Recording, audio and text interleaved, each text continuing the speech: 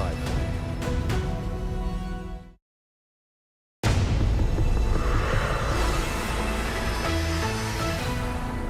Tonight, 16 contests, one consequential night of voting. I have never seen the Republican Party so unified as it is right now. We work for the American people. And I'm going to continue making the case to them, the American people. After months of campaigning, it is here. The biggest primary night of the 2024 cycle, with more than 1/3 of the total delegates up for grabs in the Republican and Democratic presidential primaries, and the stakes could not be higher. This is about, do you want more of the same, or do you want to go in a new direction? Over the past few weeks, we put in a rocket to the Republican nomination. It's been a rocket. Will Biden and Trump cement their places as the de facto nominees of their parties? Will the insurgent, uncommitted campaign against the president come back in force? Or can Nikki Haley, fresh off her D.C. win, take that momentum into tonight and give Trump a run for his money? So I'm concerned about the threat that Donald Trump poses. I'm not happy with the way the direction of the country's headed right now. And I am voting 100% for women's rights this election. And how will voters channel their own frustrations on major issues, from immigration and the economy to wars being fought abroad? This special edition of Prime Your Voice, Your Vote 2024 Super Tuesday starts right now.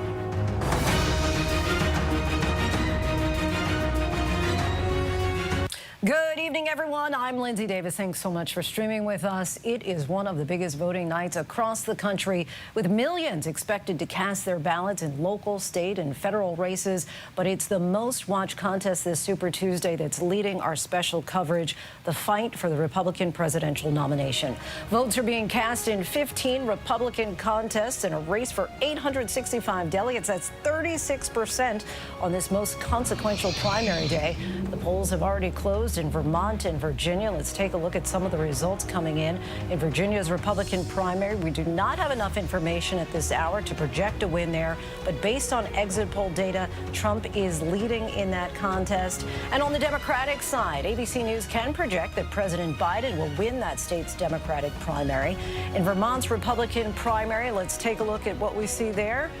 No numbers just yet there. And for Vermont's Democratic primary, no numbers just yet there. We're still waiting for them to come in. And that's been a pattern for the former president, as he appears to have a commanding lead ahead of his only remaining challenger, former South Carolina Governor Nikki Haley. Haley been vowing to stay in the race, but this could be her last chance, as it looks increasingly like a Trump-Biden rematch this time November. While we're watching this battle between the candidates, we're also paying attention to what Americans care about most. I would like to see two candidates who demonstrate American values. The economy, immigration, and reproductive rights all looming large. Our coverage is coast to coast, but we begin with Rachel Scott on the campaign trail from Mar-a-Lago, Florida. Tonight, from Massachusetts to Virginia, Texas to California, millions of voters lining up to cast their ballots. Donald Trump hoping to nearly lock up the Republican nomination with a Super Tuesday sweep. More than 850 delegates up for grabs. We want to send a signal that we're coming. This freight train's coming. This could be the last stand for Trump's last Republican challenger, Nikki Haley. It is time for a new generational leader who can leave the negativity and the baggage behind.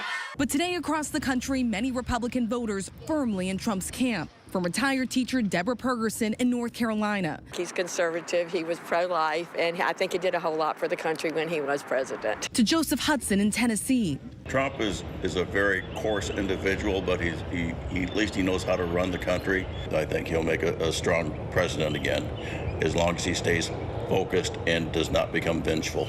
Still in Mobile, Alabama, Charles Bolton, who has voted for Trump before, is voting for Haley this time. The guy scares me to death. He is so far off with his comments and his radicalism. President Biden on the ballot in 15 states tonight, facing nominal opposition. Still, Biden urging Democrats to turn out as a show of strength to kick off the general election against Trump. I guess the single most important message is that our democracy is at stake. literally our democracy. That message sinking in with William Brinkert, a retiree from Massachusetts. I think that the history of Trump, the lawlessness he's exhibited, his threats of reprisal if elected, I think are serious concerns. I think all of his actions historically undermine democracy. In Alabama, social worker Jessica Rush, anxious at the prospect of a Trump return. Unfortunately, the racist remarks he has made, the bigotry against women and a lot of people of color. So I'm uncertain with him. He gives me anxiety. Their thoughts run the gamut there. Rachel Scott joins us now live from Florida there in Mar-a-Lago. Rachel, what are you hearing there? What's the feeling inside the Trump campaign about how Super Tuesday is unfolding?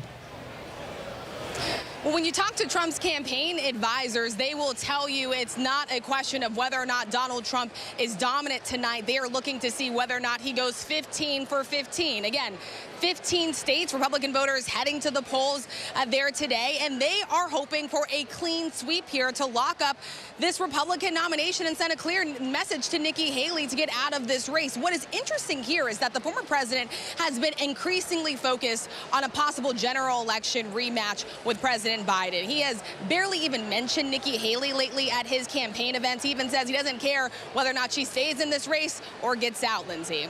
And what are the Trump campaign's biggest targets for this Super Tuesday?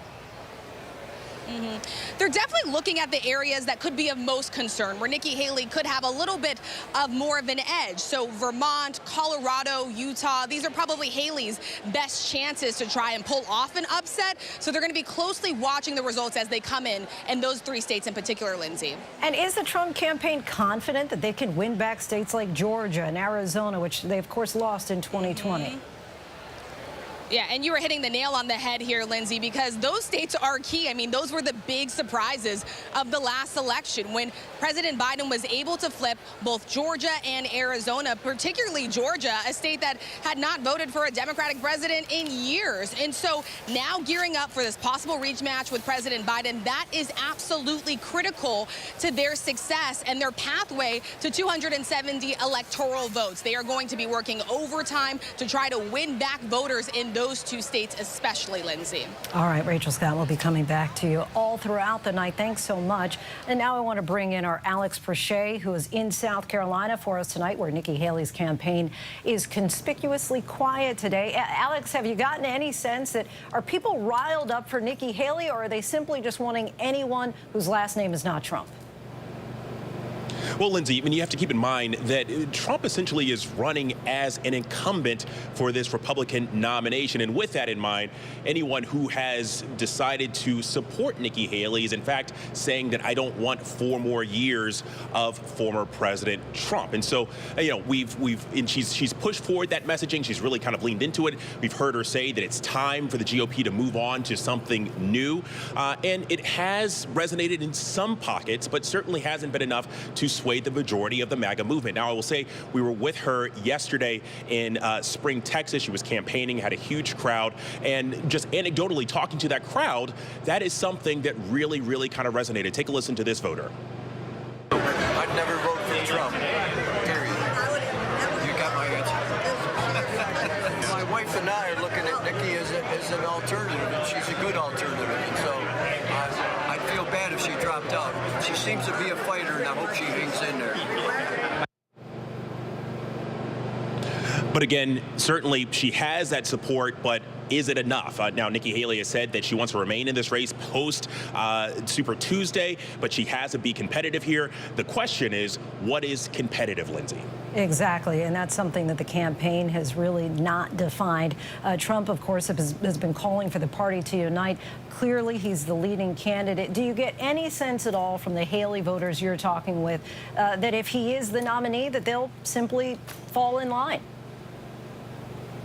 Well, you do hear from some that say that, listen, at the end of the day, come November, we want a Republican in the White House. But what's interesting, Lindsey, is that while Trump has said that publicly, he's also said the opposite on social media, saying that, look, anybody who supported Nikki Haley is basically banned from the MAGA movement, that he doesn't want their support once she drops out. And Nikki Haley, to that effect, has kind of capitalized and fundraised, even releasing T-shirts saying banned from MAGA, essentially. You know, she's positioned herself as this rebel, someone who is holding out and basically trying to say that her endorsement's not up for grabs. And that's something that's also really kind of resonated with members of her base. And certainly Donald Trump would need some of those Nikki Haley voters should he be the nominee. Alex Verche will be coming back to you as well throughout the night. Thank you. And now I want to bring in Rick Klein, our director of political coverage. He's at our big board where he'll be tabulating delegates as the polls close. And if we can make projections based on exit polls, Rick, give us a sense of the lay of the land so far. Yeah, Lindsey, we don't have much voting, and I'll get into the few places that the polls have closed in a little bit in a second. But there's three different categories of states tonight. Super Tuesday, not all the states are the same. There are states that basically are off the map when it comes to possible delegates for Nikki Haley. And you include in that places like California and a bunch of states here in the Deep South, those lighter shades. She's not going to get any delegates there. That's all Donald Trump. Then there's some places where she is hoping to run strong in some congressional districts, looking at places like Minnesota, Virginia, North Carolina. Maybe she can surprise some people and pick up some delegates even out of a state like Texas. Then you've got the big targets, and maybe they're realistic, maybe they're not. We'll see tonight. The Haley campaign has told us they think Utah is a possibility for them. There's a lot of kind of never Trump, anti-Trump Republicans in that state. And in New England, you have a lot of independent voters and even Democratic voters potentially voting in states like Vermont and Massachusetts. And if she's going to win any of these states, it's going to be states like those. I'm really going to be keyed in quite a bit on Virginia. Polls have closed there. We have a teeny amount of vote in there. So there's nothing that we can really extrapolate from that. But remember, there were competitive primaries here in the past. And take a look at this. These areas right outside Washington, D.C., the Virginia suburbs there, that's an area that Marco Rubio actually was able to carry back in 2016. This is an area of the state that if Nikki Haley's going to make a statement, she's got to make it in parts of the state and parts of the country, frankly, that are like that. And if she's able to establish a toehold in the nation's suburbs, that's a message about what Republican primary voters are. And that, to me, is kind of a smaller part of the story tonight. When you get to the delegate race, and we'll be tracking this as the night goes on, Donald Trump is going in with this edge of about 200 delegates. He is going to walk away almost certainly with a much larger edge tonight. That number of 276 is going to inch or maybe jump a lot closer to 1215, the magic number we're looking at tonight. He could end up north of 1,000 and be within striking distance of that Republican nomination, maybe winning it in the next week or two, even if Haley stays in the race, which, of course, is going to be a big question mark depending on the results tonight. And Rick, as you and I have been discussing, suburbs and those college towns, also places that have been historically kind of problematic for Trump. I know that polls just closed in Vermont. That's one state where Nikki Haley could pick up the delegates. Why is that? Yeah, I mean, Vermont, look, demographically, this is a state with a lot of independents. We don't have any vote in there yet, but this is a state that has that kind of open primary. It's going to be a low turnout affair. It's more of a rural state. We know it is more of a Democratic state. That is probably the best chance anywhere in the country tonight for a Haley win. She already won the District of Columbia. That's the one contest that she was able to take so far. And if she's able to win there, at least there's an argument. Now, like you can look at that and say, well, that's kind of the least you can do. That's not really a huge victory. But the Haley campaign is looking at this in kind of smaller packages. They're looking at this, Lindsey, and saying, are there places where you can make a statement? We can say that Republican voters are just not sold on Donald Trump. And if they can do that, then there's potentially a path forward, although it's telling that Nikki Haley doesn't have any public events beyond tonight. And Lindsey, I want to turn over to Avery Harper, our deputy political director, my colleague and my friend who's here with some exit polls, some of the things that the voters are telling us. Yeah, I want to take a look at some of the exit poll data that we're getting in, preliminary exit poll data. I want to hone in on what some of the Haley voters are saying.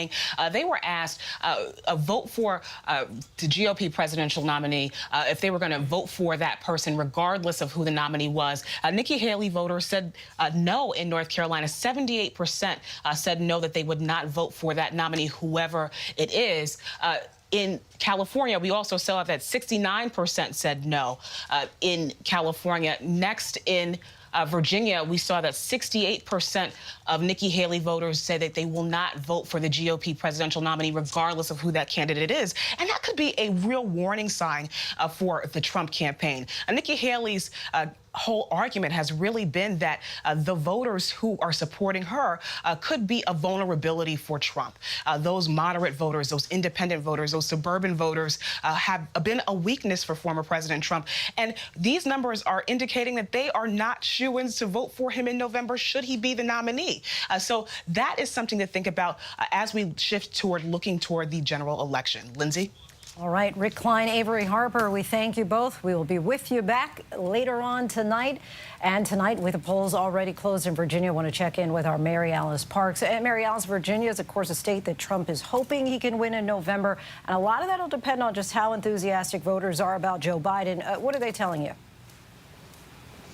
Yeah, one political operative, longtime Virginia political operative, put it this way to me, Lindsay. He said they know that there are diehard Trump voters. They are worried there's not diehard Biden voters. A lot of Democratic voters sound resigned to the idea of voting for the president, especially somewhere very purple, very swingy like Virginia. I mean, Biden did so well here in 2020, but just 1 year after, the Republican Governor Glenn Youngkin was able to win, and he did that by making huge inroads with suburban voters, with college-educated voters, swinging them back to the Republican Party. Now, it is telling, though, that Youngkin, the Republican governor here, did that by keeping Trump at arm's length. He was seen as sort of a model of how Republicans could win in a purple state. But if Trump is, in fact, the nominee, well, I can tell you Democrats really breathing a sigh of relief around that idea. Democrats come back to this idea that even if people aren't enthusiastic about Biden,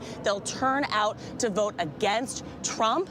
And in my conversations with voters from South Carolina to Pennsylvania, that is what I found. Take a listen. Ma'am, would you like to go drink? Politics is in Brian Gray's blood. A campaign time capsule on the walls of his Railroad Barbecue restaurant honoring his dad's activism. He liked helping people, and he wanted to be a voice for the people. A South Carolina resident, Brian tends to vote for Democrats. But 8 months until a likely 2020 rematch between Joe Biden and Donald Trump, he's disappointed in the Democratic Party. I need to see them, making more of a connection with the people in the community. I do want to see some of those things done. Student loan, the student loan plan, I want to see that done. I want to see healthcare overhauled. Inflation is hurting his business, and he feels there's a long list of unkept promises. You want to do ribs and pulled chicken? If Nikki Haley were to be the Republican nominee, I'm not going anywhere. Unlikely at this point, he would consider voting for her. But if it's Trump on the ballot again in November, that would get him out for Biden. Are you worried that young voters are not going to show up? Not going to show up. I am worried young voters are not going to show up.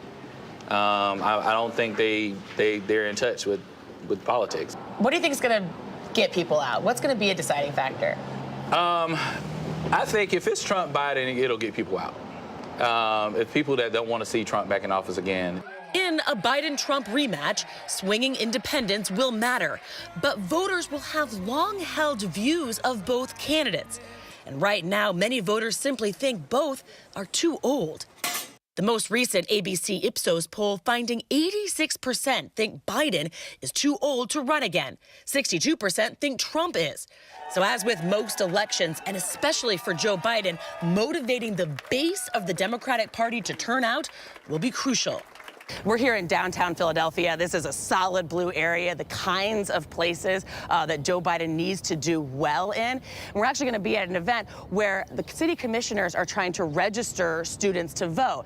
Nice to meet you. Nice to meet you. Welcome to Philly. Hey, look at your necklace. You're ready to go. Ready to go. What's the goal for today? The goal for today is basically just let these young people know the importance of voting. Want to just keep the energy level high. It's a tough sell. The interest of the world, of the nation, is on Philadelphia, on Pennsylvania, and on our young people. The world's looking at you. Your vote matters. So just one of like each one. Right, each one's like these four. I asked the students about the president. Do you think the fact that he's so old will discourage some young people from coming out to vote? Definitely. Just because, like, if you can't get your words out in your own in your statement that you wrote down, I can't really trust you. What would Democrats or Joe Biden need to do to win you over? Push more progressive change, making healthcare a bit more affordable. Just make things more livable for people. Biden won Pennsylvania by roughly 80,000 votes in 2020. His margin of victory here in Philadelphia County, 471,000 votes. Will Philadelphia help send him back to the White House? What are the changes in your community that you'd like to see? I want to see the streets being more clean. I also want schools to get more money so we can work on things for better education, get kids to actually want to come to school, do their work. You said that you feel like you normally lean towards the Democratic Party, skeptical of President Biden. What would Democrats have to do to convince you of him? Convince me of Biden?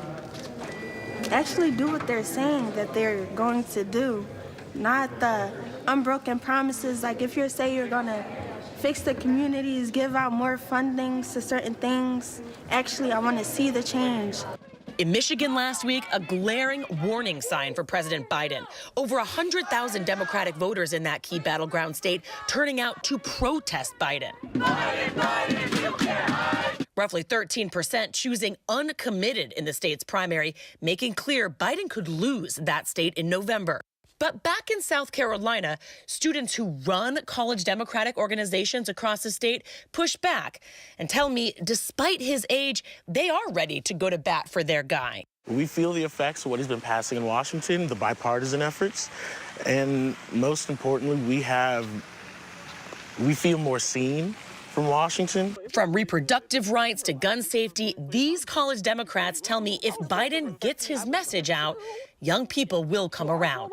These concerns, for instance, about Joe Biden's age, some of this unpopularity among more progressive people, we got to acknowledge, like, these aren't new. I feel like the America that we strive to be, an inclusive America, a just America, and an equitable America. And I feel like that's what Joe Biden and his campaign represents. And there's no doubt in my mind that people are going to choose that America over the America of Donald Trump, over the America of January 6th, of constant madness and chaos. Mary Alice, you've been out on the trail. It sounds like really when it comes to young voters in particular that both sides aren't necessarily happy with their options. Yeah, that's exactly right. I spoke to so many young voters who are just frustrated. They want to see that generational change. They want different options. They do view Donald Trump as a divider, though. So many young people who told me they were not inspired by the current president, by President Biden, they would come out to place a protest vote against Trump. But will they come out in the same numbers that Biden needs to keep that traditional Democratic coalition together? That is a big question. Democrats know they have to work on that and that they have a lot of work to do, Lindsay. And Mary Alice, just stick with us because I do want to announce to our audience that ABC News can project that Trump will win the state of Virginia, the Republican primary there, based on analysis of the exit poll and vote so far. We know that Nikki Haley just a few days ago won the D.C. primary. Given that you are there in Virginia, does it come as any surprise or this was a given? Not a huge surprise, but I will tell you this part of the state that I'm in, Northern Virginia, just across the river from D.C., this was really Nikki Haley territory. I spoke to a lot of her voters coming to vote at this polling place right behind me today, and it was interesting to me, not a one of them said that they were going to vote for Trump in November if he were to be the nominee. They told me that they felt like they had been sort of kicked out of their own party, that they didn't feel like they had a place in their party. Now, I was at Trump's rally in Richmond, Virginia, over the weekend, and it was true.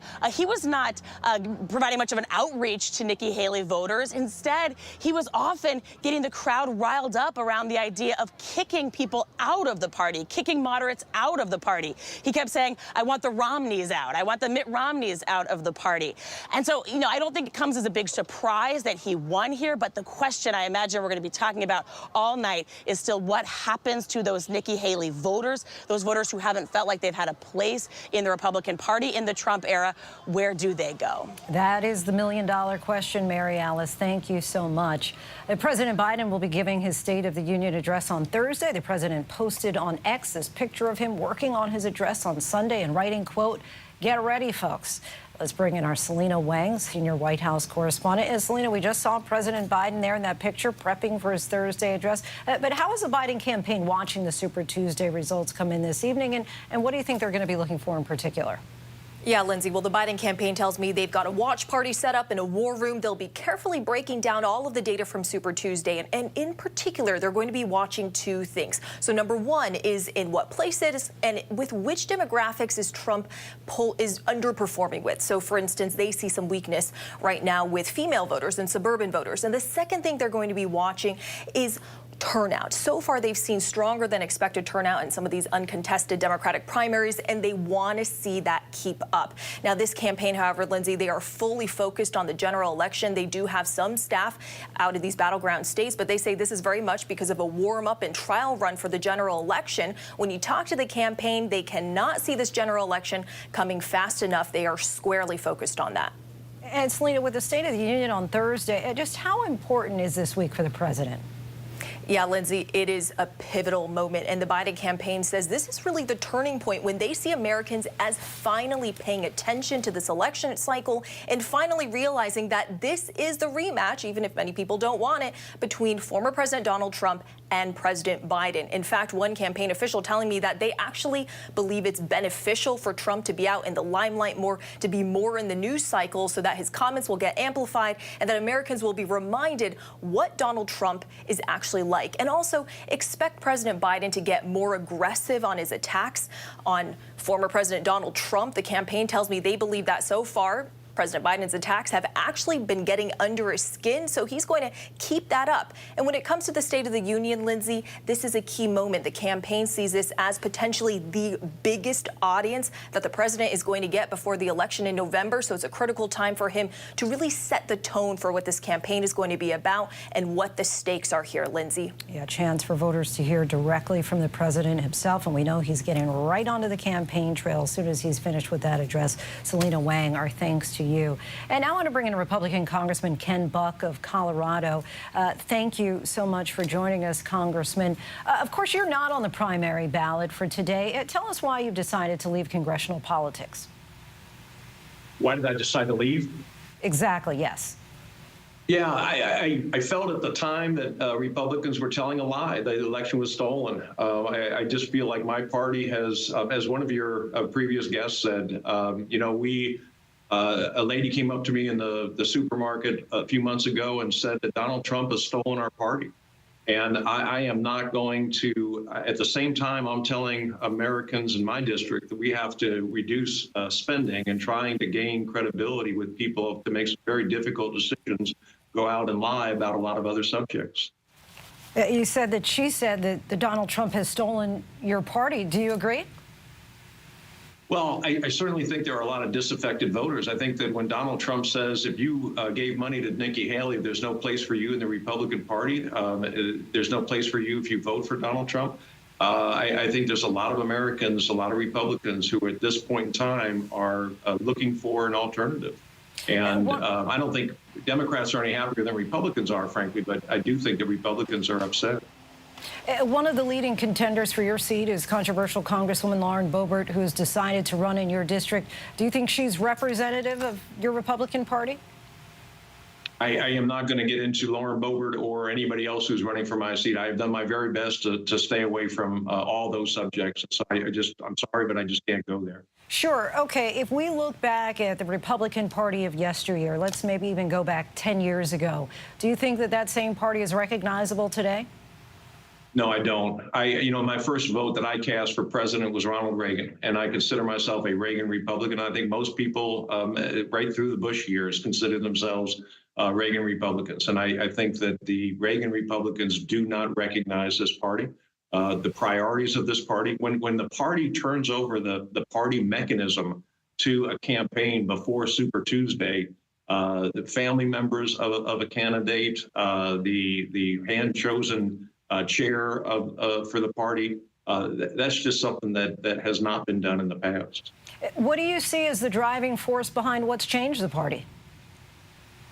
Well, I think Donald Trump is clearly the driving force, and I think the MAGA followers are the people who frankly, out of frustration for what's been happening for years, where Republicans have spent too much money and have relied too much on big government. I understand the frustration. I don't necessarily agree with the cure for the disease. Just days after the January 6th riot, you had Republicans like Kevin McCarthy, for example, saying Trump had to, quote, accept his share of responsibility for the violence, only to then seek his endorsement. And now a full 180 since then as they push for him to take back the White House.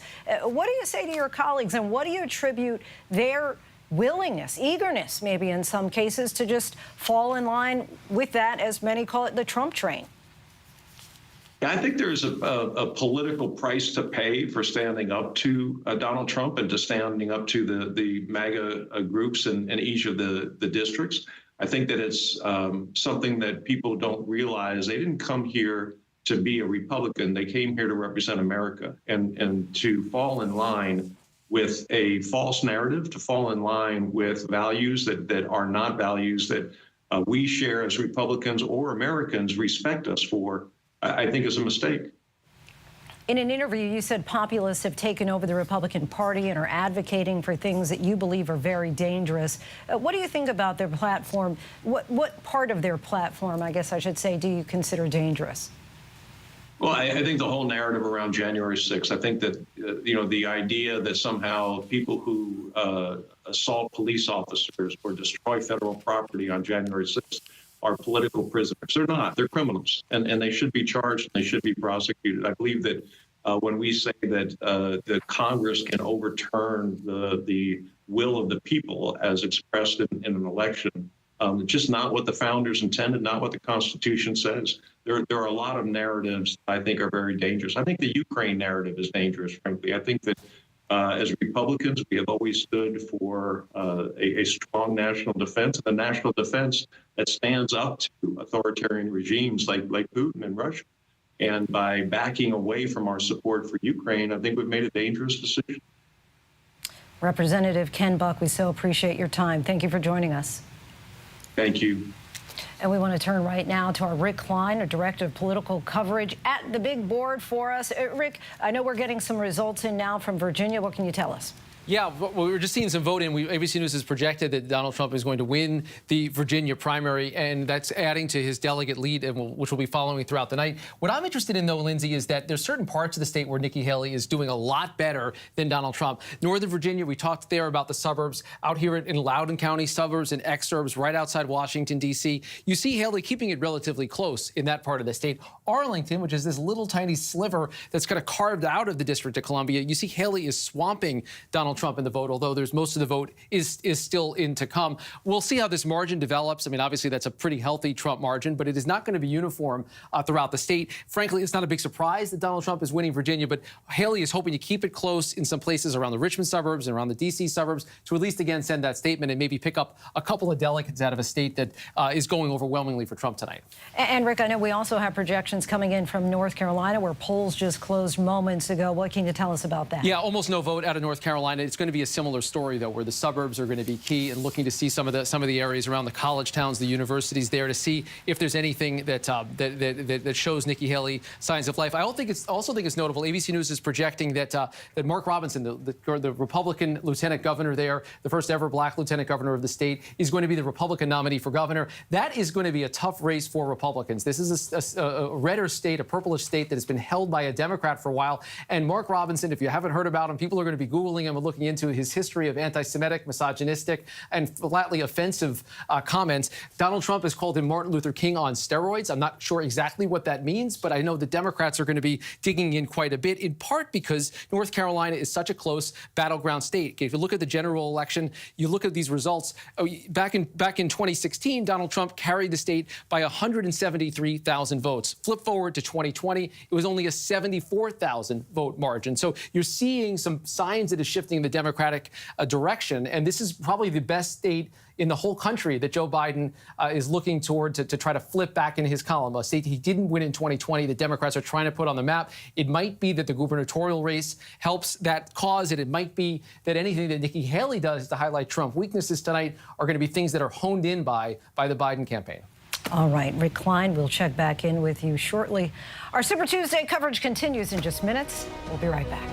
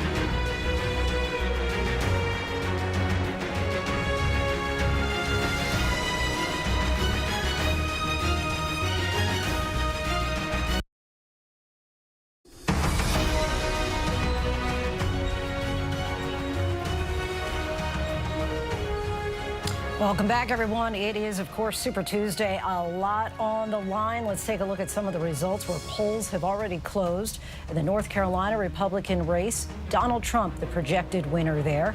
And for the Democrats in the same state, Joe Biden, the projected winner there. ABC News projects that Trump will win the Virginia Republican primary based on the analysis of the exit poll and vote-in so far.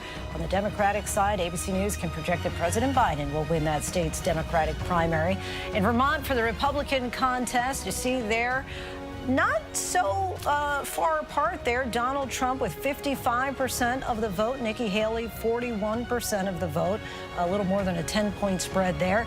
In Vermont, you see Joe Biden there with a hefty lead over Marianne Williamson. But turning now to a deadly inferno in suburban Detroit. We are going to continue our Super Tuesday coverage in just a few minutes, but I want to talk about this warehouse full of vaping supplies caught on fire, triggering multiple explosions, sending canisters and debris far from the site, injuring a firefighter and killing a teen who was a quarter of a mile away. ABC's Alex Perez is on the scene. Tonight, multiple investigations now underway after this massive building inferno triggered powerful explosions in the far suburbs of Detroit, launching debris as far as 2 miles. A 19-year-old fatally struck in the head. We're receiving multiple calls. Flames are above the roof. The blaze erupting just before 9 p.m. Monday at a vaping supply business. Enormous flames turning the night sky orange. Thunderous booms heard for miles. It sounded like, like bombs, like fireworks, but seeing that red in the air, we knew there was some kind of fire. Hundreds of small blasts, canisters of butane and nitrous oxide exploding, sending shrapnel in every direction. A firefighter suffering minor injuries after a canister crashed through his windshield. Tonight, authorities say a 19-year-old who was nearly a quarter of a mile away was struck and killed by that flying debris. One of the projectiles did hit him in the head, and he did make it to the hospital alive, but he succumbed to his injuries. Firefighters today working to extinguish the flare-ups, the smoldering building completely leveled as investigators slowly sift through the rubble. Tonight, authorities working to pinpoint what caused the fire. We know that they were not allowed to have these canisters. They were not permitted to have them in this building. They were illegally in that building. And Lindsay, you can see the aftermath behind me here. That's what's left of the building and the distance there. And if you look a little closer to me here, you can see all of those canisters still scattered across the parking lot here. Authorities say they have tested the air and water supply, and thankfully, both remain safe. Lindsay? All right, Alex Perez, our thanks to you. Officials are now investigating a deadly plane crash just outside of Nashville. The pilot of the single-engine plane was unable to make an emergency landing at a nearby airport, crashing along I-40. Here's ABC's Gio Benitez. Tonight, chilling video capturing this single-engine airplane attempting to make an emergency landing in Nashville Monday night. But the plane crashing alongside Interstate 40 and bursting into flames, killing all 5 people on board. Moments earlier, the distressed pilot can be heard radioing air traffic control, saying his engine had shut down. My engine turned off. I'm at 1,600. I'm going to be landing. I don't know where. The plane traveling from Mount Sterling, Kentucky, outside Lexington to Nashville. Authorities say 2 adults and 3 children were on board, all Canadian citizens. Air traffic controllers clearing the runway at John C. Toone Airport for an emergency landing, but the pilot saying he's too far away. Runway 2, clear to land. I'm too far away, I won't make it. The plane then crashing into this grassy median, first responders rushing to the scene. They were met with heavy flames and fire, smoke in the area showing from that crash site. Today, the pieces of charred and twisted metal carefully moved for further analysis. We're going to basically put the airplane back together in a 3-dimension format on the floor of the hangar, which can help us determine what actually caused the failure of this engine. And Lindsay, investigators say they're going to be looking into the pilot's history and the plane's maintenance records, and they're asking anyone with video of the crash to come forward. Lindsay? Gio, thank you. And we now turn back to our Super Tuesday coverage here on ABC News Live. And we are joined now by World News Tonight anchor Mr. David Muir himself. David, of course, it's only March 5th, but it's already shaping up to be what would seem like the earliest that we might be able to have candidates from 2 major parties lock up their nominations. Of course, you'll be leading the team over the next few hours to break down the results. What are you going to be looking for in particular? Well, it's really interesting, right, Linsey, because you're absolutely right. We are basically staring down a general election rematch at this point. I don't like to get ahead of ourselves, but unless there's some major surprise tonight, the question after tonight probably will be, how long does Nikki Haley actually stay in this? Because you have both Donald Trump saying he's now squarely focused on President Biden, and you have President Biden reporting from our Mary Bruce and our White House troops that within the Biden campaign in the last 24 hours, that they are hearing from the president himself that he wants them to start targeting Donald Trump much more aggressively in this campaign. As far as tonight, and Linsey, you and I have talked about this because you're going to be looking at the exit polls deeply as well, is what do voters tell us, particularly Nikki Haley's voters? Because if you look at some of the general election matchup polling where it stands right now, if it is in fact Joe Biden versus Donald Trump, I mean, it's basically a 2-point to 4-point race. This is like, very fancy graphics I have in front of me. But you look at the New York Times poll, Fox News poll, Wall Street Journal poll, and our 538 polling average. 3 out of the 4 have Donald Trump up by 2 points over Joe Biden. One of the polls has Donald Trump up by 4 points. And I was curious, I asked Rick Klein from our political unit, where were we exactly 4 years ago between these two candidates? 4 years ago, Joe Biden was up by 4 points. Right now, you've got Donald Trump up by 4 or a lesser amount up by 2 points. And so that's why Nikki Haley's voters become really, really important and intriguing as we head into the night. What do they signal? If they're not going to support Nikki Haley, who then do they support? And in fact, one of the exit poll questions was, will you vote for the Republican nominee no matter who it is come November? And as you've seen, Linsey, in looking at some of these numbers, in North Carolina, 78% of Haley supporters said no, they don't automatically support the Republican nominee come November. In California, 69% said no. In Virginia, 68% of Nikki Haley's supporters said no, I don't automatically plan to support the Republican nominee no matter who it is. That is going to be a potential hurdle for Donald Trump. And certainly, as you can imagine, Joe Biden's campaign is going to set their sights on that very select group of voters as well. Nikki Haley voters, also in that category, independent voters across this country, the more moderate voters really at the center of both parties and where they meet in the middle. This election will likely be decided on the margins and very little wiggle room given how divided the country already is. So I think that's what I'm going to be looking for tonight. What do the voters tell us? Even if Nikki Haley's campaign is winding down, there's going to be a lot revealed here tonight. Razor thin margins. We can already anticipate that in what may be Groundhog's Day all over again. David, thank you so much. We will be joining you in just a little bit. Of course, our Super Tuesday coverage will continue throughout the night. In the moment, ABC News can project that Biden will win the Vermont Democratic primary based on analysis of the vote-in so far. And our World News Tonight anchor David Muir will be joining us back in just a little bit. Still much more ahead here on ABC News Live. Prime polls have officially closed in North Carolina. The Secretary of State joins us on the other side of our break to chat about the crucial swing state.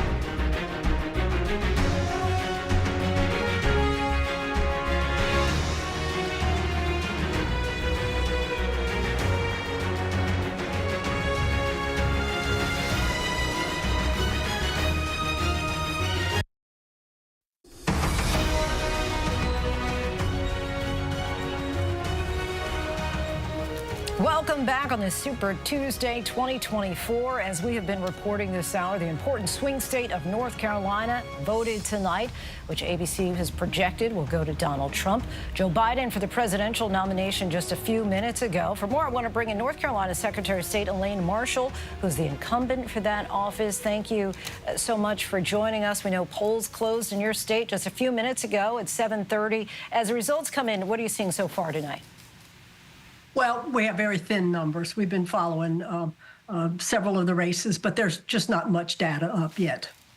And after today's voting, how confident are you in the election security in your state? I feel very confident. We have an excellent Board of Elections. They have been prepping. I have sat in on some of those sessions. We've had great connections with federal authorities, and we're on our game. So I have confidence. From the results that we're seeing so far, do you think that tonight could be a test for the general election? Well, North Carolina is a swing state, so it's always a test of some sort. We have one of the bellwether counties that political writers and students study all the time. So, you know, this is going to be very interesting when the results are finally all in, because North Carolina is engaged in this campaign. And when you say that the state is engaged, I'm curious just what you're hearing. When you're talking to your neighbors, friends, family, is there a general sentiment that continues to keep coming up? Yes, people are very interested in the candidates. We have 10 statewide elected officials, and I am one of the few incumbents who is running again. And so there's been a lot of activity over these new people, trying to figure out what their backgrounds are, what their qualifications are for the office. And so it's going to be a very interesting election through the fall, because we're going to be electing a lot of new leaders in this state. And I am curious on those races more down ballot. Do you see, you were saying a lot of new people, do you see younger people perhaps? Yes, we've got a state auditor who is under 40, I think. I'm not sure her age, but she's younger. We're going to have some other folks probably be successful who are under 50. So, yes, it's good to see a younger group of folks. Any particular... We've got some legislators that are coming in under 30. Yes. Any particular trends that you're noticing with the politics? Well, I'm hopeful that our politics will remain without toxicity that we've seen at a lot of places, and folks concentrate on the qualifications, the job requirements, and the qualifications that the people bring to it, and the vision that they have to fulfill what they think should be the mission of that office.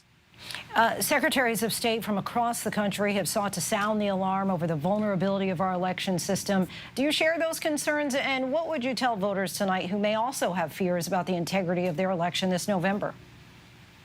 Well, I've learned from my years of service that there's always a vulnerability. It's not a matter of if and when. You've got to be prepared. Something possibly can happen. But we need to educate voters. That's one of the biggest problems, changing laws that folks don't really know what their voting laws are going to be. So we need to go through a concerted effort. I am doing some outreach to networks that I've developed across the years as a trusted person to provide information. And we need to be doing more of that, have trusted people speaking with trusted people. Our National Secretary of State Association is indeed a trusted partner, and canivote.com. Go there and check out, people can check out the laws of their state and their voting locations. And anecdotally, I'm just curious what you're hearing. Of course, we're going to be reading the exit polls very clearly down to the fine print tonight. But what are you hearing as far as top issues that are motivating voters this year? Is it abortion, immigration, economy? Well, it's a little bit of everything, but women in this state are certainly very, very concerned. The legislature has inserted themselves into women's medical decisions, reproductive decisions here in North Carolina, and that is not sitting very well at all. We also have youth that are very interested in climate, and that is a topic of discussion that I sometimes don't hear at a lot of events, but with the youth, I do. They're concerned about their future. Economy, North Carolina is a great economy. We're a great state of opportunity. We're riding a wave of entrepreneurship, and we're on the cutting edge of electronic vehicles and other climate change industries, and we have a new silicone chip plant coming on that's going to help us protect our supply chain here in America. So we're rocking and rolling here in North Carolina on economic development and the industries of the future. Elaine Marshall, we thank you so much for your time. Really appreciate you joining us. Thank you very much. Aside from winners and losers, Super Tuesday is also an opportunity for us to learn a lot about this country, who we want to be, and the issues that matter most to us. And for more on that, we go to ABC News contributors Ramesh Ponnuru, who is also an editor at the National Review, and Cristina Sinsun Ramirez, a civil rights leader and former U.S. Senate candidate from the state of Texas. Thank you both so much for joining us. Ramesh, let's start with you. How's the Trump campaign appealing to Republican voters, and what do these most talked about issues tell you about what Republican voters want to see from their next president? Well, I think that one of the developments that's really helped Trump in this campaign has been the increased salience of immigration, which has always been an issue that has played to his strengths, an issue that really he established a distinctive identity early on. And as Biden has lost control of the border, particularly by abandoning some successful Trump policies, that's helped Trump reestablish himself as a force against chaos. No question in the exit polling, not just tonight either, that's been showing up as the top issue. And Cristina, how about for you? What are the issues that make up the heart of the Democratic Party this Super Tuesday? Well, the Democratic Party, of course, is a very diverse coalition. But when we look at the core cohort that they really need to turn out, talking about young people, women, and people of color, you see that abortion is a big issue. You see climate change and, of course, economic issues, wanting to see economic justice issues at the forefront. Seeing what was just said, that Trump is a force against chaos. Trump is also a force known for chaos. So when we talk about now that we're at Biden versus Trump, probably after tonight, I think we're going to see that coalition really start to be talked to, spoken to about these issues, and a lot more time and investment, hopefully, with shoring up the base. It's important that the Democratic Party and the Biden administration remember to focus on its base and not just swing for the middle, because we've seen from polling that, especially with young people and some voters of color, Black and Latino voters, that there needs to be real effort put into those voters to make sure they turn out in November. And when we talk about that turnout, let's talk about voter engagement in this election. I want to hear from voter Clarissa Russell, who's from Cleveland, Ohio. If I'm being 100% transparent, I'm not excited about this election. I do wish that there were young people who were motivated and in a position to be able to take the reins and lead where we're at right now. So Mr. Wendell was kind of blasting out what she said, but basically she felt that she's not excited about this election and that she wishes that young people were more engaged. And Cristina, this question's for you as the executive director of Next Gen America, the nation's largest youth voting rights organization. Of course, you must be watching voter turnout and engagement this Super Tuesday. Tell us what you're seeing. Yeah, I mean, we're in a fascinating moment with the youth vote across the country. We've seen the highest youth voter turnout the last 3 elections in American history. And I have to remind folks, right, Biden is, of course, the oldest candidate to be in the presidency and seeking the office again. And it's true. In 2020, he was not the youth vote candidate.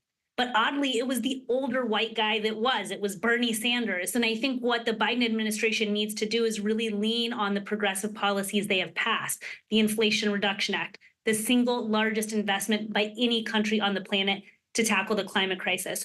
When you survey most young people, they are very excited about the components within the Inflation Reduction Act, but most of them don't know about it yet. So there's work to be done there. Ramesh and Cristina, we thank you both so much for joining us. We are out of time, unfortunately, but really appreciate your insight. And now allow us to be a little corny on this Super Tuesday and show you some voting that is literally out of this world. Astronauts voting aboard the International Space Station hundreds of miles above the Earth. According to NASA's website, after an astronaut fills out an electronic absentee ballot aboard the space station, the encrypted document then goes through a tracking and data relay satellite to a ground antenna at the White Sands Complex in New Mexico. From there, the ballot is sent to the Mission Control Center in Houston and forwarded on to the county clerk's office. Our Super Tuesday coverage is just beginning. We'll be right back. Stay with us.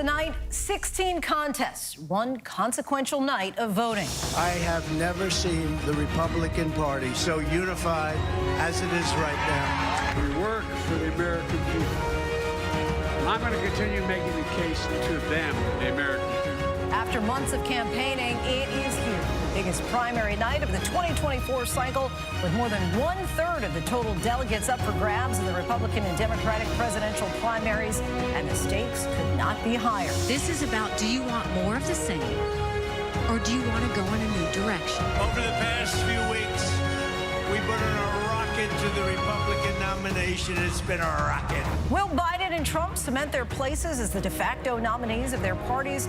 Will the insurgent, uncommitted campaign against the president come back in force? Or can Nikki Haley, fresh off her D.C. win, take that momentum into tonight and give Trump a run for his money?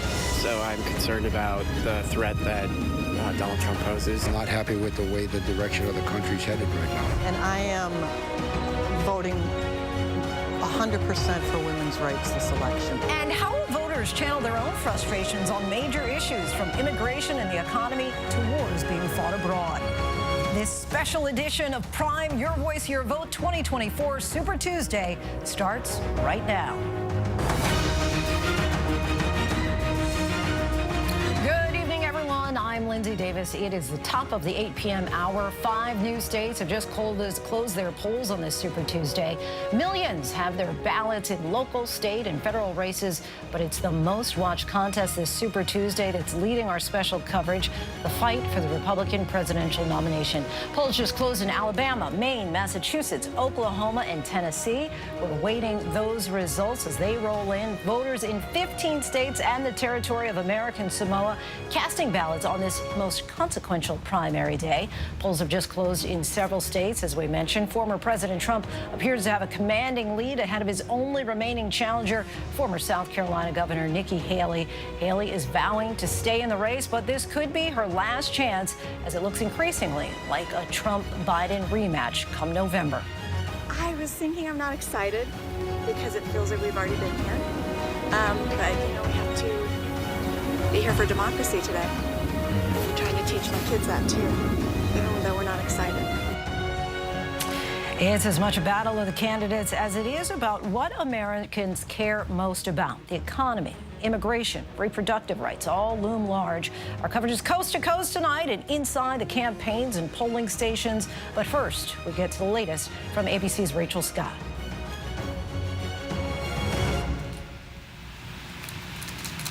Actually, we're going to go to Rick Klein now, who is with us at the big boards. It's time to look at some of the new results coming in. Rick, give us a sense of what you're seeing. Yeah, look, the headline at this hour is that the Virginia and North Carolina primary has been projected by ABC News to go to Donald Trump. Not a big surprise in either of those, but I'll tell you what I'm looking at in the state of Virginia. There's some suburban areas where Nikki Haley is running a lot stronger than the statewide total would suggest. Again, look at that. She's down about 30 points in the statewide total. But in Albemarle County, which is the Charlottesville area, we're actually seeing Haley with about an 11-point lead. Similarly, in Fairfax County, outside Washington, D.C., we're seeing Haley with a lead there, and again in Alexandria and in Arlington. These are the immediate suburbs of Washington, D.C. Remember that just a couple days ago, Nikki Haley won the Washington, D.C. primary. It's the only place that she's won anywhere in the country so far. So you're seeing the same kind of voter kind of spill over into those D.C. suburbs, and again, kind of sending a message about the disaffection with Donald Trump across a swath of the Republican Party. Certainly isn't a majority. We're seeing Donald Trump romp nationwide. But there are some opportunities that I'm starting to hone in on that are actual possibilities for Nikki Haley to win tonight. Remember that when New Hampshire voted, that was the closest that Nikki Haley's come in any state. She lost by about 11 points. She was hoping to get a little bit closer. There are 3 states voting tonight that border New Hampshire. All of them have just had the polls close: Maine, Massachusetts, and Vermont. We don't have much data yet in Maine or Massachusetts, but what we've seen is Vermont so far, these are small numbers. Vermont is not a very populous state. We're seeing, though, a pretty tight race so far. There's a lot of votes still to go in, but I'm looking at this state as potentially the best opportunity that Nikki Haley has for actually getting a W on the board, actually getting a win, because so far it is all Donald Trump tonight. We've seen now this delegate lead that was at about 200 coming into the night, already now at about 300. The march for him is going to be to 1,215. He is still a ways away from that, but there are a lot of delegates to be awarded. Some of them almost certainly going to go to Donald Trump. That number is going to get a lot closer to the magic number tonight. Nikki Haley hoping to pick some things up and potentially actually win a state. So we'll keep an eye on the map as the night goes on. All right, we certainly will be. Rick, thank you. Of course, we're going to check back in with you shortly. And ABC News can project that Donald Trump will win in Virginia. Let's take a look at the results there. 65% for Donald Trump, nearly double Nikki Haley with 33% of the vote there. Also want to take a look at North Carolina, where Donald Trump is projected to win with 68% of the vote. Almost tripled Nikki Haley with 28% of the vote. And Rachel Scott joins us now from Mar-a-Lago in Florida. Just, Rachel, give us a sense of the sentiment, the vibe that you're seeing there in the ballroom there at Mar-a-Lago. Yeah, well, the former president's supporters are watching these results as they come in. They just let off a round of cheers as they saw on the screen those two projections in both Virginia and North Carolina come in. The word of the Trump campaign tonight is confidence. They feel good about where they are heading into Super Tuesday. They are hoping here for a clean sweep. It's a matter, as one Trump advisor told me, of whether or not Donald Trump goes 15 for 15, because, again, you have 15 states voting today, 15 states where Republican voters have been heading to the polls. Regardless here, they believe that Donald Trump will have a lock on the Republican nomination, will be closer to clinching the Republican nomination by the end of tonight. I just spoke to one senior campaign advisor who told me at the earliest they believe that Donald Trump can clinch the nomination by March 12th. And so tonight they are hoping that regardless of if they get that 15 for 15, that whatever the results are, it sends a very strong message to Nikki Haley to get out of this race, that this is Donald Trump's nomination for the taking, Lindsay. So they're already claiming within the next week they will clinch this nomination. Just yesterday, of course, as you know, Rachel, Trump scored a major win when the Supreme Court decided that he could not be removed from the ballot in Colorado for allegedly participating in an insurrection. Let's hear from one voter in Selma, Alabama. I wish everybody look at Trump. This is the way we want to raise our children to be, to take, steal, do anything they want, and the law don't apply to them. What's the purpose of the law if it's only going to apply to a certain people? Rachel, what impact do you think, if any, Trump's ongoing legal challenges might make as we get to the general election? We've seen the former president in the Republican primary really rally his base around all of his legal challenges. We know that he has fundraised off of these indictments. But in the long term here, as we inch closer to the general election, if Donald Trump is the nominee, this could pose to be a huge problem for the former president. We're already seeing it in some of the early exit polls that we are getting in. They combined California, North Carolina, and Virginia, and 78% of voters said that if Donald Trump were to be convicted of a crime, then they do not believe that he is fit to serve. The key here in that is North Carolina and Virginia. We know the Trump campaign is going to be trying to make a play for Virginia, trying to win over Republican voters in that state, and they really want to hold on to North Carolina. And so whether or not, and depends on how these legal trials sort of play out ahead of the general election, but that is a strong message that we are hearing from a lot of voters, and we've certainly talked to them. We just played one soundbite, but I've certainly talked to a number of independent and moderate Republicans who have serious concerns about the former president and whether or not he could be convicted of a crime and whether or not they'll even vote for him, even if he's the Republican nominee, Lindsay. Right. Many of the Haley voters already kind of throwing question about if they would be able to swing their vote to Donald Trump. Rachel, thank you for your reporting. Of course, we'll be checking back with you throughout the night. For more now, I want to bring in Congresswoman Lisa Blunt Rochester, running for Senate in Delaware and national co-chair for President Biden's re-election campaign. Thank you so much for joining us tonight. In a New York Times Siena College poll of registered voters nationwide, Donald Trump is polling ahead of President Biden 48 to 43%. Is the Biden campaign worried at all that they may not have the same support from Democrats that he did in 2020? Well, Lindsay, first, thank you for having me, particularly on this Super Tuesday. And it has been a Super Tuesday for President Biden and Vice President Harris. You know, I think as a campaign, we We look at polls, but what we pay more attention to and what we think is a better predictor of how people will vote is how they've already voted. And so if we look back at the early primaries that have already passed, overwhelmingly, Democratic voters have stepped up for Joe Biden, for President Biden, whether it was 90%, 86% in states like New Hampshire, where he wasn't even on the ballot, he got 60%. And so, again, what we are really paying attention to is what the voters do. And this is a really important and pivotal moment. And so we want to make sure that people understand the sense of urgency about why voting now for Joe Biden means something to our democracy, means something for us as we look at our economy, as we look at all the things that we've already been able to deliver, but also the work that's still yet to be done.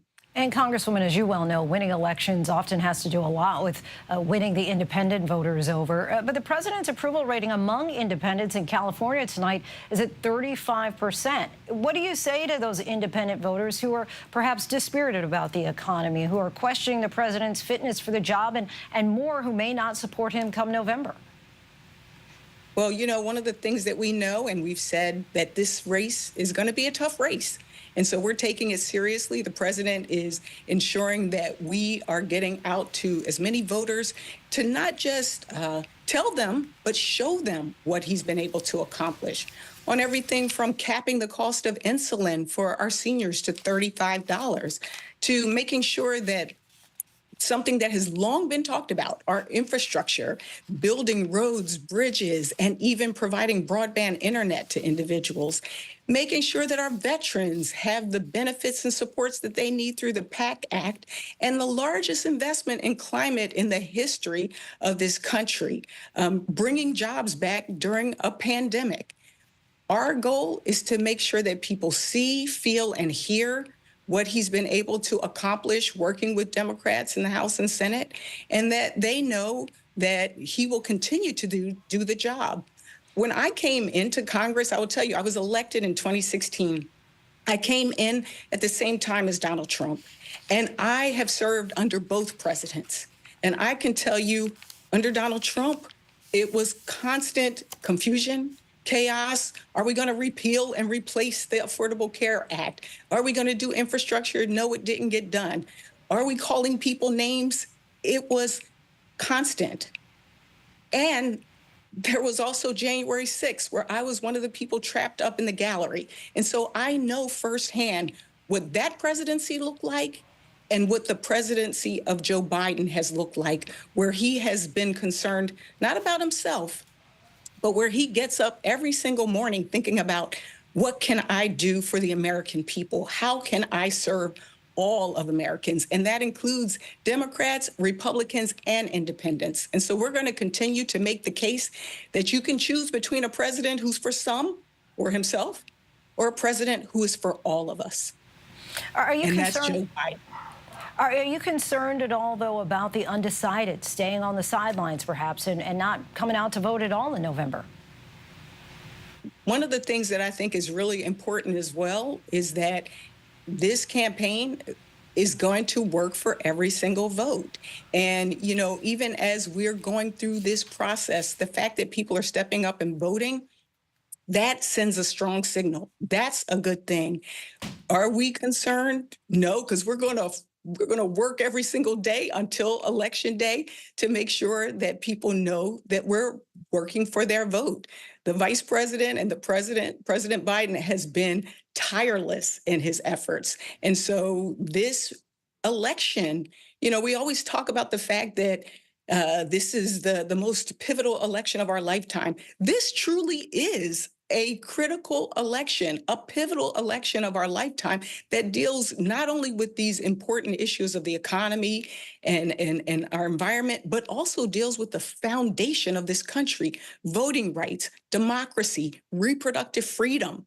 I mean, the fact that we don't know what direction Republicans have said, oh, we support IVF.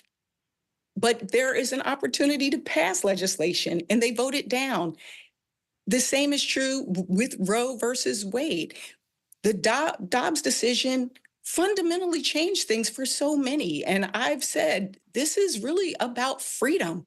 It is about our fundamental freedom and rights. And so I believe that people are going to come to the polls. I believe they're going to show up and show out. And we want to make sure that people understand that this moment is a critical moment, an inflection point for our country, and that we have a strong leader in Joe Biden who is ready, willing, able, has already done it, and will continue to do more to uplift our country. And I know you say that Joe Biden is ready, willing, and able, Congresswoman. I am curious how you would respond to critics who say, look, I like Joe Biden. He's just too old. He's just not potentially with it as far as his mental acuity. I'm curious about his fitness. I'm worried about simply his age. How would you respond to that? You know, I would respond, look what he's doing. I mean, what he's been able to accomplish in these 4 years is more than some presidents do in 2 terms. And so to me, look at the results, look at what he's getting done, and look at how he's getting it done. He's bringing people together instead of pulling us apart as a country. If we want to see our democracy, our freedoms, and continue to see a thriving economy and a safe planet, then we need to continue to have somebody like Joe Biden as our president. And I would just say, again, look at what he's doing. Don't just listen to what folks out here are saying who really want to misdirect and send us down a bad path, going backwards. No, we want to go forward. And I know that Joe Biden is going to take us forward. All right, Representative Lisa Blunt, Rochester, so appreciate your time and you joining us tonight. Thank you. And ABC News can project that Brian Robinson will win the North Carolina Republican governor primary based on analysis of the vote. And on the Democratic side, Josh Stein is projected to win the Democratic primary in North Carolina. This race between Stein and Robinson will be one of the most contested governor's races in the country. ABC News can also project that Biden will win the Vermont Democratic primary based on analysis of the vote in so far. With 9% of the expected vote reporting Biden is leading with 87% of the vote. Now we have 10% of the vote in, followed by Marianne Williamson with 5% of the vote and Dean Phillips with 3%. Now I want to go over to Alabama, where polls close tonight at 8 p.m. That's where we find our Elizabeth Schulze. Elizabeth, Alabama, of course, has been in the spotlight in the past few weeks as a result of that state's IVF ruling. How much of an impact did it have on voters at the polls? Well, you know, Lindsay, that ruling ignited a fierce debate about access to IVF fertility treatments here in Alabama and nationwide. And it really highlighted how state Supreme Courts are increasingly making decisions about access to reproductive care in the post-Roe era. Voters tell us that it made very clear to them that their votes don't just matter today in the presidential primary, but in some of the down-ballot races, too. So the Chief Justice of the Supreme Court, his seat is up for election this year. Remember, he was the one who wrote a concurring opinion in the ruling that cited the Bible for his reason as to why embryos qualify as children. And both of the Republican contenders to replace him have said that they agree that embryos are children. But one of them has also tried to take the stance to say that IVF should be preserved in the state. And what that really tells you, Lindsay, is that Republicans are trying to walk an incredibly fine line here in Alabama. And we're seeing this at the national level, too, where they say they support IVF. They know that there is broad public support for fertility treatments, but they also are in favor of states putting more restrictions on abortion, Lindsay. And Elizabeth, you actually spent some time at the home of one IVF fertility patient. What did she have to say about all of this? One of the things that's been striking in covering this ruling, Lindsay, is how many families have been caught in the middle. We first sat down with Gabby Price 2 weeks ago. She told us that she had been saving up for fertility treatments. She sold her house, moved into a camper van. She was ready to start, and that was upended because of the state Supreme Court. And we had a chance to catch up with her just now. She said it ignited a sense of activism in her that she never expected. She now cares about these elections more than she ever did because this has directly had an impact on her life, Lindsay. All right, Elizabeth Elizabeth Schulze for us. Thank you so much. And joining us now, senior advisor to former President Trump and the Trump campaign, Jason Miller. Jason, thank you so much for joining us. Of course, you've been a longtime strategist for Trump, working with him on his 2016 and 2020 campaigns. Your current campaign is doing well now in the primaries, but to win in November, of course, you're going to need independent voters. How do you anticipate wooing more women, more independents, many of whom now favor Nikki Haley? Well, let's go and unpack this for a moment. When you look at all the recent polling, whether it be the New York Times Siena poll that came out over the weekend, whether you look at Bloomberg, and by the way, I'm guessing we just won another state because it got loud here real quick. So never get tired of winning. But when you look at all the general election polls that have been coming out, President Trump is leading Joe Biden by big numbers with independents. In most surveys, is between 4 or 5 points, maybe as high as 13 or 14 points. So that's not just for nationally, that's also in all the battleground states, the top 6 or 7. When it comes to the primaries, independents who are actually behavioral Democrats, that's who's participating in the primaries and voting on behalf of Nikki Haley. So you can't go and extrapolate some kind of conclusion from primary turnout with regard to general election turnout. The only exception there, Lindsay, I'd say, is maybe with the uncommitted voters in Michigan, the protest vote against Joe Biden. That's a little bit different, where you have Arab Americans saying that they weren't going to vote for Joe Biden in a critical battleground state, over 100,000. But with independents in the general election, and actually not even just independents, youth voters, Latinos, winning with all of these key voting groups, putting up record numbers for Republican with African Americans. So we love our positioning right now. And Jason, of course, it's a very celebratory mood there, so it's really loud. If I can just ask you to put the microphone a little closer to your mouth just to make sure we can hear what you have to say. Of course, Nikki Haley said this week she's no longer bound by her pledge to support the Republican Party's eventual nominee if it's not her. If former President Trump does become the nominee, as many suspect that he will you need Haley's support to win in November? Look, I get it for Nikki Haley. That's got to be hard. She's been out there working for quite a while, and to start losing like this, it must really do a number on someone. So I have a little bit of grace and compassion when it comes to that. But here's the deal, Lindsay. This is about focusing on Joe Biden now. Unite behind President Trump. Let's go and win back the White House. And Nikki Haley needs to put aside the sour grapes, needs to get behind the winner. The Republican Party is united behind President Trump, but it appears only Nikki Haley hasn't figured that out yet. Do you have any evidence to suggest that the Democrats or independents are actually voting for Nikki Haley? Oh, absolutely. You go through and you look at every single state where Nikki Haley has received votes in the context where there's, say, an open primary, or voters can go and pick where they're going to go, Republicans or Democrats.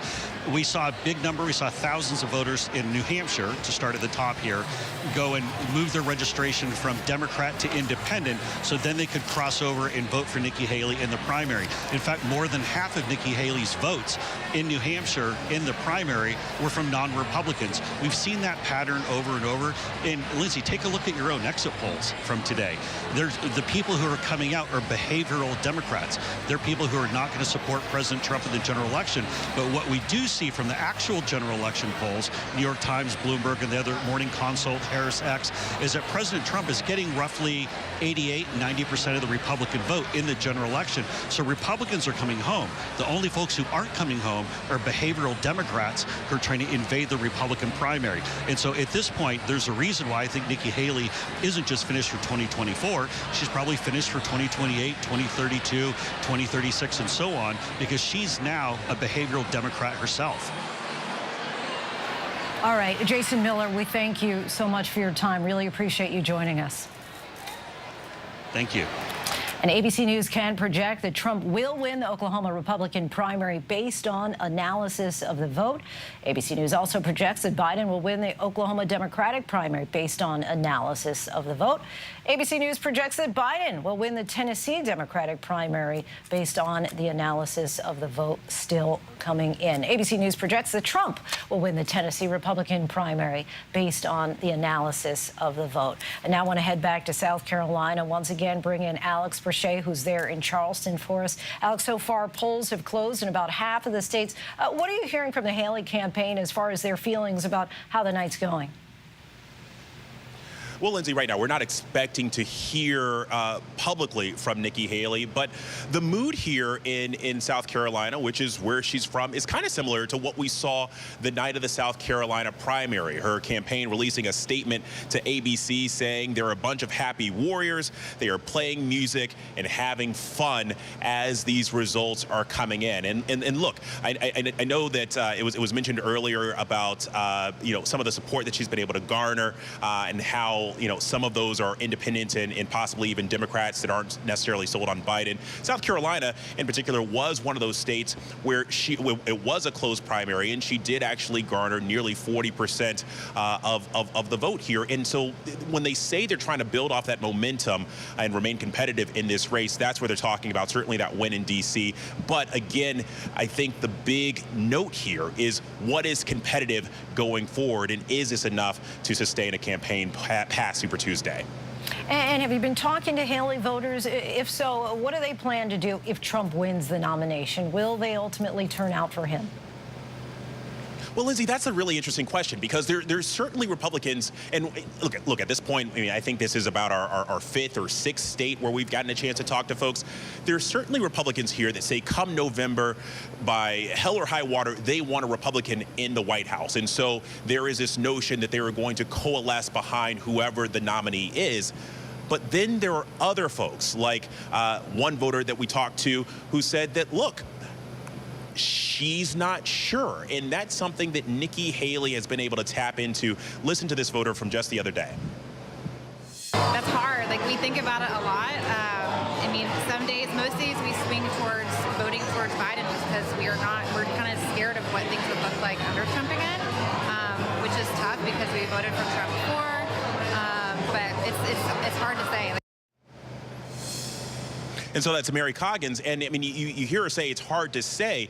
That's part of that 40%, if you want to say, here in South Carolina that went for Haley, that ultimately is kind of, I mean, their vote's kind of up for grabs in the general if Nikki Haley were to get out of this race. And that's a message that her campaign is certainly trying to send, that ultimately, hers is support that the former president would need if he is going to win this nomination and also win in November.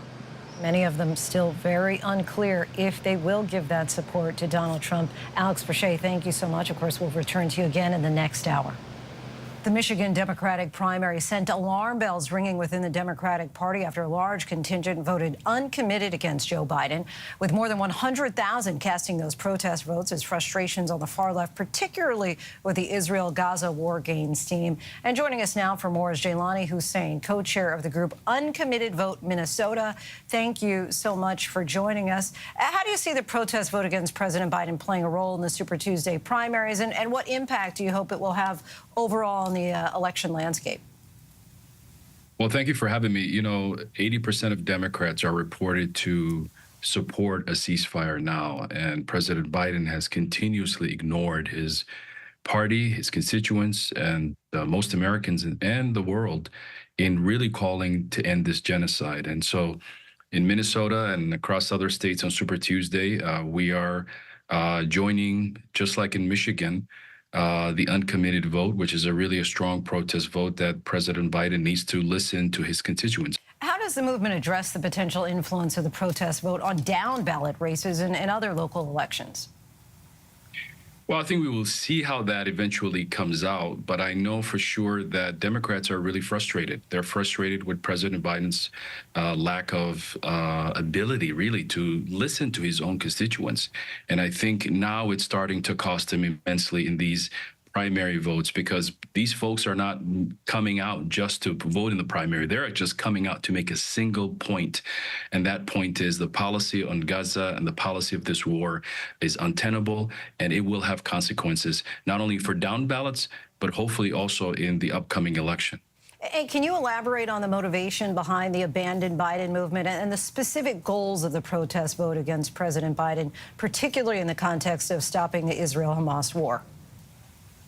Well, the Abandoned Biden movement started actually here in Minnesota, and the main thing about the Abandoned Biden movement that it's pretty broad, but it's mainly been within the Muslim community. It's Democrats from all walks of life who believe that their vote of protest may save lives, may save children in Gaza, may be able to put this war to an end, and even more importantly, even save the hostages who are now at the mercy of the IDF assault on Gaza. And so, I think it's important that the president recognize that in this primary, people are coming out. We've protested, we have marched, we have done almost everything.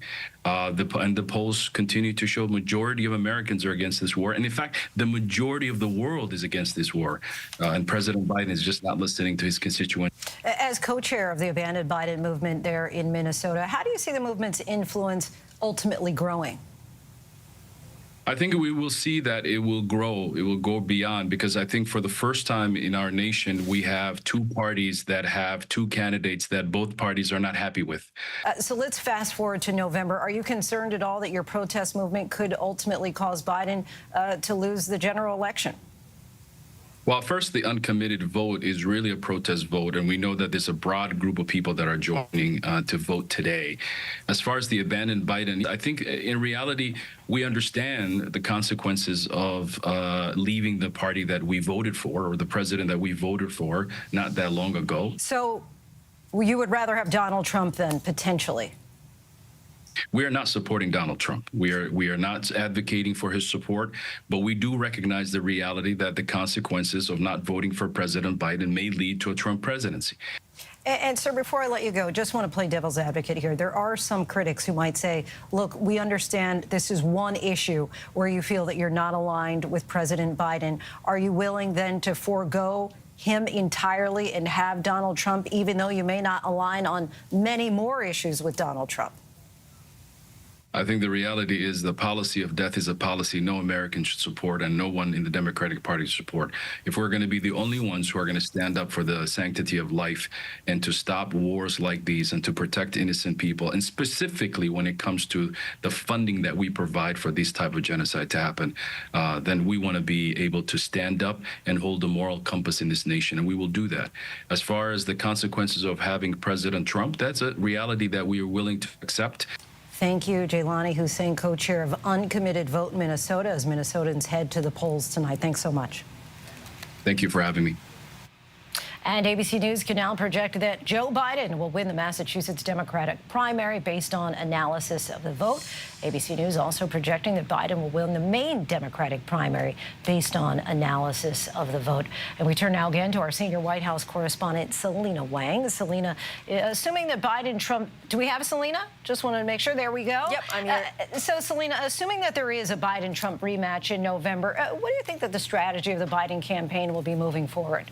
Yeah, well, Lindsay, look, the Biden campaign strategy is as much about stopping Donald Trump as it is about the president's vision for the next 4 years. And already you have the Biden campaign texting and emailing voters that Donald Trump, he is sweeping the Super Tuesday primary, saying, quote, it is going to be us versus the entire MAGA right. And Lindsay, this Biden campaign strategy, it really boils down to 3 key points. And number 1, relentlessly attacking Trump and expect the president to get more aggressive on this front. The campaign tells me that they believe the president's attacks so far have gotten under Trump's skin. Number 2, framing this election as defending democracy and rights like abortion. And number 3, laying out the president's economic vision and how he's holding the wealthy and corporations to account, holding them accountable and taxing them.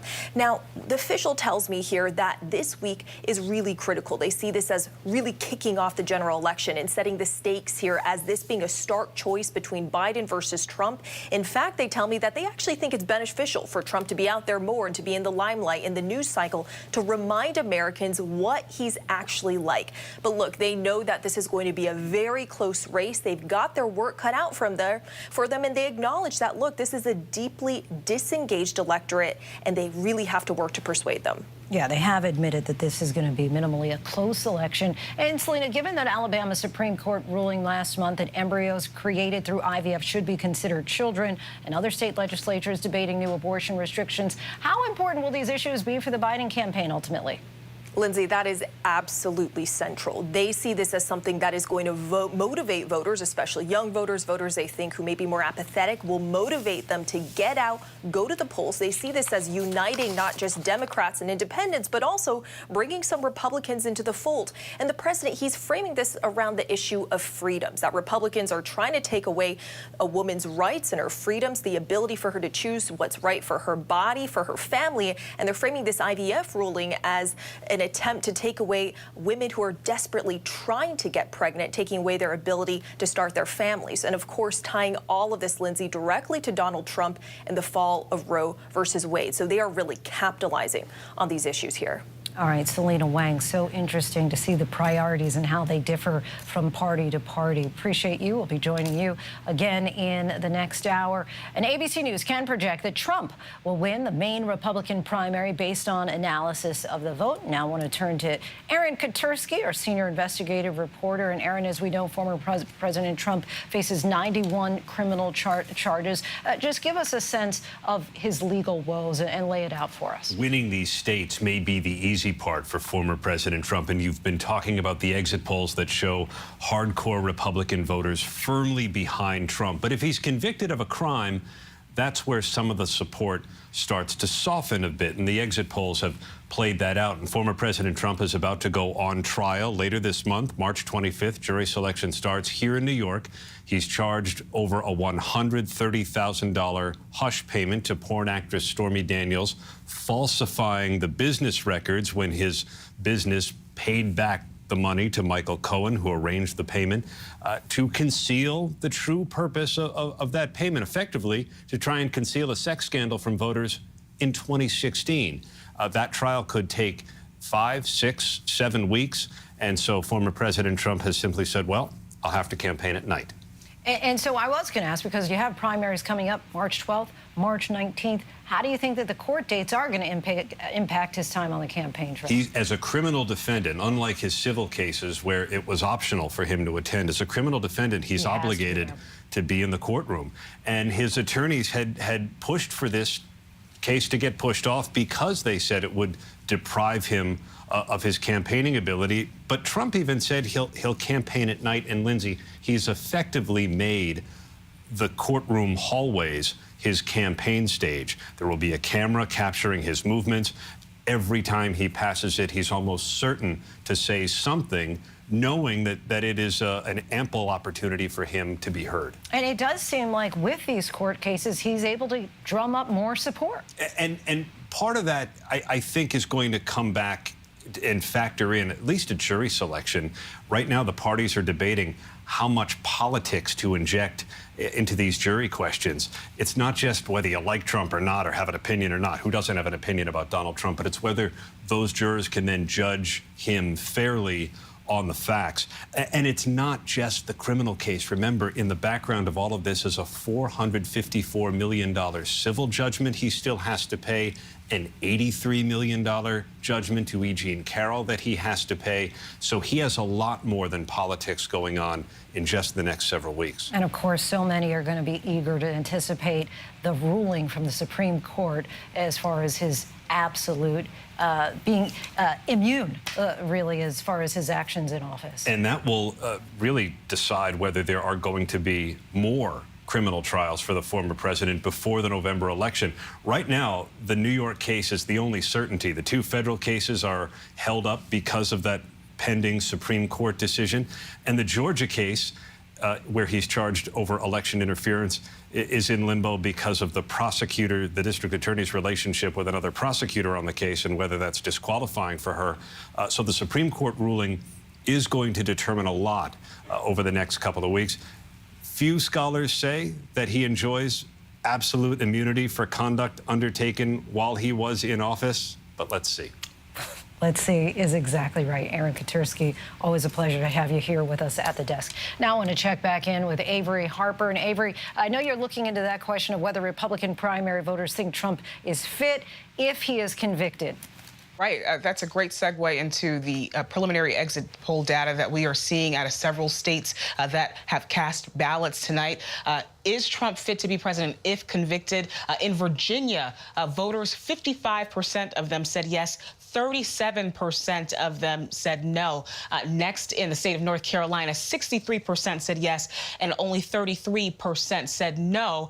And lastly, in California, 68% said Trump would be fit to be president if convicted, and only 23% no. I do think it's important to note the difference that there is in the results that we're seeing on the behalf of Haley voters versus Trump voters. Trump voters are diehard. They are in support of Trump regardless of whether he is convicted of a crime. When we look at the numbers for Haley voters who responded to our poll, to the exit poll today, we are finding that they, by and large, are not in favor of voting for, thinking that former President Trump is fit to be president if convicted of a crime. And that could be a large vulnerability for him as we shift to a general election conversation, because I think part of the conversation is going to be, should Nikki Haley drop out? Where do her supporters go? Do they hold their nose and vote for former President Trump?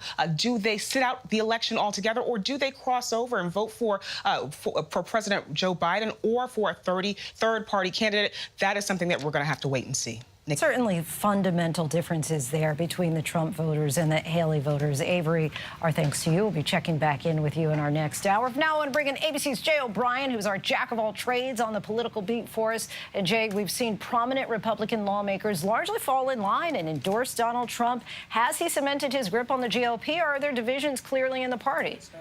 Well, it's interesting because the question that we've seen somewhat from the jump here, Lindsay, is that we've seen moderate Republicans fall in line and endorse the former president, hardline Republicans endorsing him early on in this election process. If you just look at Congress, for instance, all members of House Republican leadership have endorsed former President Trump in his re-election bid. Prominent senators have done the same. Trump is looming over right now that ongoing conversation in the Senate as to who's going to replace Mitch McConnell as the top Republican in that chamber. McConnell has notably not endorsed Trump, but Trump's specter hangs over that as well. He was also a factor in the race to replace Kevin McCarthy as Speaker of the House. So what we're seeing play out in Washington, D.C., in other state parties writ large, in Trump's efforts and successful attempts to cement his claim to fame on the RNC, plant his flag on the RNC, is that the party has largely fallen behind Donald Trump, despite the fact that there still is this ongoing primary, while the Trump team says tonight that they view that this primary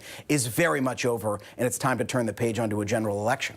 Yeah, many people have already done so. And the political dysfunction that we've seen in Congress over the past few months, the ousting of Kevin McCarthy, failure to pass immigration legislation, stalled funding for Ukraine. What impact is that having on the campaign trail?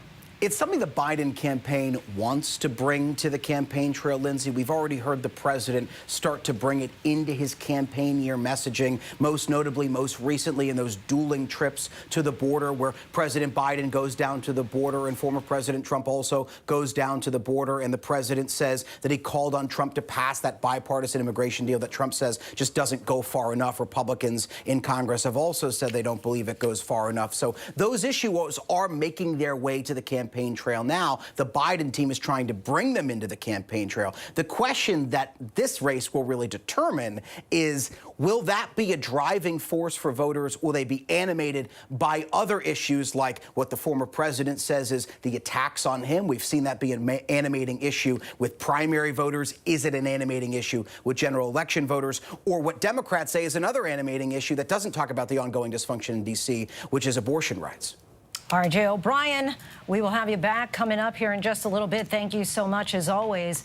Minnesota, of course, the state voting tonight, with voters across the state making their voices heard in local, state, and federal races, including the presidential nominating contest. But not to be lost is control of Congress this November as Democrats seek to hold on to their slim majority and Republicans look to expand their control in the House. Joining us now for more, House Majority Whip Tom Emmer.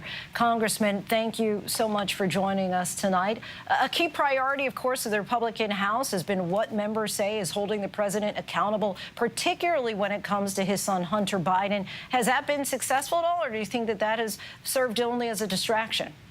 No. I think, by the way, thanks for having me, Lindsay. Happy Super Tuesday. When it comes to every function of the House, It's not just making sure you move spending bills. It's not just making sure that you can achieve the funding that we need for Israel, for Ukraine, for Taiwan. It's also holding the executive branch accountable. And that's exactly what Jamie Comer from Kentucky is doing with the Oversight Committee, exactly what Jim Jordan out of Ohio is doing on the Judiciary Committee, and what Jason Smith out of Missouri is doing with the Ways and Means Committee. They're just making sure the public is entitled to have transparency. And if there's corruption, they should know about it. When it comes to the House Biden impeachment inquiry, are you satisfied with what's come out of it? That impeachment inquiry is a Nancy Pelosi construct. This legislative function of oversight was going on long before that. The only reason the Republican-controlled House had to do Nancy Pelosi's impeachment inquiry farce was because the White House said they would not honor any subpoenas, lawful subpoenas, unless and until the House actually passed this faux requirement. But we did it to appease the White House, and it's continued, and I think it has shown there's a when you're marketing your family and their influence in our country, and your dad's the vice president, I don't know where it's going to lead at the end, but it certainly is not. It's certainly unethical, if not totally corrupt. If impeachment were to go to the House floor right now, would it have the Republican votes to pass it?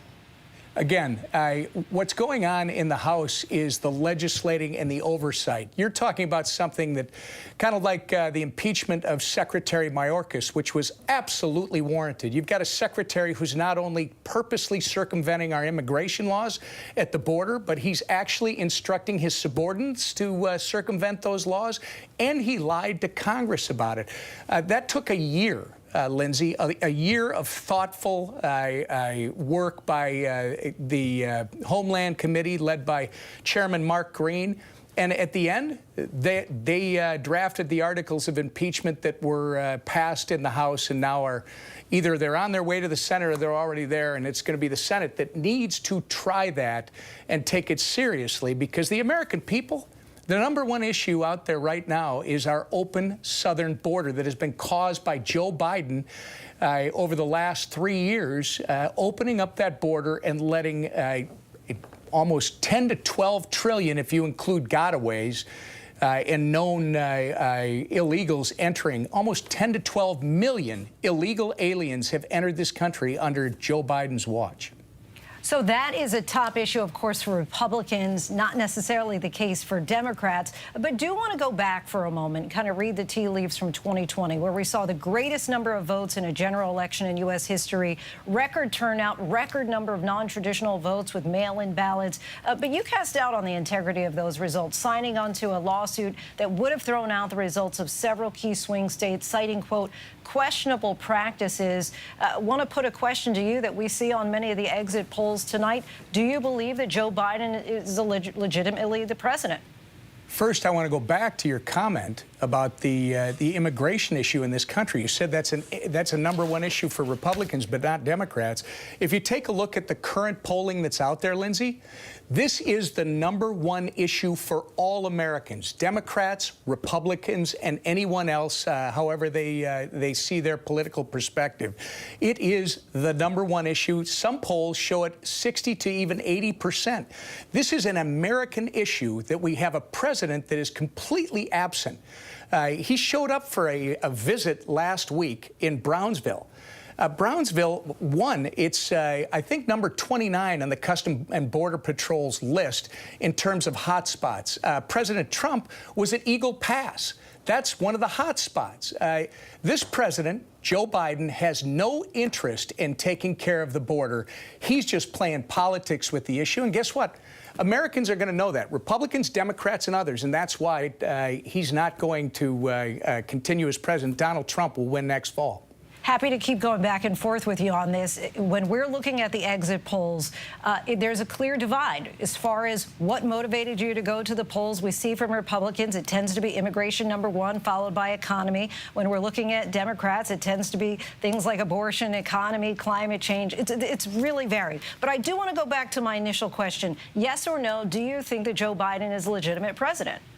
Talk about, Linsey, and we can do this all night. Talk about primary voters? Sure. These are the most partisan voters that you're going to have coming out, and you want to rely on those exit polls? You should look at the polling that crosses all the demographics in America, and frankly, that's what we should be reporting on so Americans understand this is not an either-or. Democrats and Republicans do not disagree when it comes to sealing our southern border and making sure that Americans are safe in their communities and that their property is protected. This president's not doing it. Donald Trump will. That's why he's going to win next fall. Okay, so yes or no? Joe Biden, legitimate president? I'm going to just try one more time, one more bite at the apple. You know, you guys all want to focus on the past. We're going to focus on 2024. No, These stories have been written. These stories have been exhausted. It's time to start talking to the American people about the immigration problem caused by Joe Biden, about the economy that is not working for everyone because of Joe Biden's failed policies, about the fact that the world is on fire because Joe Biden can't have a foreign policy that actually makes any sense. That's what we should be reporting, and that's what Americans will be making their decision on next November. Okay, fair enough. I appreciate the academic debate here tonight. House Majority Whip Tom Emmer, thank you so much. Appreciate you coming on. Thanks, Linsey. Now I want to bring in Maria Villarreal. Maria, you just heard that interview there with House Majority Whip Tom Emmer. What is the state of immigration right now? You know, Linsey, very heated discussion with the House Majority Whip. You know, what we want to point out is, yes, immigration is definitely top of mind for voters. But what we're not getting through is the idea that they are very frustrated with politicians on all aspects here. You know, just being here in El Paso for a few hours today, we heard from a number of people saying, we don't think anything is going to get done. And this is extremely frustrating.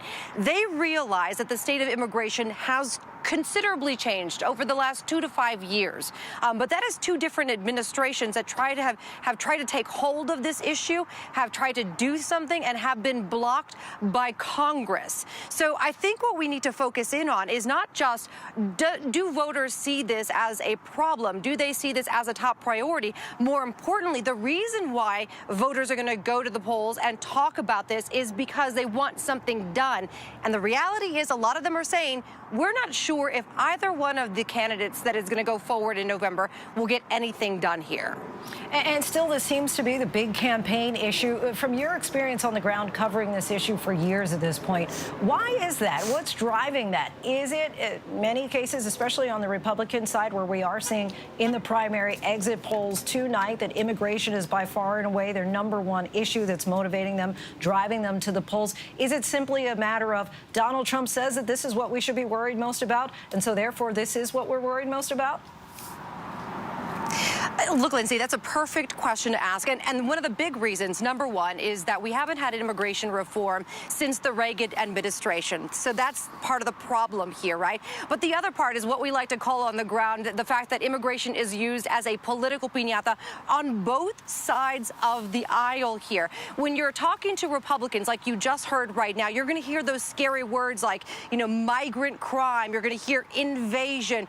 You're going to hear gotaways, things that people are going to just be really concerned about, really angered by, really frustrated by. That's going to drive people to the polls, right? On the other side of it, you're going to have Democrats using words like humanity and dignity, treating this immigration issue with care and coming to the table with solutions. And again, that will tug at your heartstrings and then push you to the polls as well. The frustration, like we just mentioned, is whether or not either candidate, whoever is nominated, whether either candidate can then turn that into real solutions.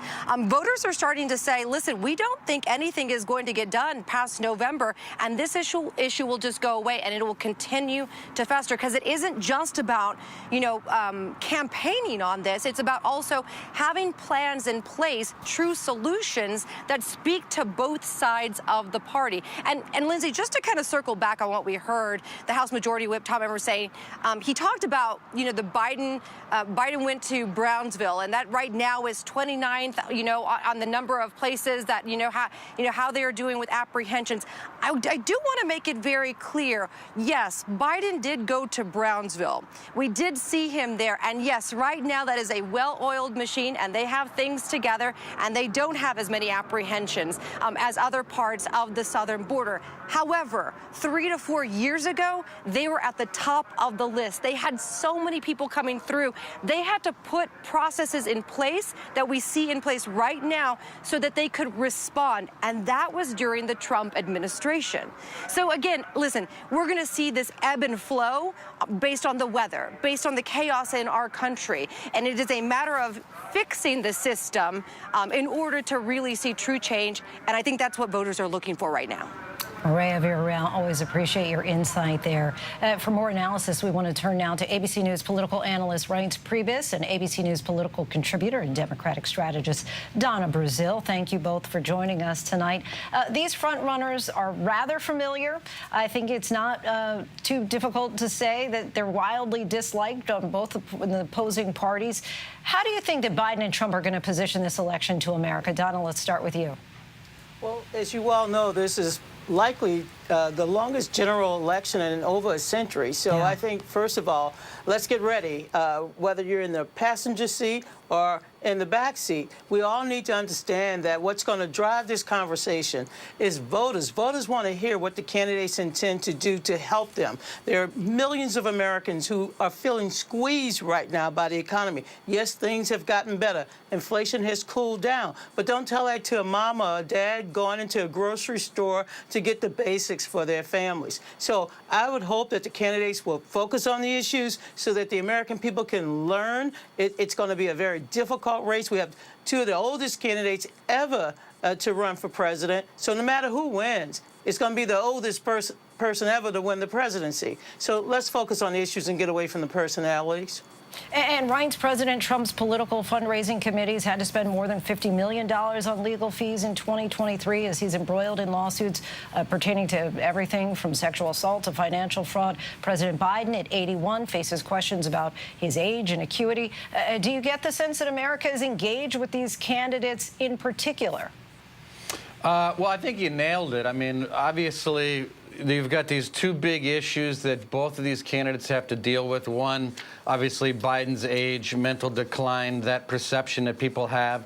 You have, Trump and his tactics and his tone, and some people don't like that. So both of those things are the big issues. And then you have everything underneath, which is what's the state of the country? What's the state of the world? The things you talked about on immigration and crime and where does abortion come in? And all these other issues. But it starts at the top with two candidates that have issues that they both deal with, and then all the other important issues underneath that we can dissect and talk about each of them. And lastly, just remember that, as I've said many times, this is a race in 6 states that will be decided by a very, very small amount of people, where billions of dollars will be dumped on their heads, and we will count by the 5s and 10,000s per state to figure out who the president's going to be in November.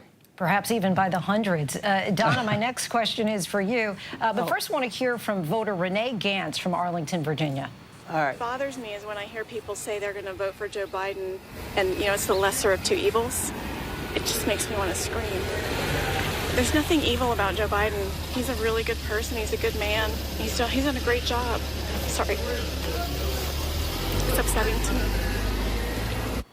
You see that very emotional voter, very invested, contrary to many of the samplings that we've heard from residents throughout the country tonight who are saying they just can't get engaged. They just can't get excited about the election. And Donna, I'm just curious if you think that the Democratic Party has done enough to get people revved up and ready to go for a second Biden term. How can the party do more? Well, as you all know, Democrats like to come to the party late because we feel like that's when all of the leftovers are. So, no, I see the enthusiasm growing. It is a concern. When you have an incumbent president, you got to go out there and make a case. This is a choice election. And let me say something, because, you know, I watched my daddy go into his 80s. My mom, unfortunately, died at 52. I watched my grandmothers go into their late 80s. There's this notion that someone who is old is somehow or another, you know, they don't have what it takes to lead. That is just not the truth. That's a spin. That's Republicans and others who are saying, well, we don't like what this looks like. The fact is, Joe Biden is leading this country. He's been leading us out of this danger that we face with COVID. He's been leading us to get this economy back on its feet. He's been leading to bring jobs home to the American people. Health care, the Affordable Care Act, and on the international stage. So I just think this notion, I don't want to jinx anybody who's older than me, because I want to keep stepping and keep dancing until I'm in my 90s. And maybe I'll find somebody to dance with. But Joe Biden is doing a good job, and he's a good, kind, and decent man. And I talked to him a couple of weeks ago, and Joe Biden and I were talking about the past, the present, and the future. He's a great guy.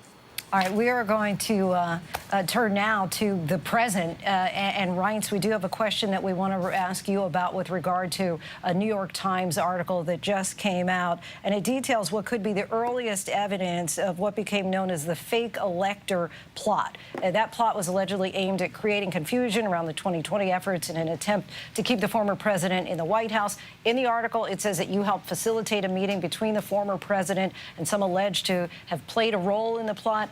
Just want to get your response to that. Oh, yeah. No, absolutely. And in that article, you'll see I was asked to set up a photo for a group of folks from Wisconsin. They were testifying in the Senate here in Washington, D.C.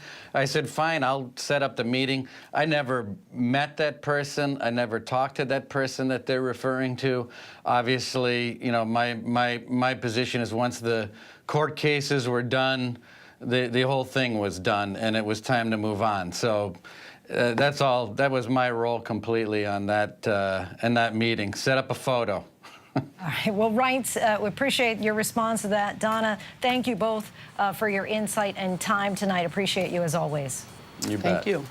You are watching ABC News Live, your voice, your vote, Super Tuesday edition. I'm Linsey Davis. Thank you so much for streaming with us. We continue our coverage this Super Tuesday, one of the biggest voting nights across the country. The most watched, of course, is the contest for Republican and Democratic presidential nominees. And here's where we stand at this hour. ABC News can project former President Donald Trump will win the Republican primary in Texas. And ABC News can project Senator Ted Cruz will win the primary in his re-election battle in the Lone Star State. Trump is winning handily in multiple states. ABC News can also project that he will win Arkansas. Trump will also win in North Carolina. And ABC News can project Trump will win in Virginia. But let's take a look now at the state of Vermont. Trump and Haley are neck and neck there. Trump up just less than 3 percentage points right there with 45% of the vote in. I want to bring in Rick Klein, our political director, back at the big boards for us. And Rick, it's not all bad news for Nikki Haley this evening. Give us a sense of the bright spots for her campaign tonight as they describe themselves as the happy warriors.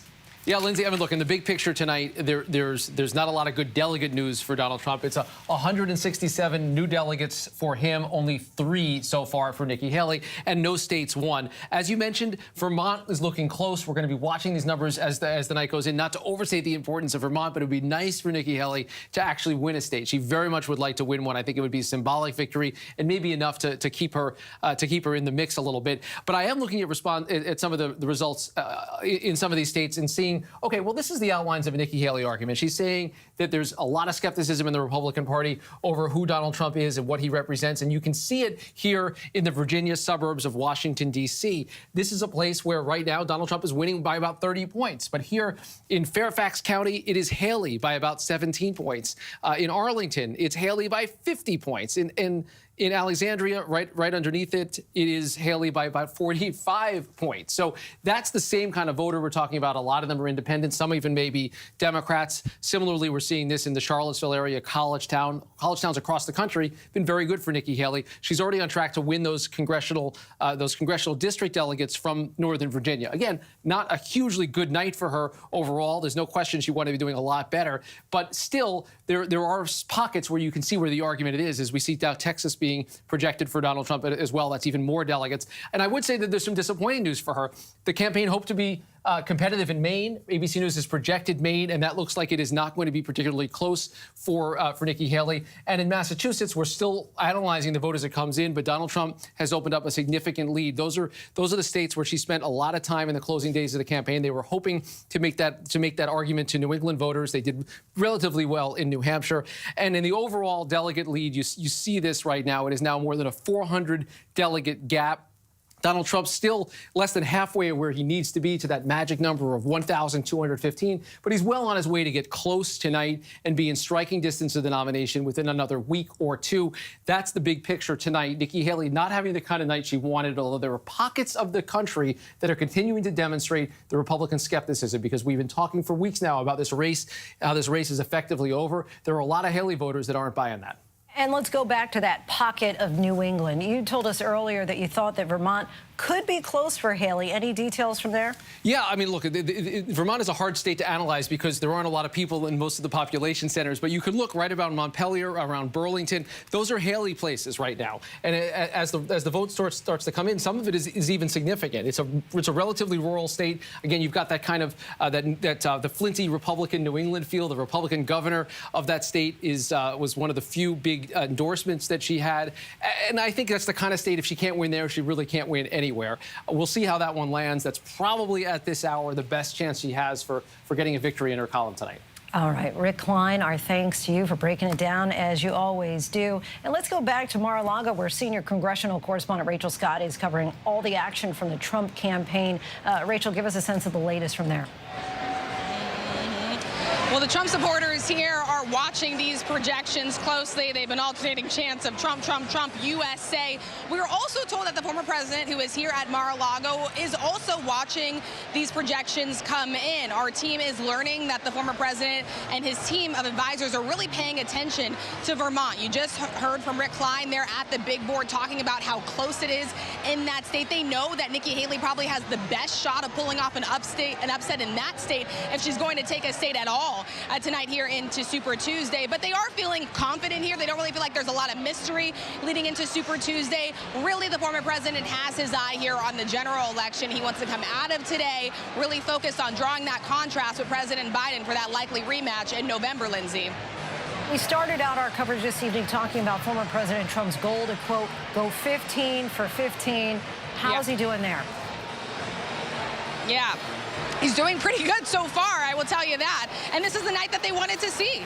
And this is exactly what the former president and his advisors wanted to see, as these results start trickling in the projections. They will start diving deeper into the exit polls. And obviously, we've been going through them on the air, talking about Haley voters expressing some concern with the former president if he's actually convicted of a crime. Some voters don't want to see that likely rematch between Donald Trump and President Biden. But what is clear here is that Donald Trump's grip on the party is firm. And we know the former president is already taking steps toward this rematch. In fact, he's moving closer to taking over the RNC. We know the current RNC chair, Ronna McDaniel, she'll be stepping down in just a few days here. And Donald Trump has already chosen who he wants to replace her. Michael Whatley, this is someone that has pushed his false claims about the 2020 election. He also wants his daughter-in-law, Lara Trump, to also become the co-chair of the RNC. So the former president moving full steam ahead to November, Linsey.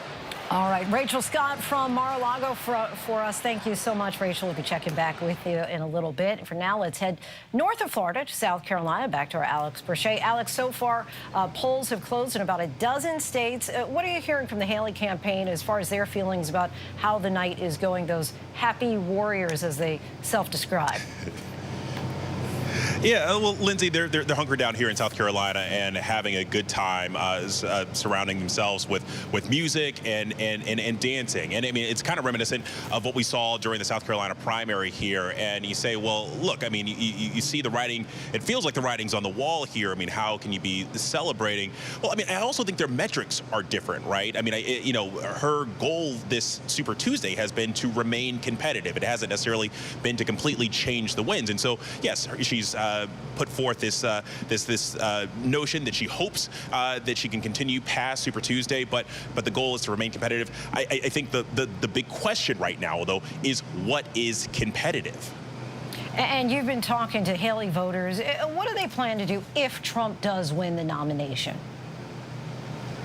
Well, look, I mean, there's certainly a subsect of those Haley voters that say, like, look, they don't know. It's going to be really hard for them to vote for former President Trump come November. A lot of them actually might swing towards Biden. But there's also a significant population here that say that, look, come November, we want a Republican in the White House, and so, you know, maybe we'll hold our nose, but ultimately cast a ballot. Listen to this gentleman that we heard from in Maine. I have no choice but to vote. I mean, that's what I'm saying. What choice do I have? I can't vote for Biden. I'm a strong Republican, so I have no choice but to vote for Donald Trump. So you hear that. But what's interesting, Linsey, is we've also heard from Trump himself, who has said that these folks that supported Nikki Haley during this primary season, there is no room for them under the MAGA tent. Is actually a counter message to this notion of unity for the Republican Party. But he's certainly campaigned and sent out flyers saying as such. So I wonder how that gelling comes, or if it comes, if Nikki Haley was to drop out. And certainly, you know, Donald Trump would look to try to court some of these voters. You would think that he would need some of those voters ultimately to win in a general election come November. All right, Alex Brachet, our thanks to you as always.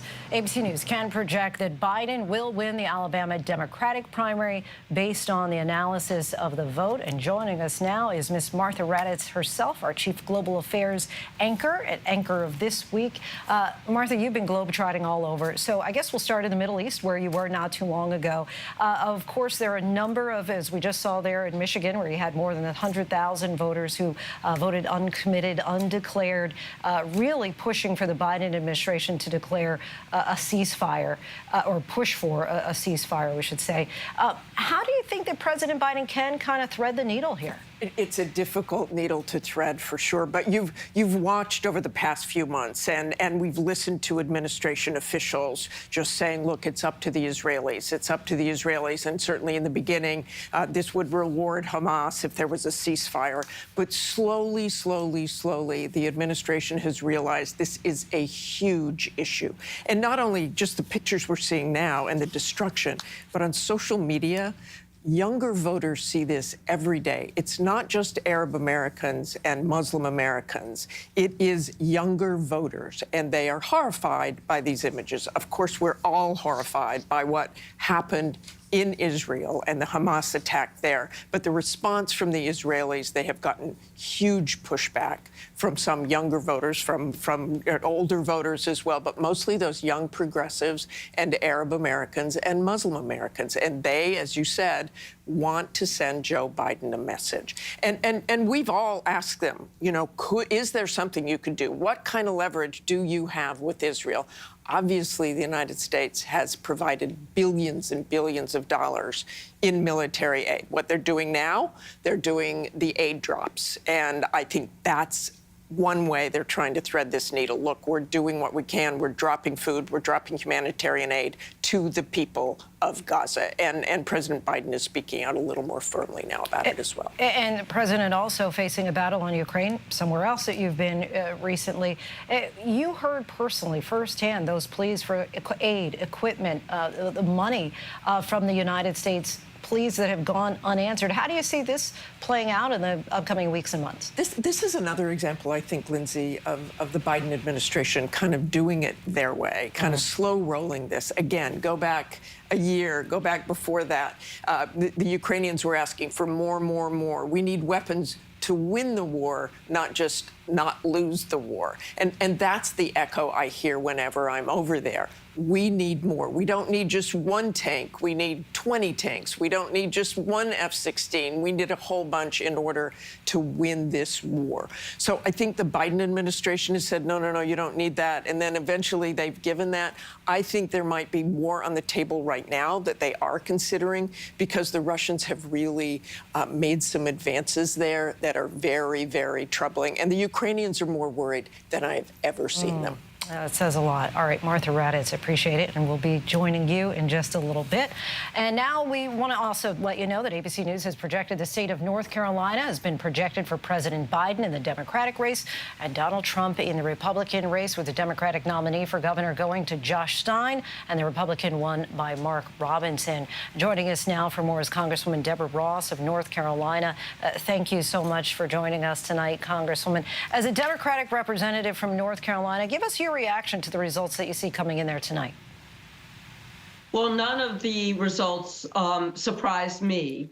I think that the important thing to see, though, is that President Biden has consolidated the Democrats in North Carolina. There are fewer defectors than President Trump has, or former President Trump. As a matter of fact, Nikki Haley had a huge rally in my district over the weekend, and she did even better in Wake County than she did statewide. Same thing with Josh Stein. He has consolidated the vast majority of the Democratic voters, and while Mark Robinson did win, the Republicans are more split. I think that this bodes well for the Democrats in November.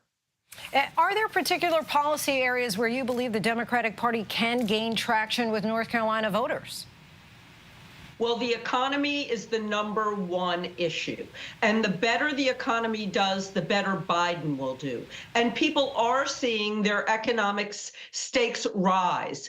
And as we're seeing interest rates coming down, supply chains stabilizing, people are feeling more secure. But they're not secure yet. We're still having some sticker shock at the grocery store and in housing prices. But as things stabilize, I think that Biden's chances will increase. Voter turnout, as we all know, is critical. What efforts are being made to engage and mobilize voters across diverse communities in the state?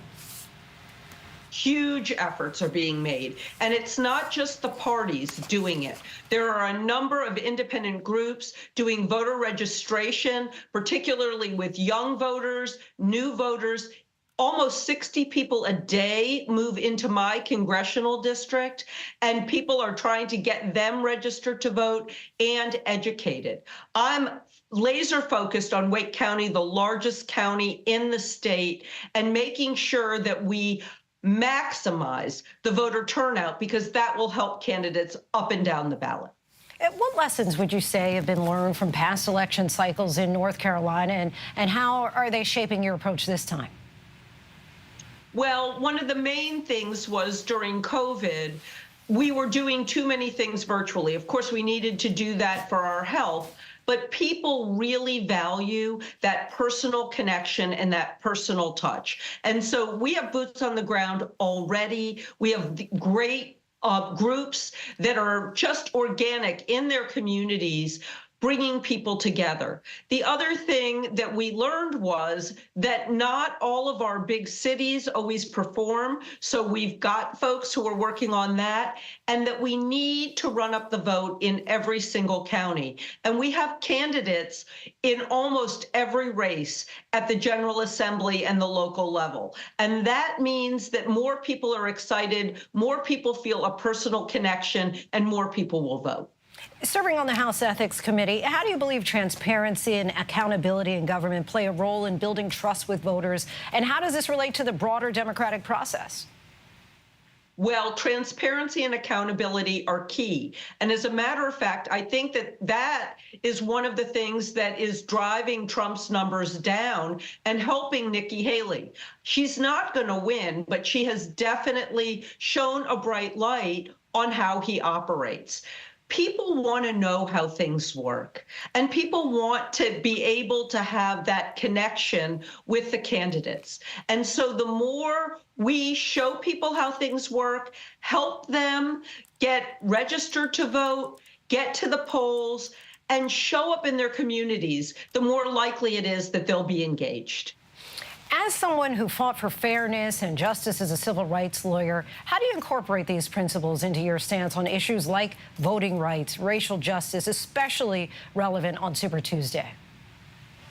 I think the most important thing is to let everybody know that their vote matters. North Carolina elections statewide are notoriously tight, and we have to tell people they matter. We are listening to them and help them navigate the system. The legislature, which is Republican controlled, has put a lot of roadblocks in the way, making it hard. We have voter ID for the first time. We need to show people how it can work for them, and that we care that they show up and that their elected officials are responsive. Congresswoman Deborah Ross of North Carolina, we so appreciate you joining us tonight. Thank you. It's my pleasure. And ABC News projects that Trump will win the Alabama Republican primary based on the analysis of the vote. ABC News also projects that Biden will win the Colorado Democratic primary based on analysis of the vote. And in the Republican race in Colorado, ABC News projects that Trump will win the Colorado Republican primary based on the analysis of the vote, with 48% of the vote in there. Now I want to bring in our reporter Mola Lange, who's in Colorado for us. And Mola, of course, just yesterday, the U.S. Supreme Court reversed Colorado's Supreme Court, saying Donald Trump could remain on the ballot there and not be removed for alleged insurrection. How have Republicans been responding to that news? Well, yeah, Lindsay, Republicans and, in particular Trump supporters certainly view it as a victory, as something that vindicates their support for the former president. It certainly provides some clarity also for voters who intended on voting for Donald Trump. Lindsay, that's something that you ask a lot of Republicans, that it's something that they say that should have happened, and they continue to support Donald Trump as a result. Any indication that it might be impacting the way Coloradans are voting today? Well, as you can imagine, Lindsay, Democrats and those who don't support Donald Trump continue, certainly had no impact on them. Republicans, as we mentioned, certainly feeling vindicated, especially, as it feeds into the narrative that the former president is constantly under attack by his opponents, using the judicial system to persecute him politically. And so in that way, certainly re-energizing, perhaps, a lot of Trump supporters here. But, in terms of, whether it impacted the way folks vote, a lot of folks had their minds made up. In fact, most Colorado primary voters vote with mail-in ballots. 98%, in fact, vote mail-in ballots. So, a lot of those votes, a lot of those ballots cast prior to yesterday's Supreme Court ruling. So a lot of folks certainly had to mail those in prior to that and already had their minds made up. Makes sense, and we'll have to wonder what that impact might have been. Mola Lange for us in Colorado. Thanks so much. Joining us now is John Carl, our chief Washington correspondent, also co-anchor of This Week. John, just curious to get a sense, just a check here for us. Are you surprised that Nikki Haley is still in this race? Well, I'm not, because look, Nikki Haley is doing something here beyond running in this election. She is trying to position herself as the alternative to Donald Trump, positioning herself to be able to say, after the 2024 election, I told you so. 2020, a central theme of her campaign is it really finally started to heat up, and she started to really take on Trump, was that he's a loser. This guy cannot win, I can win. So, I think that her position here is to take this fight till absolutely the last moment, show that she was willing to do so, and be able to, you know, point to this afterwards. I don't think she's under any delusion that she was going to win tonight and somehow, you know, capture this nomination, but she wanted to stay as long as she absolutely could. And what kind of bragging rights does "I told you so" get you? You know, I mean, probably not much, especially if you look at how much she is really disliked by the Trump base of the party. This is what she tried to avoid. I mean, this is, you know, look, Nikki Haley's been all over the map on this. If you remember, after January 6th, she had some of the most devastatingly harsh criticism of Donald Trump, saying that we should never have followed him. Those were her words. After January 6th, she got a lot of blowback after that. And it wasn't long after that, a few months later, where she was asked, would you run for president if Donald Trump ran? She said, no, I wouldn't run for president if Donald Trump ran. Well, she ended up running anyway, but she really held her punches. She did not take Trump on in any significant way until way into this election, till right before the Iowa caucus, when she finally started to take the fight to him. Do you think that we can read any tea leaves, perhaps, in that in all the previous primaries, she would say, and I'm headed to this place next, I'm going to this place next. She hasn't talked about the states beyond Super Tuesday. She pretty much kind of vowed, I'm going to stay in until at least Super Tuesday. Should we read anything into that at all, that maybe this is the last stand? Yes, I would definitely read into that. And there's nothing on the schedule. There's nothing, you know, beyond tonight. And what's she doing tonight? There's no victory party tonight. Which of these Super Tuesday states is she in tonight? She's not. She's in South Carolina, which, as we remember, already voted. She's at home in Charleston. So I think she's going to take stock of this. I do not expect we're going to hear anything decisive from her tonight about dropping out. But, you know, she certainly, I mean, she was an ambassador, governor. Right. She also, she knows math. I mean, she knows where the delegates are. Right. You know, she's an accountant. She likes to tell you she's an accountant. You know, I mean, she knows where this is going. But I think she'll take a beat, and she'll want to give. You know, I think to me, what the interesting thing is, what does she do about Donald Trump? Does she ultimately endorse him? Right. It sure doesn't sound like that. But again, we've seen Nikki Haley on all sides of this.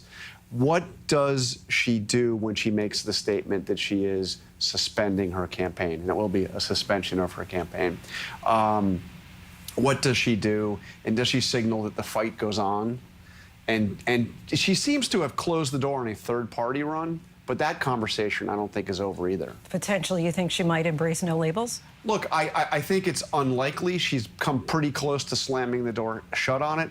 But when you listen to her speeches over the past few weeks, she sounds a bit like a no-labels candidate. Ever since she started with that talking point. And it's a pretty good one, by the way. 70% of the country says they don't want either one of these guys. They don't want Biden and they don't want Trump. I mean, that sounds like, hey, well, could there be another way to go? Could there be a third party? But, you know, no labels is having some real challenges in and of itself. I mean, they're only on the ballot in, I think it's like 15 or 16 states now. They're in a bit of disarray. That doesn't necessarily look very attractive to her. I think she wants to maintain her viability to lead a post-Donald Trump Republican Party. There are a number of people who mistakenly think that basically, well, like if she maybe gets convicted, that she would be the heir apparent, that maybe she would have a few of the. But explain why that is faulty thinking. Absolutely not. First of all, these delegates that are get elected, they are Trump delegates. So if something were to happen that were to force Donald Trump out of the race, and by the way, a conviction does not force him out of the race. He can get elected from a jail cell, and we've seen politicians in this country get elected from jail. It's been a while, but we've seen it happen. Matthew Lyons, the last one I remember. By the way, he was a congressman from Vermont, which Nikki Haley may win tonight. So maybe there's a message there. But you know, these are also going to be, that's going to be a Trump convention that is going to choose if for some reason Trump were forced out of the race. And they're not going to choose Nikki Haley.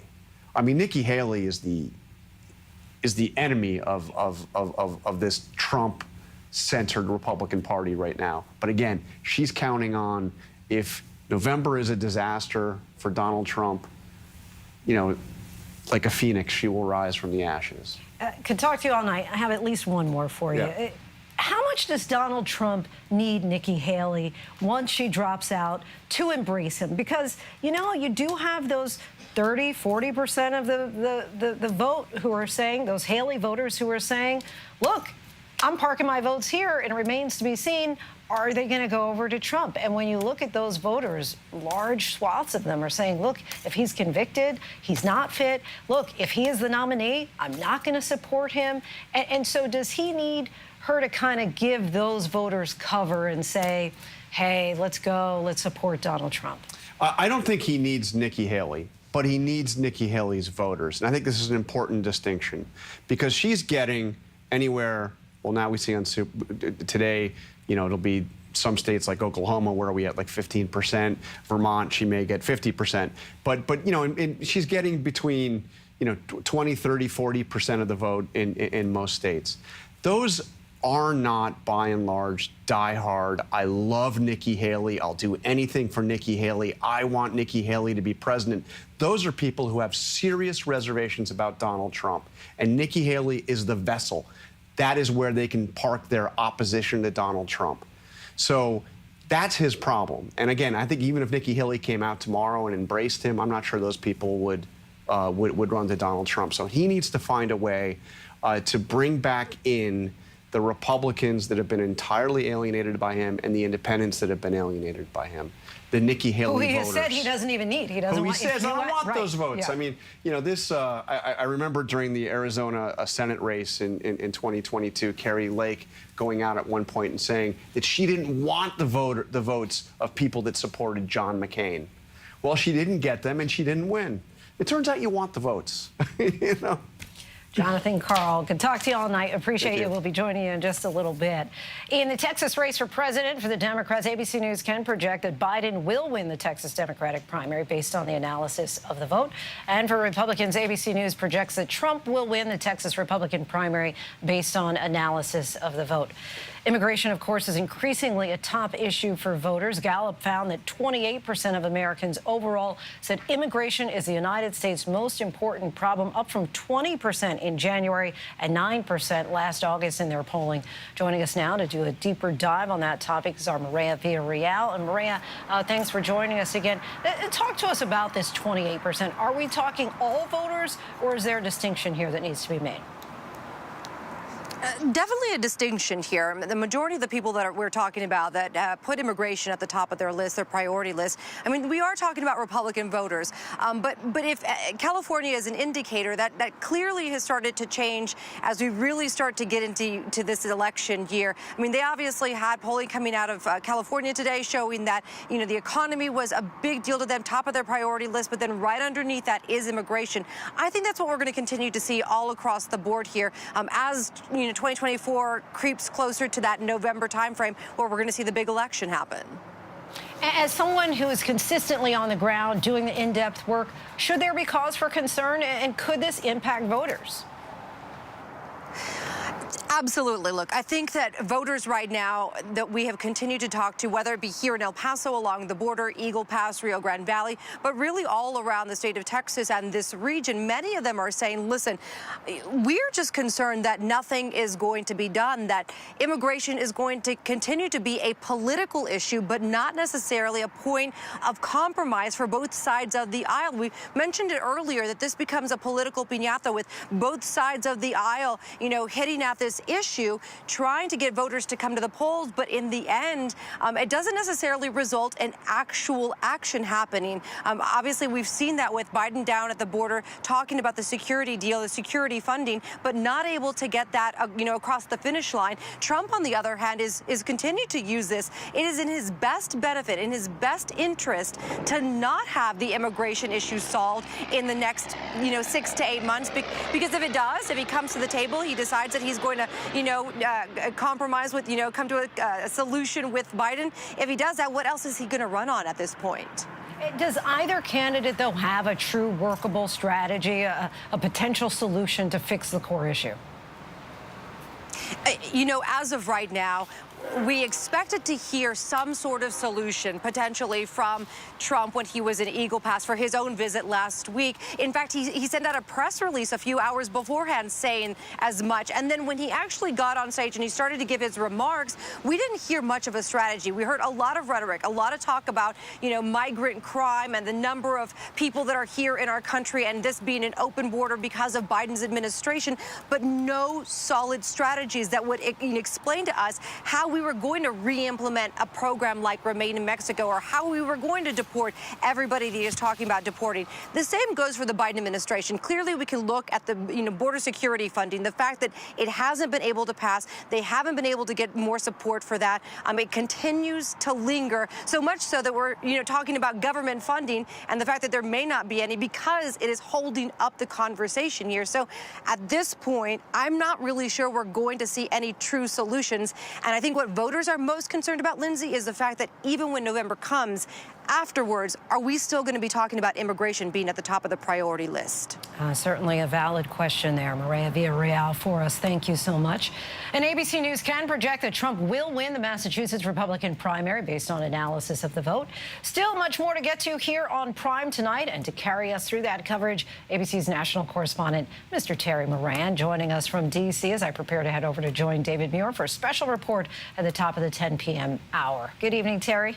Hello, Lindsey. Thanks very much. And thanks for the coverage of a night that has so far been basically without surprises, deepens the sense that we are getting a rerun of 2020, although it almost seems with higher stakes. So let's talk about Super Tuesday. Let's bring in our Jay O'Brien, who covers Congress and politics for us so well. So, Jay, first let's talk about Texas. Polls closed there. What are some of the races you're watching? What are some of the issues you're watching in the Lone Star State? I think it's worth unpacking Texas for a few reasons. First, to your notion of themes that nothing has changed tonight. In Texas, we saw Donald Trump, obviously, with a massive lead and a massive win, right? So that is, the more things change, the more they stay the same. But when you drill down on Texas, there's one race that I told you, I didn't tell you before we came on air about it, because I wanted to surprise you with it, right? It's a Texas State House race. It's a guy named Dade Phelan, who was the Texas Speaker of the House.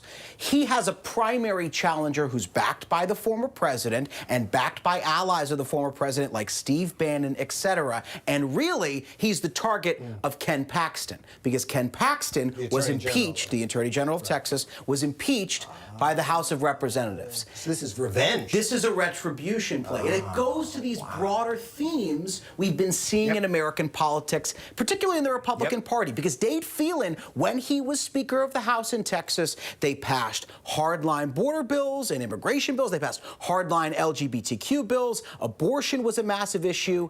And that is not enough tonight to put him in the lead. He is losing significantly to that Trump-backed primary challenger, to get my data right, 55% to 39%. So he's going to get primaried out of his seat tonight. That is a great story, because it does get to that sense that it's about fealty. It's about loyalty to Trump in the Republican Party, more than it is about doing the business that the Trump voters want done. Yeah, and the knives of the further right of the Republican Party came out for this guy because he stepped to Ken Paxton, who is such a Trump ally. Don't forget, Ken Paxton was one of the driving forces behind those legal efforts that failed to overturn the 2020 election. All right, one more quick question. North Carolina, there's one race there you got your eyes on. Yeah, Governor of North Carolina getting a lot of headlines tonight. Another Trump-backed candidate, Mark Robinson, who's the lieutenant governor of that state, a controversial figure, has made some controversial comments about... He is a character. He said things about the LGBT community like they're quote-unquote filth. Trump has endorsed him. He called him Martin Luther King Jr. ×2. He has now secured the Republican nomination. He's a black man. He is, he's African-American. He has secured the Republican nomination. He's going to run against Democrat Josh Stein. That is going to be a very hotly watched race, and the reason being is because North Carolina is viewed as very much a swing state. So you've got a very hardline Republican Trump-backed figure versus a Democrat. And 2022, a lot of those candidates, Kerry Lake and others, they went down to defeat. It's another year, though. Yeah. All right, Jay, thanks. We'll get back to you. Let's check in with Avery Harper, who's crunching numbers on the exit polling that's being done today in some of the key states. Avery, what are you finding in that polling? Hey, Terry. Yeah, we're looking at some of the preliminary exit poll data that we're getting from some key states that headed to the polls today, particularly around the issues that they cared most about as they cast their ballots. In the Commonwealth of Virginia, we saw that immigration was the top issue that voters cared about. The economy came in second, foreign policy following that, and then abortion. Really interesting because Virginia is not a border state, but it is one that is next to neighboring Washington, D.C., where we've seen some migrants transported from border states to points north. In North Carolina, immigration is also driving Republican voters and those who came out to vote in the Republican primary to the polls there. You see these anxieties about what's happening at the southern border really being a driver of folks coming out to cast their ballots. The economy coming second there as well.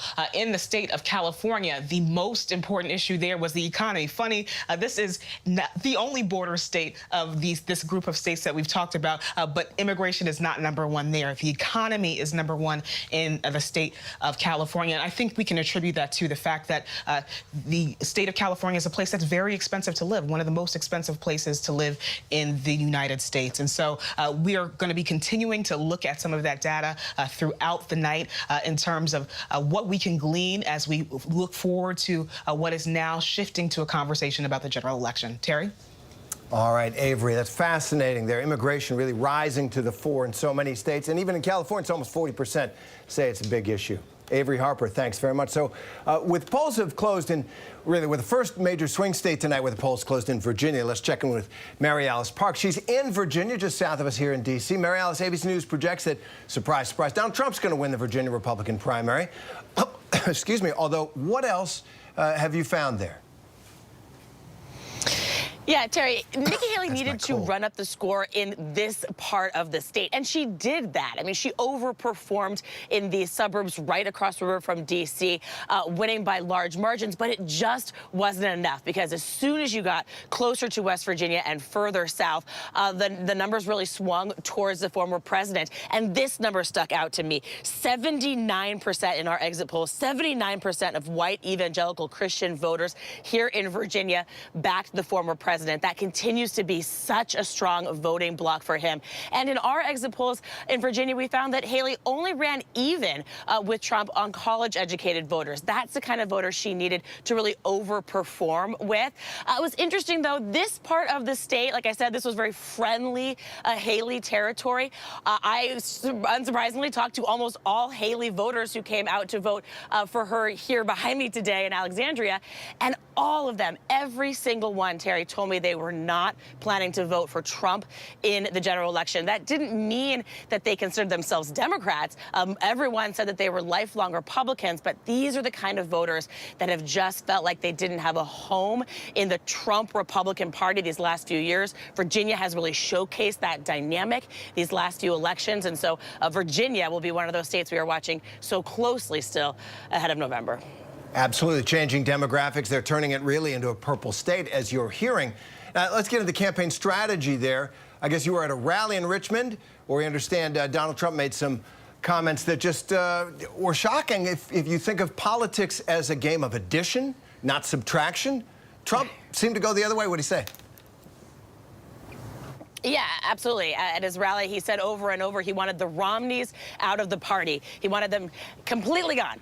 He got the crowd riled up at this line about kicking moderates out of the Republican Party. And to your point, at this stage in a campaign where Trump is doing so well, where he has been dominating, sweeping all of the early states, you'd expect that a candidate would start appealing to the opponent's own voters, would start out, an outreach campaign to Nikki Haley voters. That was the opposite of what we saw this weekend. And that has really landed with Nikki Haley's voters. They don't feel seen in the MAGA movement. They take his words seriously when he says he doesn't want them to be a part of his movement.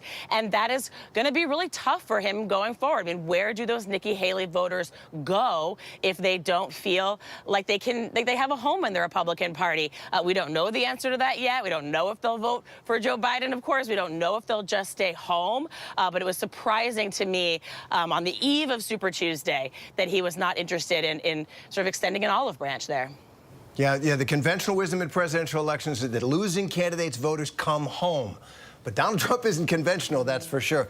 And what voters in Virginia are saying about, in particular, one of the things that makes Trump so different, he's in court all the time.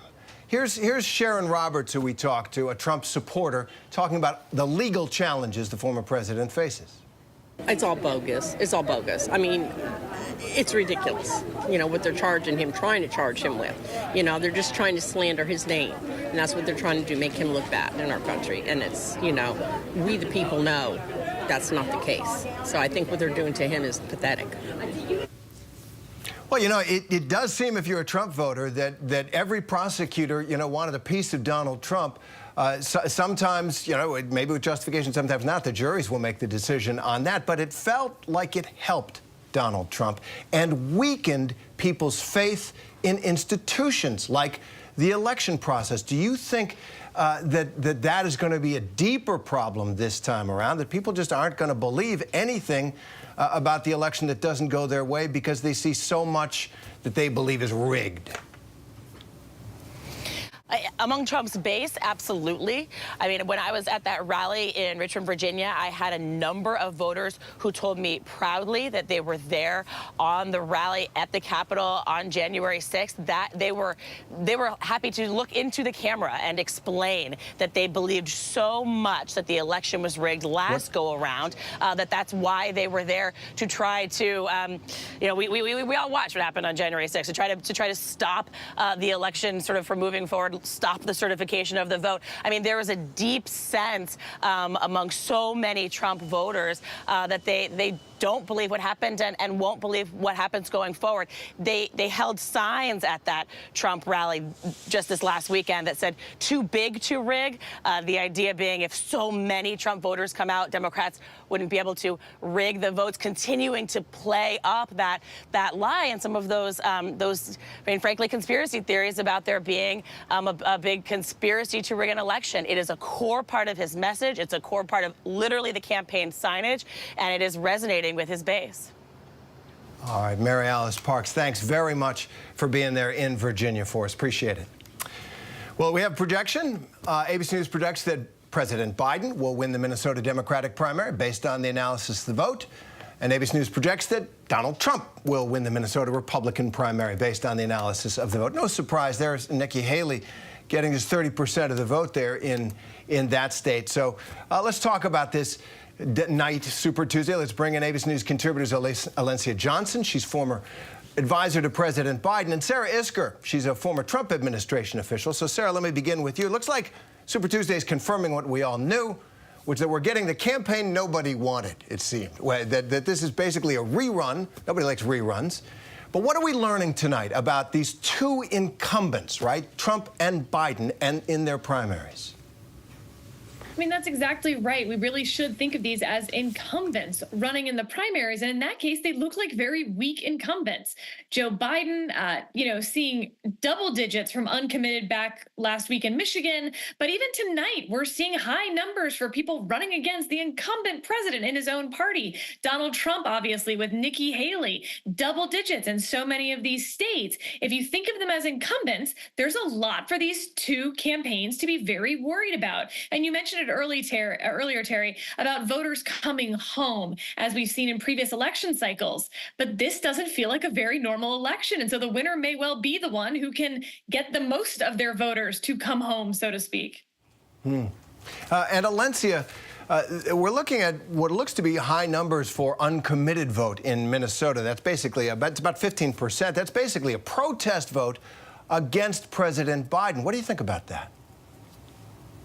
Yeah, look, I think there are a lot of people who can be frustrated with the uncommitted vote that's happening, and that happened in Michigan last week, and it's happening in Minnesota and a few other states. But I will say, I think the organizers are very smart, and they know that this is a primary.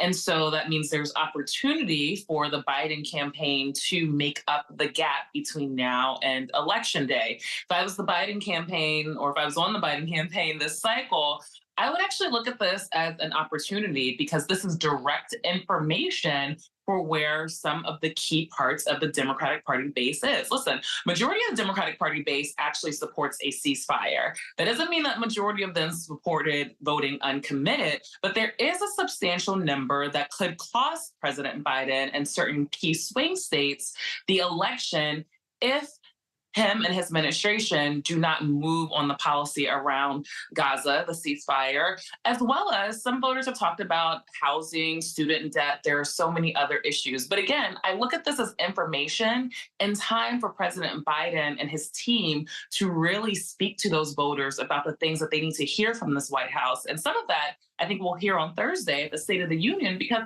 quite frankly, we know that, unfortunately, the White House has a little bit of a messaging problem when it comes to the actual things that they have done for a lot of these voters that they just don't know about. And so I think it's good information for us. I would be more concerned if this was election night, the general election night. But right now, I look at this as information. Yeah, kind of a warning sign, a flashing warning sign, and it sounds like the White House is getting their message. Vice President Kamala Harris coming out and saying ceasefire now. Basically, the president trying to, forgive more student debt, try to get at some of those voters. So let's talk about having faith in the political process in the Democratic Party. I asked Sarah about that. There are reasons for a lot of rank-and-file Democrats to be disaffected as well. You touched on them a little bit. That's so important for turnout. How do you read that faith and trust in the process in the Democratic Party? Yeah, I think this is a messaging and an education game. And I always say that we are never going to have elections like we did many cycles ago because there's so many mediums of information. And so the ways in which presidents and White Houses and administrations have spoken to voters about their needs, those tried and true ways are no longer working in an era of social media and AI and all of the ways in which the government and presidential campaigns and candidates and all of these entities and institutions have to make sure they're reaching voters. And so in addition to communicating what they are doing, they're having a hard time educating voters about the different levels of government and why, you voted over and over for Democrats, but it seems as though some of the issues you care about can't get over the line. Well, look, Republicans and Donald Trump, they actually do win when it comes to messaging, right? They are the ones that actually, say no to federal funding and then blame the Democrats for issues within their states.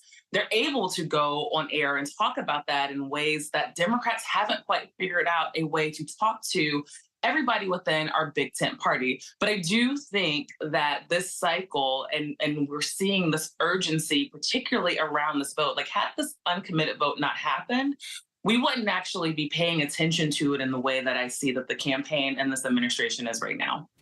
Great point. And President Biden's style of communication and leadership is old-fashioned. He trusts that if he does the right thing and there are results, that people feel confidence will lift back up.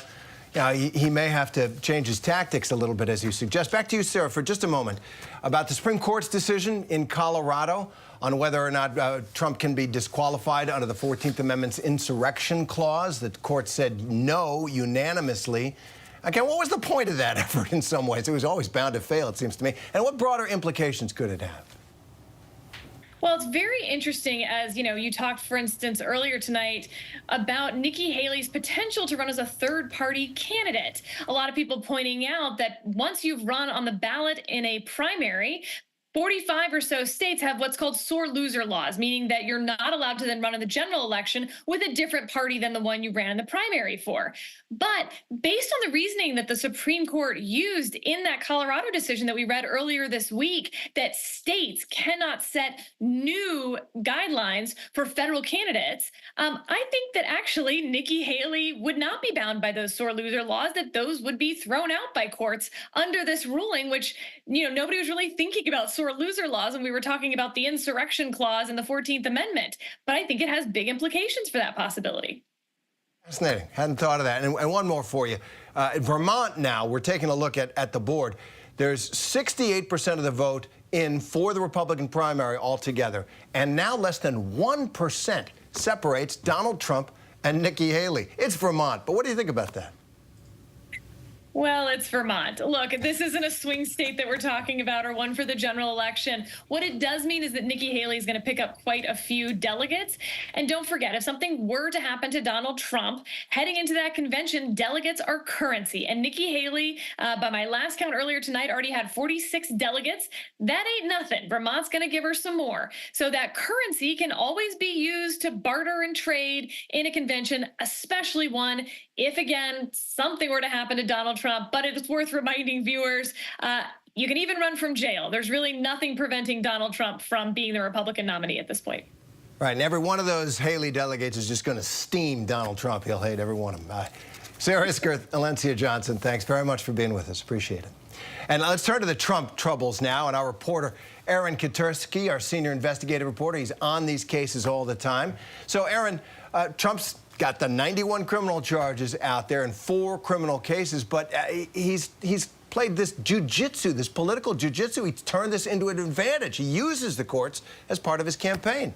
Every single time he's been in a courtroom where cameras are allowed, former President Trump has found his way to that camera to make remarks and to make sure that he's using these legal cases to his political advantage. But there are limits. He is going to be a criminal defendant here in New York beginning later this month with jury selection in a case that charges him with falsifying business records over a hush payment to Stormy Daniels, hearkening all the way back to the 2016 election when the Manhattan District Attorney's Office accuses him of trying to conceal a sex scandal for voters. Jurors in that case are going to be selected from a wide pool, and they're going to be asked questions about their political views of Trump, whether they believe his lie that the 2020 election was stolen, whether they've ever been a member of QAnon or some other kind of fringe group. So it tells you how politics have really interjected themselves in these legal cases, Terry. Yeah, that'll make those trials very tricky for the judges who have to preside over them. Aaron Katersky, we'll come back to you later tonight, I'm sure. So joining us now, we're very happy to have the governor of Texas, Greg Abbott, Republican governor there. Thanks so much for joining us on this Super Tuesday, Governor. Let's get right to it. I want to talk a little bit about policy here. You're on the cutting edge of what voters say is one of the top issues in this election, immigration. And President Trump has pledged as a policy matter that if reelected, he would immediately launch the largest domestic mass deportation operation in U.S. history. His aides are talking about using the military, setting up mass deportation camps in Texas. Do you support that? Do you think the American people support that? So what Donald Trump supports doing is actually enforcing the laws of the United States of America that already exist, that Joe Biden could enforce if he wanted to, but he's not doing it. And what President Trump will do is even more than what he did during his first term in office, and that is he will use every tool available to him to, 1, actually secure the border, 2, to deny illegal entry, 3, to send back to countries those who came across illegally, and then 4, by doing so, establish a legal asylum and immigration process as opposed to the storming the gates that exist right now, especially by people who are criminals, by people who are known terrorists. We are dealing with extraordinary dangers today that have never existed in this country before, with known terrorists coming across our border, and Joe Biden is doing absolutely nothing about it. Donald Trump will change all of that and restore normalcy to our immigration process. Okay, first, a couple things. Thank you for that answer. But one thing, you paint this incredibly dark picture of the people that are coming across the border. You know, you're the governor of Texas, that the vast majority of people are not terrorists. They aren't criminals and thugs and rapists. Sure, it's a large group of people, so there are going to be some bad people, but aren't most of them basically like my ancestors or my mother-in-law who came from Indonesia for a better life? Not lawfully, and that's the issue, the policy issue. But why paint such a broad brush targeting all these people as evil and deranged? You need to update yourself about what actually is going on at the border. Because as the governor of Texas, I deal with this every single day. And there was a time, like with my wife's family, who is Hispanic, where people came across the border and became citizens, or maybe your family, which I'm unfamiliar with.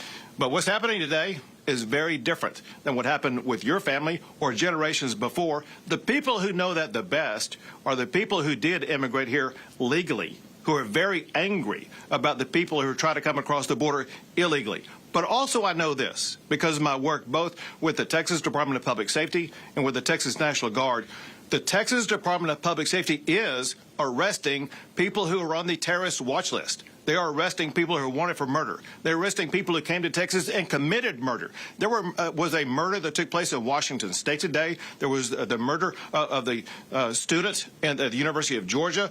There has been assaults across the entire country. Not a day goes by without an American being assaulted, it seems, by somebody who came across the border illegally with Joe Biden's permission. And that's why this is the #1 issue in America. Think about this.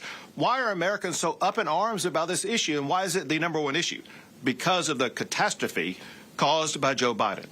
No question. It seems that you use there, saying it seems every day somebody's being murdered. It's doing a lot of work. But I want to talk about a word that you use a lot to describe what's happening at the border. And as I say, you're the responsible public official for so much of that border. You call it an invasion. Last week, a federal judge appointed by Ronald Reagan said surges in immigration do not constitute an invasion under the Constitution. James Madison himself said that invasion is an operation of war, a military operation. And I want to get to the effect of that kind of rhetoric.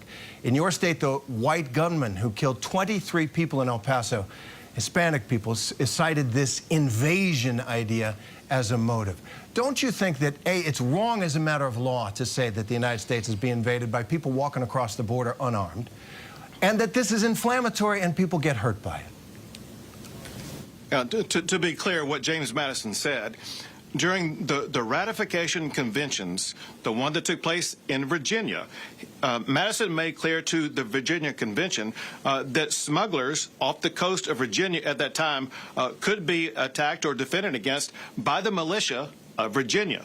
What Texas is dealing with are smugglers, here the cartels. So the point is that Texas is dealing with cartels who are smuggling people across our border, just as Madison was talking about how Virginia was dealing with smugglers off the shore of Virginia. The similarities are very, very close, and hence what Madison was talking about the invasion is exactly about what we're dealing with here in the state of Texas, which is exactly why I am using that language contained in the United States Constitution that authorizes states to use their militia, as James Madison said we could, to defend ourselves from an invasion when the federal government refuses to do so, which it is refusing to do so. A federal judge has already said that it's not an invasion under the Constitution. My question was about the harm that kind of language can do. Yeah.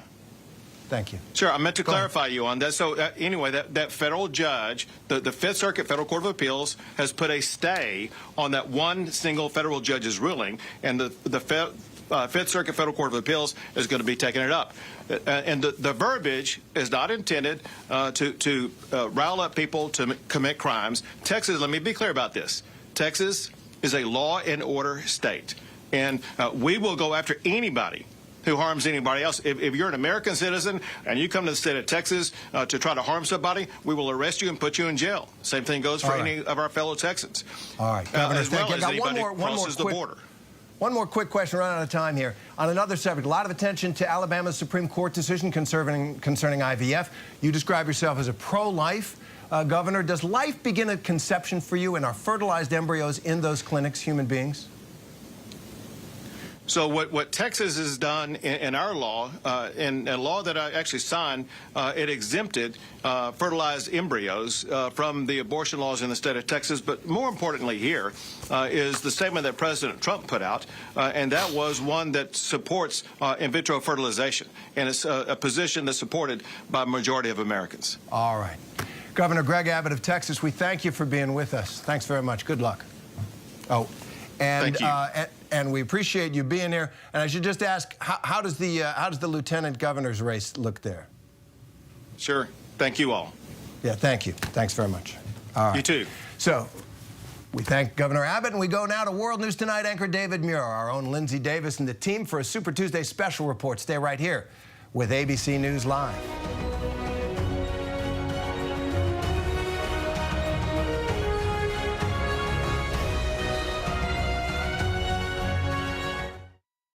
The Good Doctor will return new in 2 weeks. Tonight, it is Super Tuesday across America. The results coming in right now. ABC News live coverage of the race for president begins now. This is an ABC News special. Super Tuesday.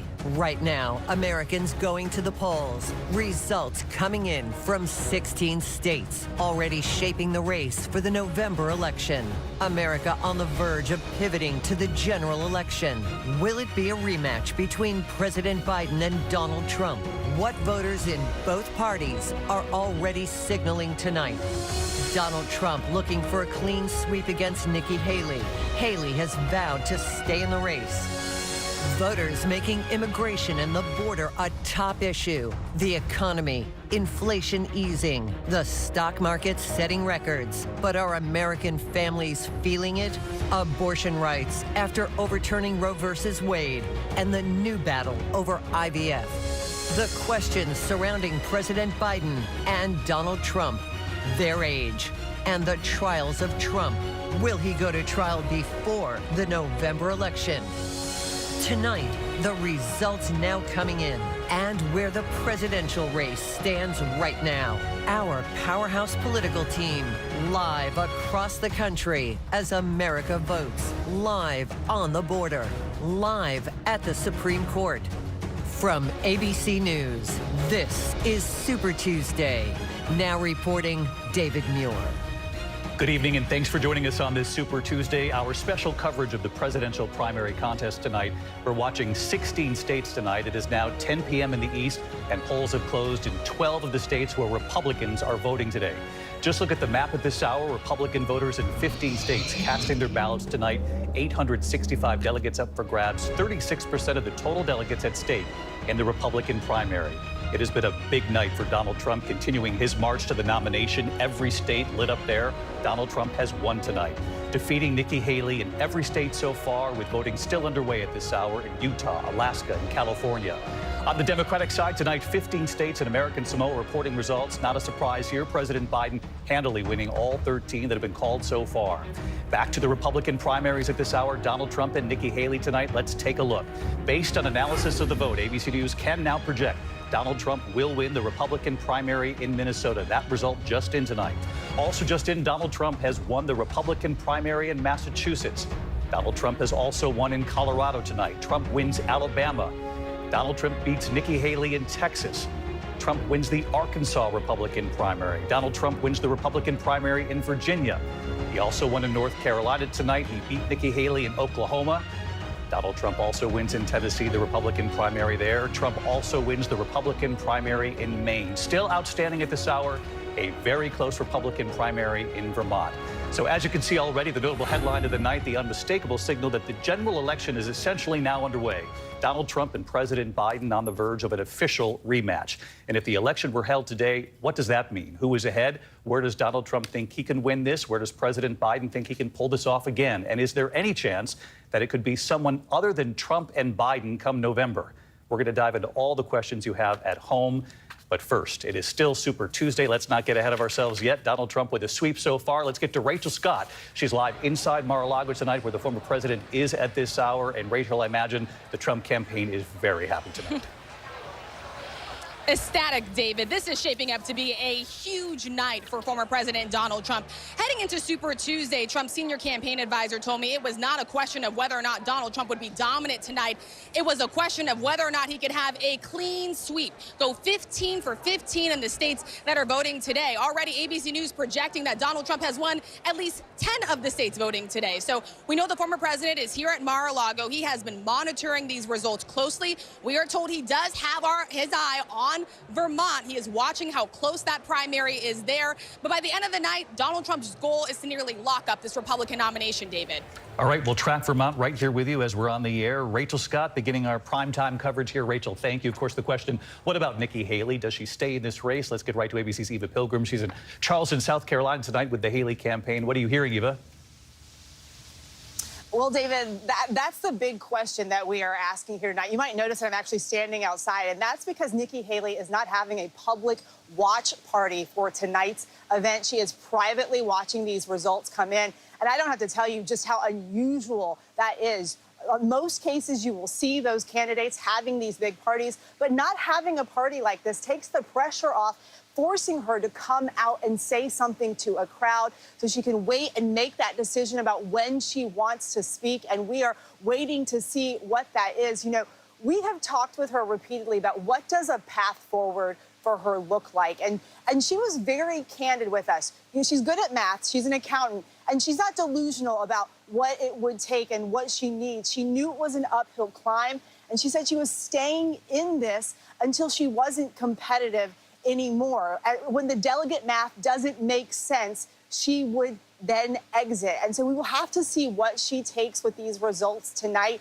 But you can't ignore the numbers of people, a meaningful number of Republicans that are voting for Nikki Haley. And that's why she has stayed in this race to this point. She has promised to stay in till Super Tuesday. There are no other events planned outside of this point. We don't know anything about her schedule beyond now, and we are waiting to see what her camp says, David. All right, Eva Pilgrim with Nikki Haley's campaign tonight. Eva, thank you. Let's get right to our political director, Rick Klein. He's over at the big board where he always is on these big political nights. Rick, Eva makes a great point. We'll get into Nikki Haley's supporters here in a moment, but it really does appear that Donald Trump is on a march to his third Republican nomination here. That's exactly right, David. And we saw a bunch of states where Nikki Haley hoped to be pretty competitive tonight. That just isn't the case at all. You remember how well she did in New Hampshire? She was looking at the states that neighbor New Hampshire, Maine, Massachusetts, and Vermont as possibilities. Maine looking like it is an absolute blowout, a 45, maybe 50-point win there. And even Massachusetts, with all of the Democrats and the independents in that state, a big, wide victory. Now, Vermont, as we talked about, is maybe the one bright spot for her at this hour. She's up by about 400, a little more than 1,400 votes. That's a decent night. If she's able to hold on to that, at least she walks away with one win. And maybe it's a small signal of the skepticism outside there in the Republican Party. But overall, I just ran the numbers on this, David, and it's striking. We see how Donald Trump is marching toward that magic number. He's got 398 new delegates tonight. Nikki Haley, only 10. So Donald Trump is well on his way to getting where he needs to go. It's probably not going to happen tonight or even next week, but within a week or two, even if Haley stays in the race. There's no question this has been a major night for Donald Trump. Eva Pilgrim, though, brings up this point of Nikki Haley supporters around the country. When you start to get 20% of the vote, 30%, obviously you don't win the delegates, you don't win the state. But those are significant numbers when it comes to the question that was asked in some of this exit polling about whether or not you would support Donald Trump come November. And certainly the Trump campaign, Rick, is aware of these numbers that she's posting. Yeah, no question. And look, I've seen this same kind of trend playing out right now tonight in Virginia. This is a state that Donald Trump, we know, is winning tonight, but he's not winning everywhere. And there's parts of the state right around the D.C. area in particular where Nikki Haley's actually winning by a pretty wide margin. Fairfax County, a 17-point lead. Right there in Arlington, just outside of D.C., we're talking about almost a 50-point lead.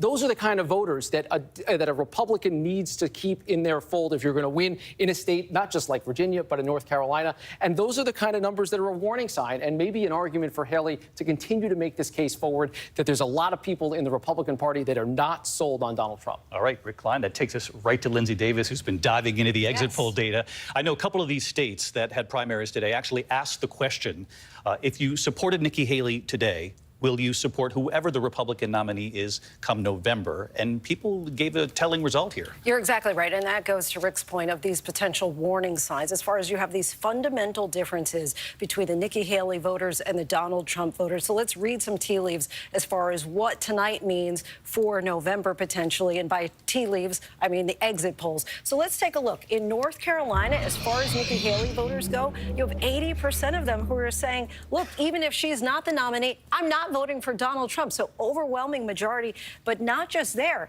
In California, you see a similar trend with 69% of those Nikki Haley voters saying that they wouldn't go for Trump. More of the same here in Virginia. Again, 69%. And where this becomes potentially problematic for Donald Trump is take a look in Virginia, and we see similar numbers here in North Carolina as well, that these Nikki Haley voters are saying that they approve by 51% of Joe Biden's job performance. So perhaps if they can't vote for Nikki Haley, will they potentially vote for Joe Biden? Yeah, that's the question. Are they up for grabs? It's certainly the Trump campaign and the Biden campaign both know this. They both want Nikki Haley's supporters.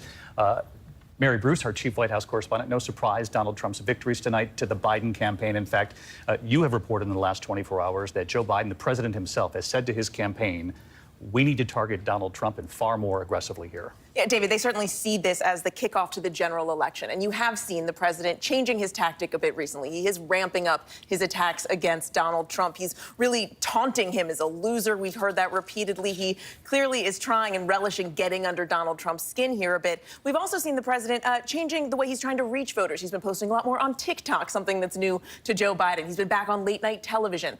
And the president is again outlining what is at the core of this campaign for them. His argument that democracy is really what is on the line in this election. They know they have to walk this fine line, the Biden campaign, of outlining what is the big stakes here while also trying to do a better job of selling and touting the president's accomplishments. And of course, you'll have a big chance to do that during his State of the Union address later this week. The State of the Union on Thursday this week, and in recent days, both of them being on the border, signals that the President Biden recognizes that a key issue for Donald Trump, the southern border, is perhaps issue number one heading into this election. Yeah, and the Biden campaign and the Biden administration are well aware that this is a real political liability for Joe Biden heading into November. It's why you saw them with that really rare dueling visits down to the border. And the president, in a bit of a shift of a tactic there, too, reaching out to Donald Trump, inviting him, saying, you know, let's try and work on this together at the same time that both Trump and Biden are blaming each other for this crisis. And, of course, the president, again, blaming Trump for tanking that bipartisan border deal. You got to wonder if he's going to do the same thing Thursday night, inviting Congress to take another look at this bipartisan legislation. I want to bring in our chief Washington correspondent, Jonathan Karl, because you hear Mary talk about the Biden campaign saying this is the jump start of the general election. But look at these numbers. We've already been seeing these general election matchups in the polls. New York Times polling, Fox News, Wall Street Journal, our 538 polling average. All of these polls putting Donald Trump up against Joe Biden have Trump ahead by 2 points to 4 points there. And we look back 4 years ago at this point, John Karl, Joe Biden was ahead by 3 or 4 points. This is a significant turnaround 4 years later. 4 years ago, Super Tuesday, the 538 polling average had Joe Biden with an average of 2-point lead over Donald Trump. Also, we have the central theme, really, of Nikki Haley's campaign is that Donald Trump is a loser. With Donald Trump, we lose. I'm the one that can beat Joe Biden. One of the reasons she's had a harder time making that point is because of these polls, because the polls show that Donald Trump, you know, can and in some cases does beat Joe Biden. But let's remember, polls this far out from a general election are notoriously unreliable. As we all remember in 2016, throughout that primary campaign, throughout the approach into the fall campaign, Hillary Clinton was going to be elected president of the United States. She was not. And I think that with the Biden, you see his flaws are present before the American people every single day. He is president of the United States. Their concerns manifested with the president of the United States. You're going to have a campaign where the Biden campaign is going to be very well funded and very well motivated to remind the country what Donald Trump is all about. And their tact tonight is by saying that we haven't even started yet, essentially, that here we go. Let's bring in Rick Klein, because, Rick, you actually went into these numbers a little further, into the battlegrounds, where obviously we know every 4 years the presidential race is decided. And where's the matchup? Well, it appears Donald Trump's even further ahead of Joe Biden in the battlegrounds. Yeah, it's not just that 2-point national edge that the 538 polling average has for President Trump right now. It's throughout the battlegrounds. These are the 7 states that are most likely to determine the general election. Joe Biden won 6 out of the 7. The only one on this list he didn't carry last time around was North Carolina. And you can see edges of between 3 and 10 points for Donald Trump right now in our 538 polling averages. That is significant. It doesn't necessarily mean that he wins. It doesn't necessarily mean that there isn't something that can change, but it is a big difference from what we saw from 4 years ago this time. This is where the 538 polling average stood on Super Tuesday 4 years ago exactly. You see, at that time, Joe Biden was leading pretty consistently in places like Michigan, Pennsylvania, even North Carolina, which he ended up losing and which is voting in the primaries tonight. So he's going to have to turn around some of the dynamics that we've seen play out in the states most likely to matter the most. Leading 4 of the 7 battlegrounds, Joe Biden was 4 years ago on Super Tuesday. That's really incredible. Martha Raddatz, you've been out traveling the country as moderator, co-anchor of This Week. One of the things that you've heard from voters is that it's not just democracy, as Mary Bruce points out, saving democracy, the campaign of Joe Biden, but that he's going to have to answer to voters moving forward for the 4 years that he's been president now. And have they underestimated that voters are actually asking him to answer to his own record right now, too? That's exactly right. I mean, an incumbent has an advantage in many ways, and this race is different because you really kind of do have 2 incumbents. But voters are not in many places getting the message. Voters I talk to say, look, some of them, I think he's been a great president. but I need more from him. And they always go back to age. Almost every voter I've talked to, even those who are strong supporters of Biden, worry about that and say that. And age and enthusiasm. I think many people aren't really even paying attention. They know who's going to be running against the other. They know what's going to happen in November and that they will be the likely nominees. So I don't think they want to pay attention yet. They are looking forward and hoping, the Biden supporters and the Biden campaign, that they can get those voters enthused. And that will be part of how he campaigns, what he tells them, what his message is. And they also, you know, we talk a lot about the economy. They'll say, even if they support Joe Biden, yeah, but groceries are more expensive. It's more expensive to go out to restaurants. Gas was more expensive. That really, really matters to them. So they're watching that. They're watching everything Joe Biden says, but they are definitely testing him about age. All right, Martha Raddatz here all night long with us as well. Martha, thank you. Let's get to former Chief of Staff to Donald Trump and former head of the RNC, ABC News contributor Reince Priebus, also with us tonight. Reince, do you see any scenario where it's not Donald Trump on the Republican side? No, I don't. And just keep in mind, everybody, it's important to remember that the way delegates are awarded in the party, in the Republican Party, is that most of these delegates are locked in on at least the first vote at the national convention. So it really is difficult. If you remember back in 2016, people were saying we're going to free the delegates, we're going to have an open convention, and I knew the whole time that's just, but the way the rules are written, it's impossible pretty much to do that. So I think this is where we're at. It's Joe Biden, Donald Trump, and I think the general election starts now. A lot of people at home are saying, I cannot believe this. We're doing this all over again. But in the meantime, what does Nikki Haley do? Does she endorse Donald Trump? How much longer does she stay in this? Well, I mean, as you noted earlier, I mean, I think it's pretty remarkable and noteworthy that she's not doing anything tonight. She's not giving a speech. Look, we've got every network, every cable show on the television talking about Super Tuesday. It's a really great time to get 15 minutes of free airtime. She's not taking it. That should tell you everything you need to know. I mean, I would suspect within 48 hours, my guess is that she's going to be dropping out of this race. All right, we'll find out if you're the answer. 48 hours, the clock is ticking. Reince Priebus with us here as well. Reince, thanks. Former head of the DNC, ABC News contributor Donna Brazile, also with us. Donna, you've been in contact with the Biden campaign, of course. They want to run against Donald Trump. They have said this, but you see the polling there. You saw the battlegrounds that Rick just showed us. You see the overall general election matchup. A lot of voters out there who support President Biden, Democrats out there in this country. When they see numbers like that, now that this looks like an unofficial rematch, it makes them really nervous. No, I don't think so. I think it really makes us eager to go out there and really fight for this country and the country's future. Joe Biden understands what's at stake. He understands how to bring jobs home to the American people. He knows how to deliver. And maybe what he will do this week at the State of the Union is tell the American people how he can do even more. So I tell my friends, don't fret, don't whine. Just get out there and vote. But Donna, does he have to make this about more than just saving democracy, more than Donald Trump? You heard Mary Bruce reporting that in the last 24 hours, President Biden has said to his own campaign team, we need to go aggressively after Donald Trump. But does the president need to be out there making his own case on the southern border, on the economy, recognizing that Americans are saying, as Martha points out, that they're not feeling it? Look, I think President Biden can do both. He can say that I can run this country and run this campaign because I may be old, but my ideas are young. I am focused on the future. Here's what I tell my grandchildren and what I want you to tell your grandchildren. We're going to be a stronger, more prosperous, safer country with a Democratic president who is running to make sure that we can all win. He's not running to stay out of jail. He's not running to demonize anybody.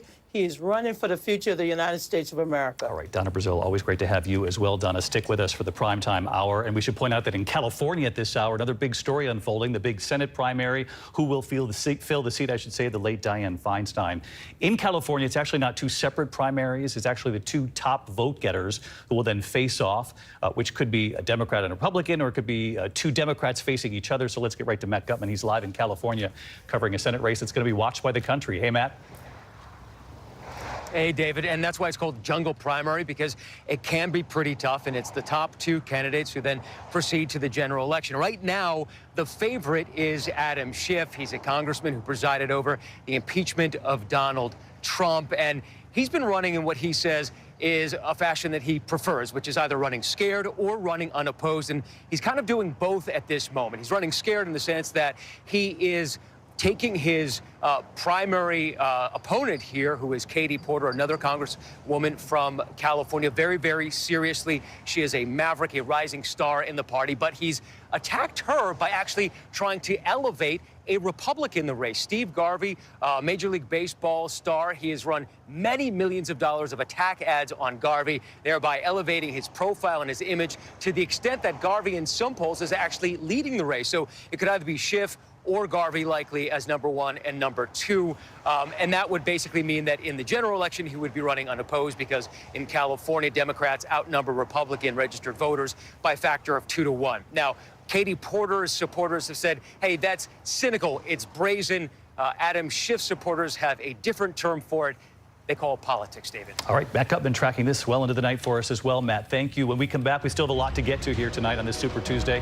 Results still coming in, of course, the top issues. And if this is a Trump-Biden rematch again, what do both candidates need to address, from immigration, the southern border, to the economy, abortion rights after the overturning of Roe, and now the future of IVF in this country? And of course, the question many people are asking in their own living rooms, is there any chance that these tickets could change? Could someone jump in at the last minute? Even Michelle Obama, the former First Lady, weighing in late today on whether she would run for president. So like I said, we've got a lot to get to. Don't go away.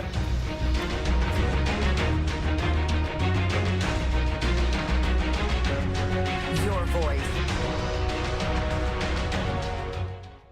With moderate to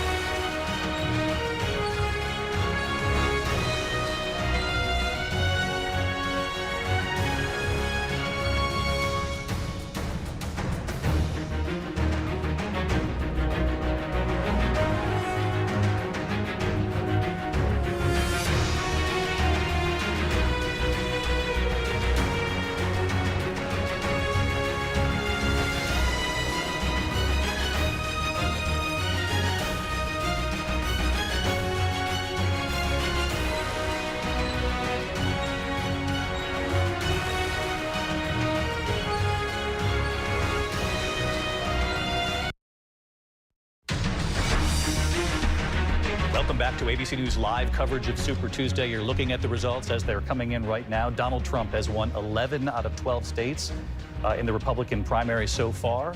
As you can see, Vermont also very close at this hour, the closest race. Perhaps Nikki Haley's one chance tonight to pull off a victory, but so far Donald Trump, it's been a sweep of this night for Donald Trump, a major night. In fact, the former president speaking moments ago at Mar-a-Lago. Let's take a listen. Super Tuesday for a reason. This is a big one.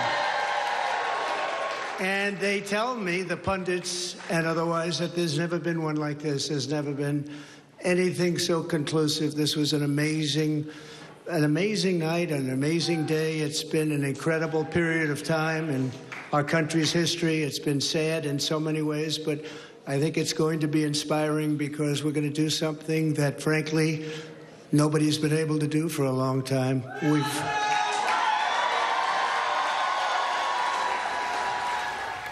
Former President Donald Trump, Mar-a-Lago, just moments ago. Let's get reaction from Rachel Scott, who is covering the Trump campaign. She's at Mar-a-Lago right now. Rachel, a very happy campaign tonight. Yeah, the former president still on the stage right now taking this victory lap, David. And one person he did not mention at all so far in these remarks is Nikki Haley, the former president, clearly trying to pivot here to this general election, likely rematch with President Biden. He called him out by name. He's taking him on not only on immigration and the economy, two issues that, according to our latest polling, ABC News Ipsos polling, that shows more Americans trust former President Donald Trump on those issues than they do President Biden. Now, the former president here also calling for unity, calling for the Republican Party to rally behind him. Again, he did not mention Nikki Haley by name, but he did make a call to his supporters to rally behind him, even as he's still undergoing all of these legal troubles, David. We know that's central to his campaign message. Supporters cheering on the former president there in the room behind you. Rachel Scott down at Mar-a-Lago. Rachel, thanks. We have word just in from President Biden himself. And David, we've been talking about how eager the Biden campaign is to crystallize the stark differences between Biden and Trump. In this statement tonight, the president says that tonight's results leave the American people with a clear choice, saying they can choose to either keep moving forward or let Donald Trump drag us backwards. The president goes on to outline some of his accomplishments, saying all of that progress is at risk. He says that Trump is driven by grievance and grift, focused on his own revenge and retribution, not the American people, saying he will say or do anything to put himself in power. All right, game on. Off to Here the we go. races. Yep, thanks, Mary. You know, we heard from voters today, immigration among their top issues, and for some of them, it is the top issue heading into November. Both President Biden and Donald Trump, both at the southern border in recent days. Maria Villarreal live tonight at the border for us. Maria, this could be a defining issue come this November. David, that is an understatement. And look no further than what we are seeing right now in Virginia. Perfect example, a state that is nowhere near the border, and yet immigration is at the top of the priority list. You know, we saw the same thing happen in Iowa and New Hampshire as well back in January. Here's the thing that concerns people most is we have not seen immigration reform since the Reagan administration. And the concern from voters right now we're hearing from is that it doesn't feel like to them that politicians even want to fix the problem. In fact, in the field, we call this, you know, immigration issue a political piñata. Basically, both sides of the aisle are hitting this issue as hard as they possibly can. The result is votes come out right. If you're on the Republican side, you use words like, you know, migrant crime or invasion, and that really gets people angry and frustrated, and they go to the polls. And then on the other side of it, you know, on the Democratic side of it, you hear words like dignity and humanity, tugs at your heartstrings, again, making you go to the polls. But in the middle, we have voters, people that live right here in these border communities that are very concerned that what happens after November? What happens after someone gets elected? Will immigration still be at the top of the list? Real question, Maria Villarreal at the southern border tonight. Maria, thank you. And as we've seen in the polling, immigration, the southern border has become a major issue for Democrats and Republicans in this country who recognize that Congress and whoever the president is has to work together to get something done. The other key issue that we've seen just in recent days, abortion rights front and center again, the future of IVF after what we saw in recent days in Alabama, of course, the state's highest court there determining that frozen embryos are people. Clinics and hospitals there halting for now. Let's get right to Elizabeth Schulze, who's been covering this story for us. Elizabeth? And David, the Biden campaign is directly tying that IVF ruling here in Alabama to the end of Roe v. Wade. Vice President Harris blames Donald Trump for picking 3 U.S. Supreme Court justices who would overturn Roe and lay the groundwork for states like Alabama to impose new restrictions on reproductive rights. Alabama is one of 16 states that has banned nearly all abortions since the end of Roe. And voters here tell us that they didn't expect that IVF would become a target so quickly when Roe ended. They say that it highlights the importance of down-ballot races, of judicial picks, as well as the presidential race. Republican lawmakers here, as well as on the national level, David, including Trump, are really trying to walk a fine line here. They want to show that they support IVF, which has broad public support, while also at the same time pushing for more restrictions on abortion. David. Elizabeth, thanks so much for your reporting there. And Mary, you have sourcing inside the campaign, and they very much say this will be on the ballot this November, and it will literally be on the ballot in some states. Yeah, absolutely, David. And we have seen, abortion right advocates encouraged by a string of wins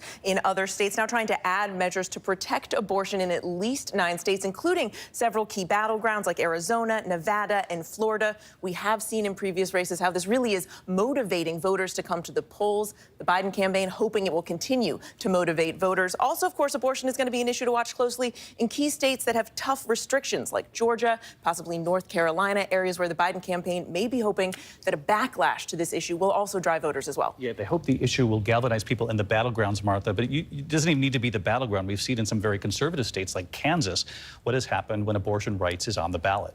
And they rejected any abortion restrictions. Several states did. Kentucky, Kansas, Ohio, they rejected that. So this is a big issue.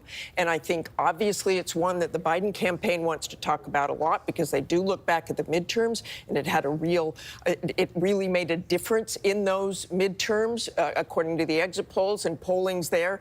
But voters I talked to as well, and women, it is such a complicated and personal issue. There was a Trump voter who I spoke to in Pennsylvania recently, and she said, look, I'm a Catholic. She actually sounded very much like Joe Biden. She said, I'm a Catholic, but I think women have a right to choose. So that is complicated, and especially when they talk about limits. And Linsey, what is the exit data showing us from voters so far in this primary season on this issue? Yeah, well, particularly in Virginia, let's take a look. You have 54% saying that they would oppose banning most or all abortions. What is interesting, though, when we're looking at California, North Carolina, and Virginia, quite often this is their 4th place issue as far as what drove them to the polls. In many cases, we're seeing 9 or 8% who said that this was top of mind for them. Of course, this is really the flip-flop of something that you're seeing as far as Democrats. This is a high priority. Republicans are saying this is 4th or 5th place. Very interesting. And we've seen the vice president also on the campaign trails. Clearly, she's been assigned this by the Biden campaign to be out front and center on this issue. A lot more to get to when we come back here. The other major question tonight, will Donald Trump face any of these federal criminal cases before Election Day? And how does that change the equation? What did voters say today if he does? And could we see one of these trials actually right in the weeks before the election? That was Jack Smith's argument in just the last couple of days. We've got our team standing by live at the Supreme Court right after the break.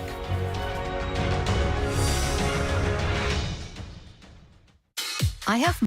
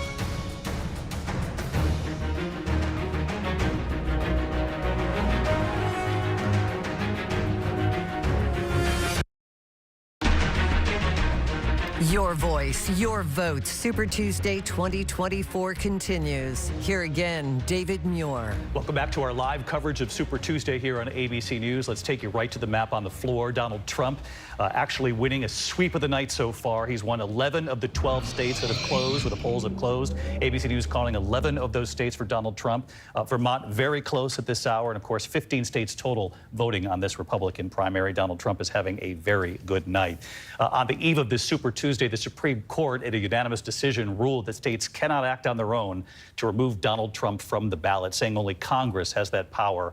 And we know this came after Colorado's highest court decided to take Donald Trump off the ballot because of what happened on January 6th. The Supreme Court said again that this is not up to the states. Now the Supreme Court, even though the justices said we should turn down the temperature across this country, it's going to be very hard when they hear arguments about Donald Trump's claim for presidential immunity in the coming weeks in the prosecution of the federal election interference case. I want to bring in Devin Dwyer, who covers the court. He is live at the court tonight. And Devin, we were talking, you'd have to go back to Bush v. Gore to see the last time the Supreme Court played such a pivotal role in a presidential election year. That's right, David. More than 20 years ago, this is the most direct intervention in a political presidential election by this court. And its decisions, as you already said, they are already having an impact on the contours of the campaign. That unanimous decision just yesterday striking down a major legal attack on Trump's campaign that was brought by both conservatives and liberals. But now a much bigger showdown is shaping up next month here when the Supreme Court will decide whether Trump can get total immunity and shut down that federal election interference trial against him from going forward. The former president says he is immune. The justices will decide whether that holds. If he is immune, David, that would shut down that prosecution in its tracks. If he does not have immunity, a trial could commence as soon as late summer or early fall, pushing right up against the election, a verdict in that trial, and the extraordinary scene, as you said at the top, of a candidate sitting in a criminal trial, David. Devin Dwyer, live at the court. Devin, appreciate it. I want to bring in our chief legal analyst, Dan Abrams. So, Dan, what's the court going to do? I know you always get this question, but I'll pass it off to you. You know, Amy Coney Barrett saying we need to take down the temperature. Going to be very hard as the Supreme Court takes up this issue. Kate Shaw also with us tonight. But, Dan, to you first on what you suspect the court could do here. Well, look, the question on immunity, it's very unlikely that the court is going to rule that Donald Trump or any president has complete immunity. The question is going to be the clock. When do they decide this? Do they decide at the very end of the term? Let's even assume that they do. Okay, then how long does it take the trial that's been on hold in Washington, D.C. to then move forward? Now, the Department of Justice has taken the position, at least the special counsel has, that this 60-day rule, which is really a guideline within the Department of Justice that says that the Department of Justice shouldn't be getting involved in political issues, investigations, indictments in the 60 days before an election. Their position is, well, that's not what we're doing here. When the court would set a trial date isn't the issue of the 60 days. That would be an issue of an indictment or an investigation or a subpoena, those sorts of issues. So from their perspective, they think that the case could even begin within the 60-day period right before the election. I still find that all to be very hard to believe that that will happen. And not to put you on the spot, you suspect the court will say he does not have complete immunity, and then this is going to be up to Judge Chuck King to decide if and when this case begins? Correct. I think that anyone who's watching the court would be stunned if they accepted the argument that he has a complete and total immunity. Now, remember, there are two questions, right? Number one is, does he have this, does the former president have complete immunity? And number two, was he acting in his role as president when this happened? And so the fact that there are two questions could lead to some question marks, but again, the way that the court could really punt this if they wanted to would be to send it back to the trial court to resolve certain questions. And again, then you think about the clock, right? Typically in these kinds of cases, we don't think about the clock first. In this kind of case, you have to be thinking about the clock at all times. How long is that going to take? How much of a delay will that be? Does that still leave time to have the case go before the election? And look, in theory, the issue shouldn't be when is the election? But as a practical matter, you know that the special counsel, Jack Smith, is thinking about that. Dan Abrams, thanks to you. Kate Shaw, you and I have been talking. You have to look back to history to see perhaps how quickly, in terms of the court itself, they could act here. If they're going to take up arguments on this in April, in just a week's time, how soon after that could we actually get a decision from the Supreme Court and where this would go from there?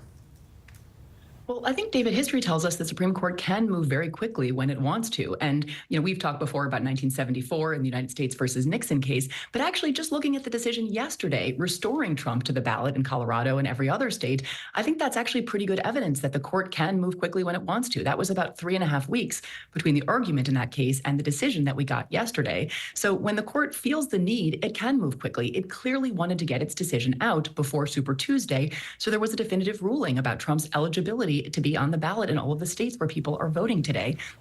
And, if the court feels a similar sense of urgency, just to give an answer to this immunity question one way or another, to allow a trial to potentially proceed, then it can certainly decide this immunity question, which I think is in many respects simpler than the disqualification question in yesterday's opinion, in a matter of weeks too. So it could decide the case in May. And then I think you are probably outside of this 60-day clock that Dan was just talking about.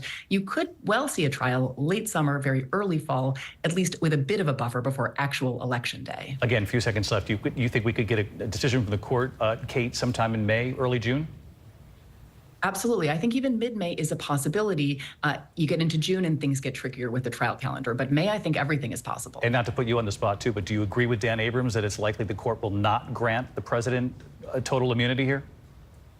Dan and I disagree a lot, but we totally agree here. I think that the arguments that Trump is advancing here, I think are difficult to square with our constitutional tradition, which just says really no person is above the law. That's essentially what Trump is asking the court to grant him, essentially, a complete immunity from ordinary criminal process. And I don't see a majority of the court, I'm not sure about even more than 1 or 2 justices adopting that argument. A moment of unanimity with our legal team here, too, as well. Kate Shaw, Dan Abrams, our thanks to you. Real quick before we go to the break, because this, again, not to get ahead of ourselves, but if this were to go to trial, if there was a conviction, some voters have indicated that would change the way they vote. Of course, Nikki Haley has said all along, I'm staying in this for those 40% of the voters who don't want Donald Trump, and they have some strong feelings about if he were to get convicted. Look at Virginia coming in hot. 87% of Nikki Haley voters say that Trump is not fit to be president if he's convicted. Just ticking through here. North Carolina, more of the same. 79% say he's not fit. Take a look at California with a similar number. 71% say he's not fit if convicted. And if we just look at the aggregate of 6 states that we know so far, if you throw in Iowa, New Hampshire, South Carolina, 79% say if convicted. Again, these are Nikki Haley voters. They don't think Donald Trump is fit. Which is why a huge strategy of Donald Trump, the campaign, is to push this timeline as best they can to get it out the clock. Pushed out beyond the election. Lindsey, our thanks to you. We got a lot more ahead here. When we come back here, a lot of attention, Martha mentioned it earlier, on age in this race, really for both candidates. And the question that's being asked across this country, is there any time at this point for anyone else to step into the race, even perhaps the last minute around convention time? People have talked about the former First Lady, Michelle Obama. Well, she weighed in on this whole idea today, whether or not she could run for president. We'll have that in a moment.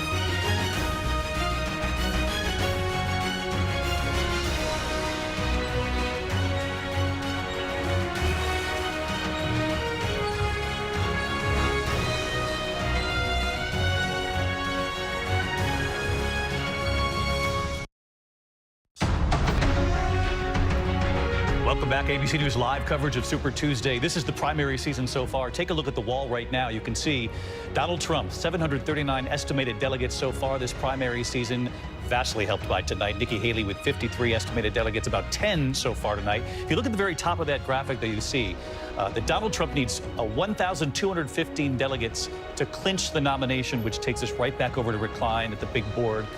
When does he clinch it, given the pace of the math so far? Yeah, look, there's still a lot of delegates in play tonight, and Donald Trump is positioned well to get most of them. Even if he loses Vermont, which seems likely right now, he's going to win California almost certainly. He'll probably be at around 1,000 to 1,100 plus delegates by the end of the night, which puts him in prime position to clinch this nomination maybe as soon as next week. If you look at what's coming up, fast forward to March 12th, these are the delegates in play in Mississippi, in Washington State, and Georgia, the state that broke him in the general election and, of course, led to criminal charges ultimately, could be one of the states that puts him over the top as soon as next week, if not next week, almost certainly the week after, even if Haley stays in the race. So not tonight, but very likely next week or the week after. That's exactly right. He's on the precipice. What a remarkable turnaround, John Carl, for a former president who left office having lost to Joe Biden. The events of January 6th, there was a lot of attention, not only in this country, but around the world.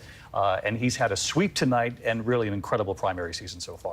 As one of Trump's top advisors said to me a while back, this will be the greatest comeback since the Roman leader Cincinnatus. It's a long time ago. I mean, this is unbelievable when you think that he left the White House in January of 2021 in disgrace.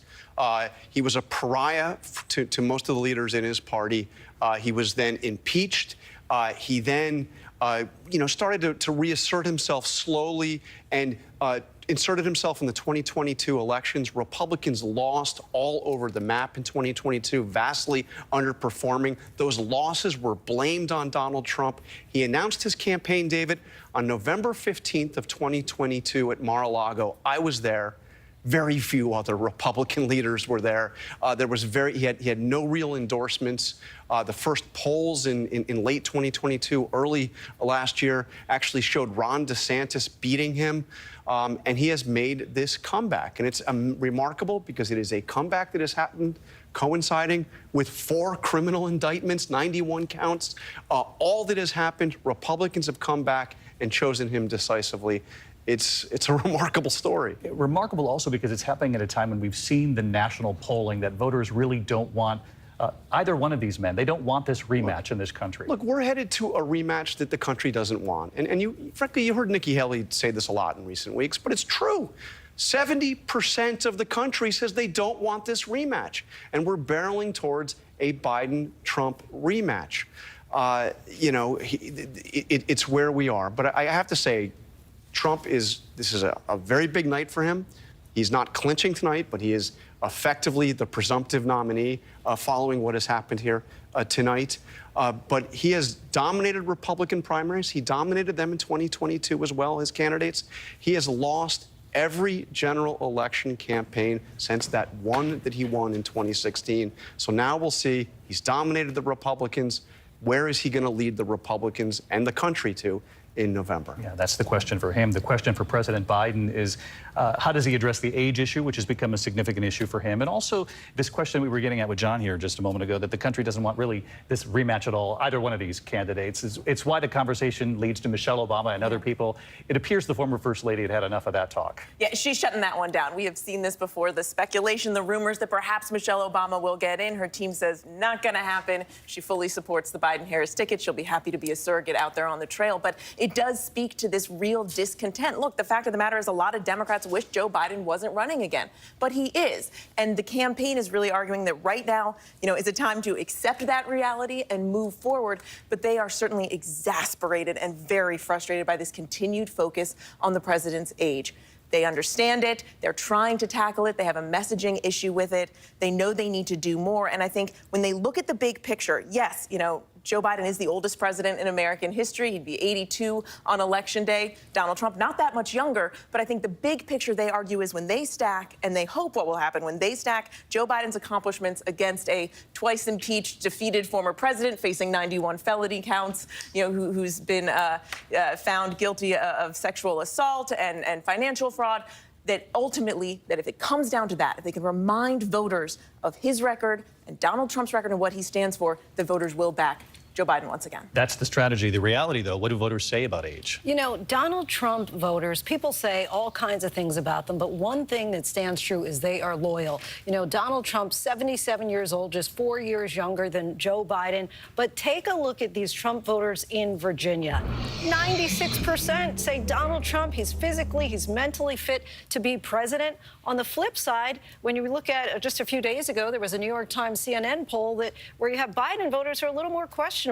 61% believe that Biden may be too old to be effective as a president. So really a total opposite there. And Martha Redis, you hear this from President Biden supporters across the country who went out in these primaries to support him, even though he's the incumbent, didn't need it, but went out to show their support, recognizing that age is an issue. It clearly is an issue. And Joe Biden, look, he just had a physical, right? The White House released that. He does have a stiff gait. You talk to people in the White House all the time. I talk to people in the White House who say, in meetings, he's coherent, he's fine. But you get these moments with Joe Biden, and they dominate news cycles. They do. They especially dominate them in conservative media, and people look at that.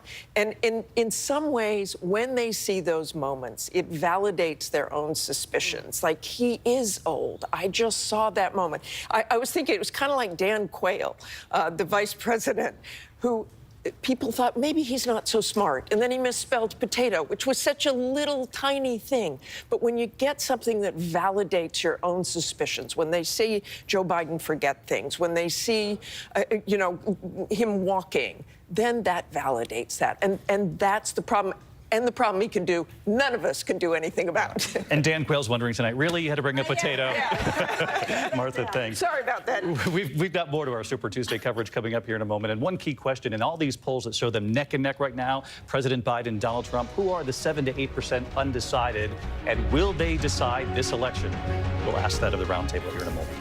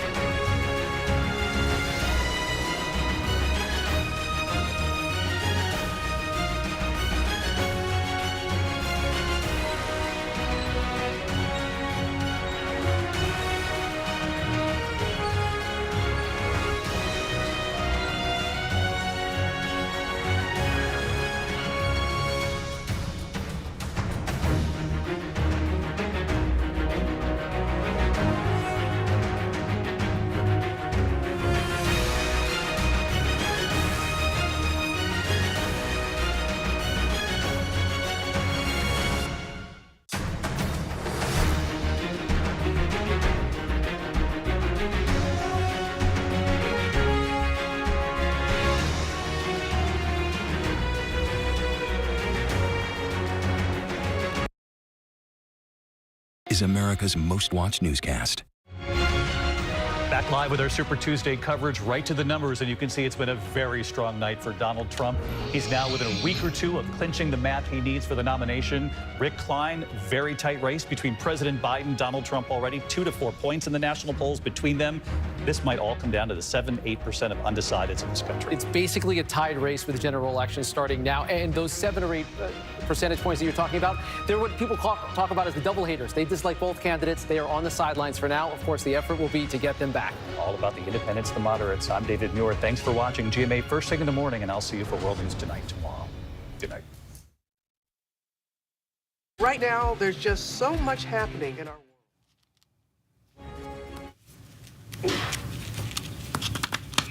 All right, you're watching ABC News Live, Your Voice, Your Vote, Super Tuesday edition. I'm Terry Moran taking over from David. Thanks very much for streaming with us.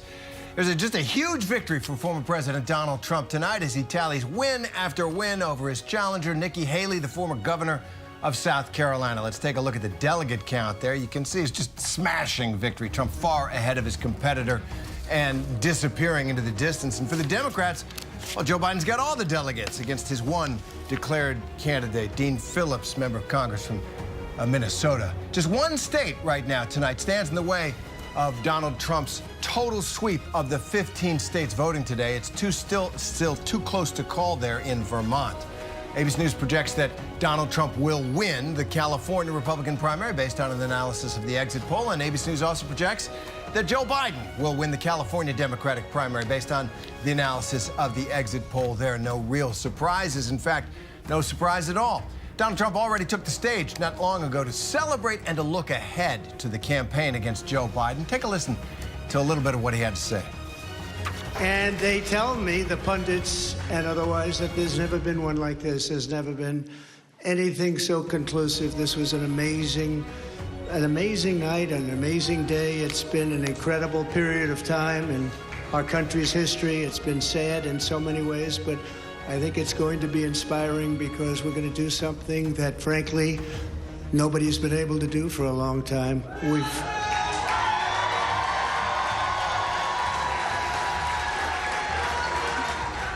We've watched our country take a great beating over the last 3 years, and nobody thought a thing like this would be possible.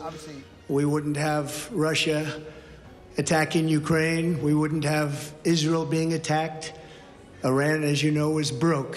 When I was running things, they were broke. They didn't have money for Hamas. They didn't have money for Hezbollah. We had no inflation. Inflation is destroying the middle class. It's destroying everything. Inflation, if you look back over the history, hundreds of years back, inflation is called a country buster. And that's what it's doing to our country. What's happened with inflation has been unbelievable. A lot of people say, a lot of experts have said the stock market's the only thing that's doing well, and that's doing well because our poll numbers are so much higher than Joe Biden's. It's sad to see what's happening to our cities. Our cities are being overrun with migrant crime, and that's Biden migrant crime. But it's a new category of crime, and it's violent, where they'll stand in the middle of a street and have fistfights with police officers, and if they did that in their countries from where they came, they'd be killed instantly. They wouldn't do that. So the world is laughing at us, the world is taking advantage of us, and we want to have unity, and we're going to have unity, and it's going to happen very quickly. And I've been saying lately, success will bring unity to our country, and it happened before. We had the best economy our country's ever had, and people were calling me that I would have said will never happen. It'll never happen. They wanted to get together, African American, Asian American, Hispanic American, women, men, people with diplomas from the best schools in the world, and people that didn't graduate from high school. Every single group was doing better than ever before. So this has been a day that we've been waiting for. I want to thank my family for being here. It's a great family. I have a great family.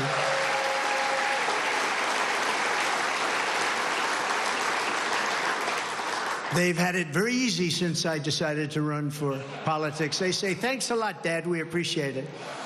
I read an article yesterday where it said this is one of the finest run campaigns that anybody has ever seen. That's pretty good, right? That's pretty good. It's really a statement. And we have no choice because November 5th, it's right around the corner, November 5th is going to go down as the single most important day in the history of our country.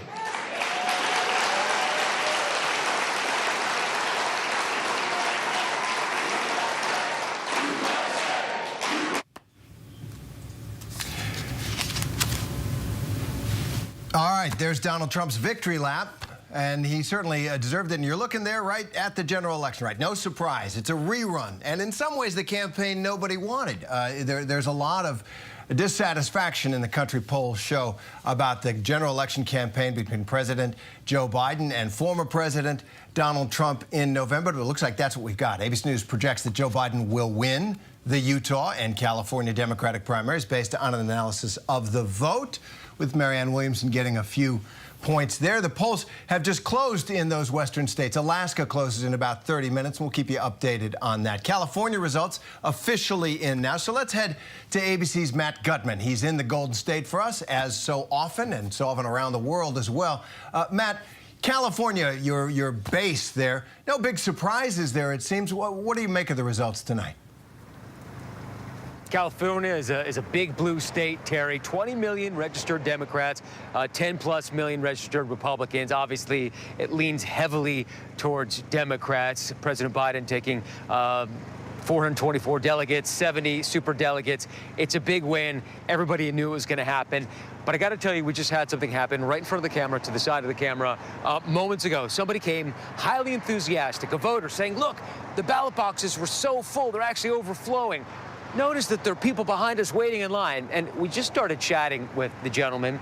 And I asked him, as I typically do, any major political issues that you're interested in, something that's on your mind? He said, you know what? Yeah. Gaza, Israel, Gaza. He said, my son came home and he said, we have to do a protest vote. So there are 4 top candidates for the Senate seat here, the one that Dianne Feinstein had for 30 years, Terry.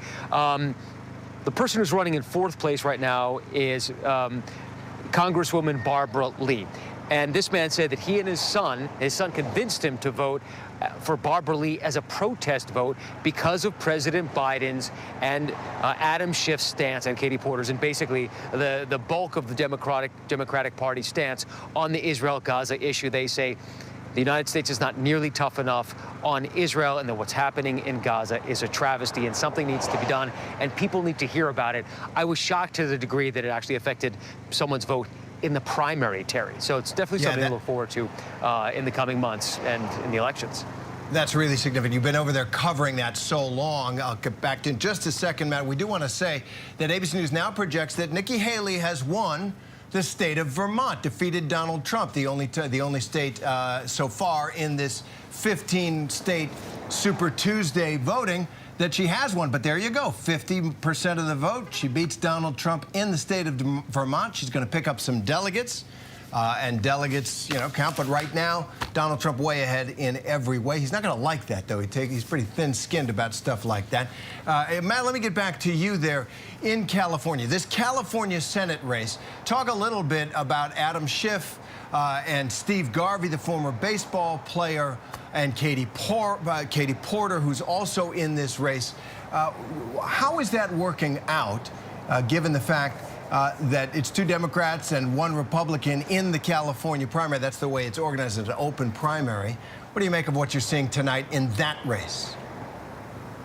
So this was the seat that was held by Dianne Feinstein, Terry, for 30 years, right? This is like, if you win the seat, it's like getting tenure if you're a college professor. It's a big deal. You're probably going to be in this seat for quite a long time. It's hard to lose as a Democratic senatorial incumbent in California right now.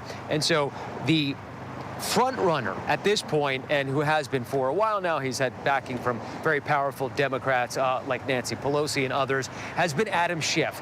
Behind him is Katie Porter, who is this rising star in the Democratic Party. She flipped the 47th congressional seat in Orange County in 2018. We were on hand for that. That was a big deal, and she's held on to it.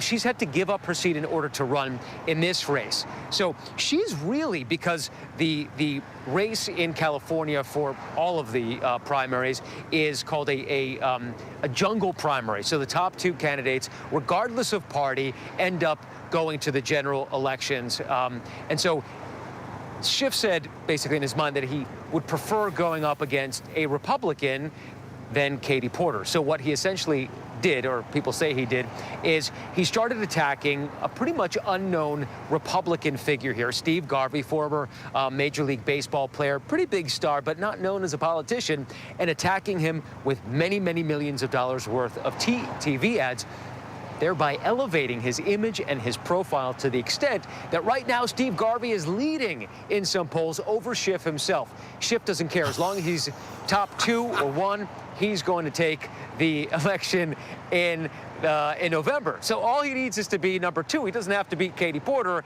He just needs a Republican to go up against.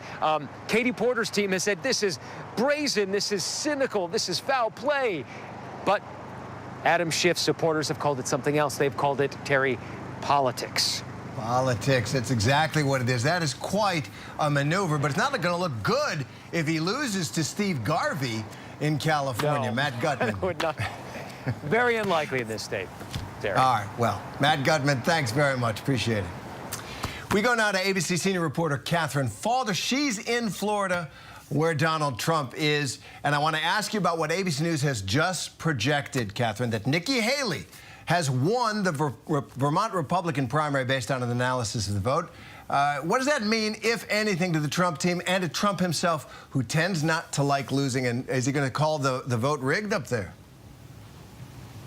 Well, you kind of called it there, Terry, when you were talking about this just moments ago, that even though it's essentially been a clean sweep for Donald Trump, he certainly isn't going to like losing that state. Who knows ultimately what he will say, but talking to sources close to Trump and those who were at least watching the vote come in with Trump, this is something that they had their eye on since the very beginning of the night. Vermont, this is something his campaign aides were watching closely, that Trump was watching closely. I'm told he was watching the results come in the residence at Mar-a-Lago before making his way down, at least behind the scenes, to mingle with donors and campaign staff and elected officials. So we'll have to see what he says about that. But what's clear from his remarks, Terry, that he gave moments ago here at Mar-a-Lago is that he didn't mention Haley once by name. He has been not mentioning her lately, trying to take the attention off of her towards the general election. So that's at least what his campaign aides are telling him, to focus on the general election. Who knows ultimately what Haley's next steps are and what she ultimately says, if this changes her calculus with this win. But certainly Vermont is a state that the Trump campaign and Trump himself were watching closely.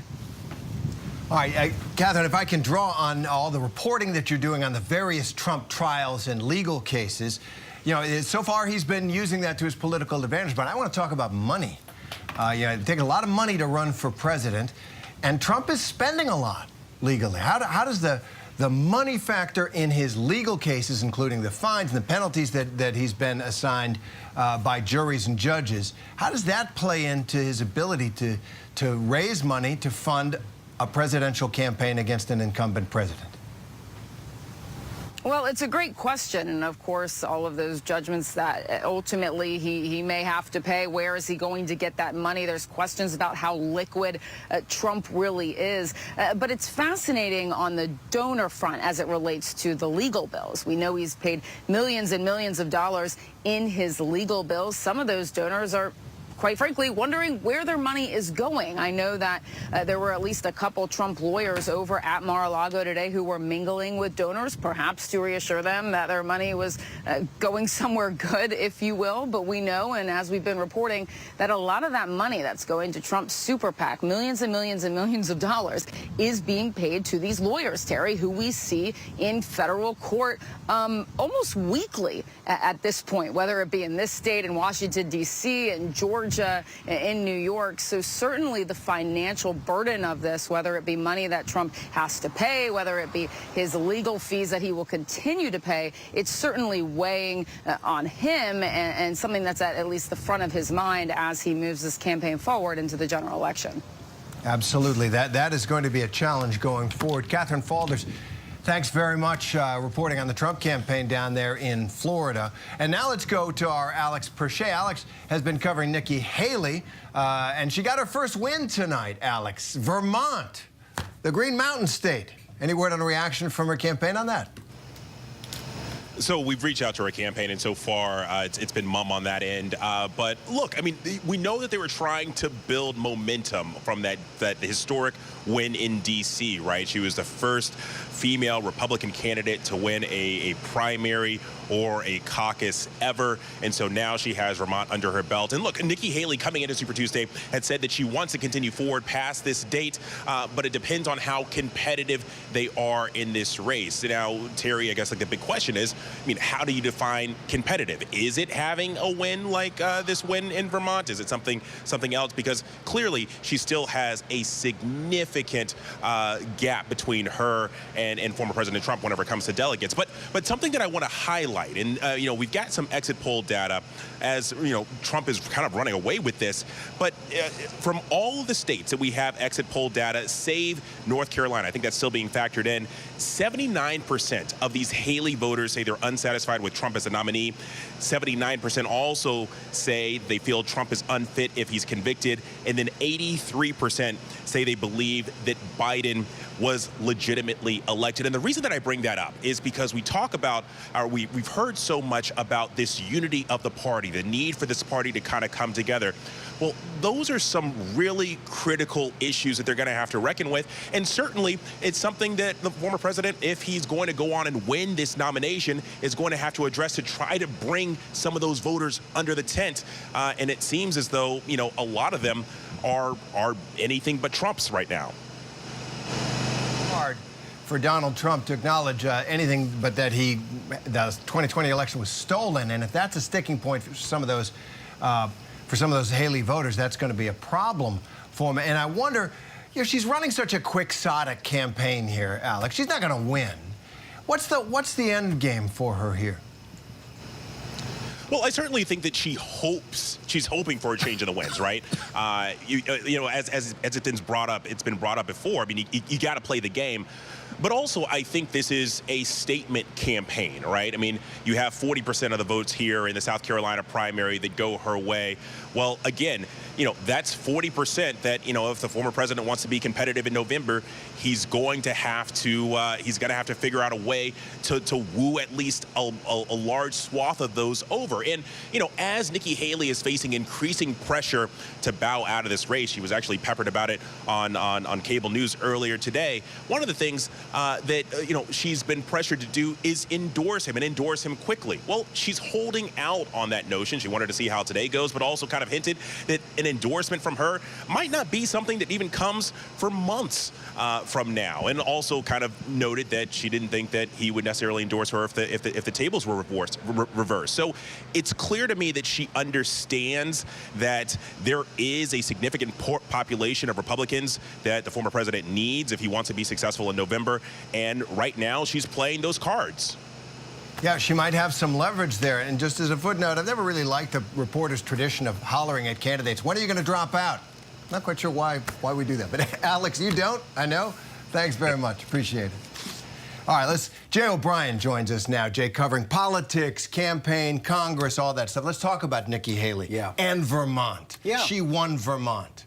It's a pickup. It's a winning of a state. There is significance in that. Firstly, if Nikki Haley wins 5 states, she has D.C., Vermont, she can have her name submitted at the GOP convention, and you can have kind of a more brokered convention. Obviously, Donald Trump is beating her handily in the delegate count, but you get more TV time with your name in the convention that can be officially offered as a candidate, things of that nature. So there is a dollars and cents element to this. Also, it does show momentum, right? It is a pickup. Wait, that momentum. It does show momentum. It is a pickup. It is a win in a night when she was expected to get trounced every step of the way.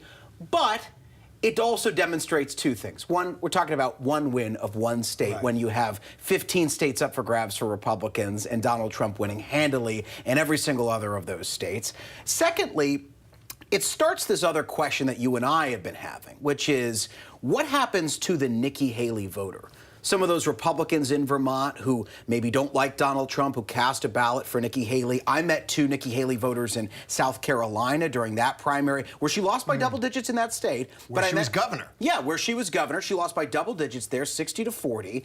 But I met 2 women who said they voted for Trump 2016. They voted for Trump in 2020. They will never vote for him again, they said. Now, that's in the middle of a primary. But the question becomes for Donald Trump, what kind of outreach is he doing to those voters, a lot of whom are suburban women, to try to get them back in the fold if and when he becomes the eventual nominee? That's a question he hasn't really answered yet. Yeah, well, one thing, saying that winning 1 of 15 states and it's Vermont is momentum is like saying a boxer that gets up off the canvas at the 8 count has momentum rather than just lying down, take the knockout. But what Trump is doing is saying moderates get out.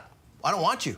He said that to Nikki Haley voters. Remember, he said if you're a Nikki Haley voter, you're banned from the MAGA movement. Nikki Haley started to fundraise off that, right? She was selling shirts that said banned. I saw a few of them at a few of her events when I was there in South Carolina.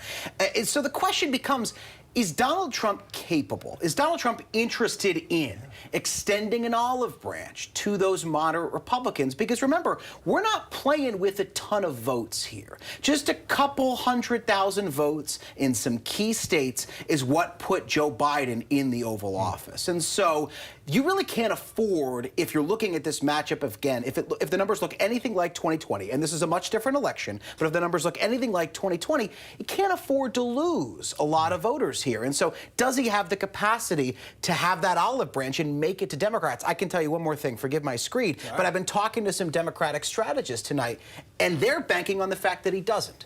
I've talked to several Democratic strategists, some of whom are in swing states, some of whom are in safe Democratic states, but all of whom are targeting those suburban women voters. They're doing focus groups with them. They're polling them. And they believe that Trump, in their polling and in their focus group data, has not done enough to reach out to them as of right now.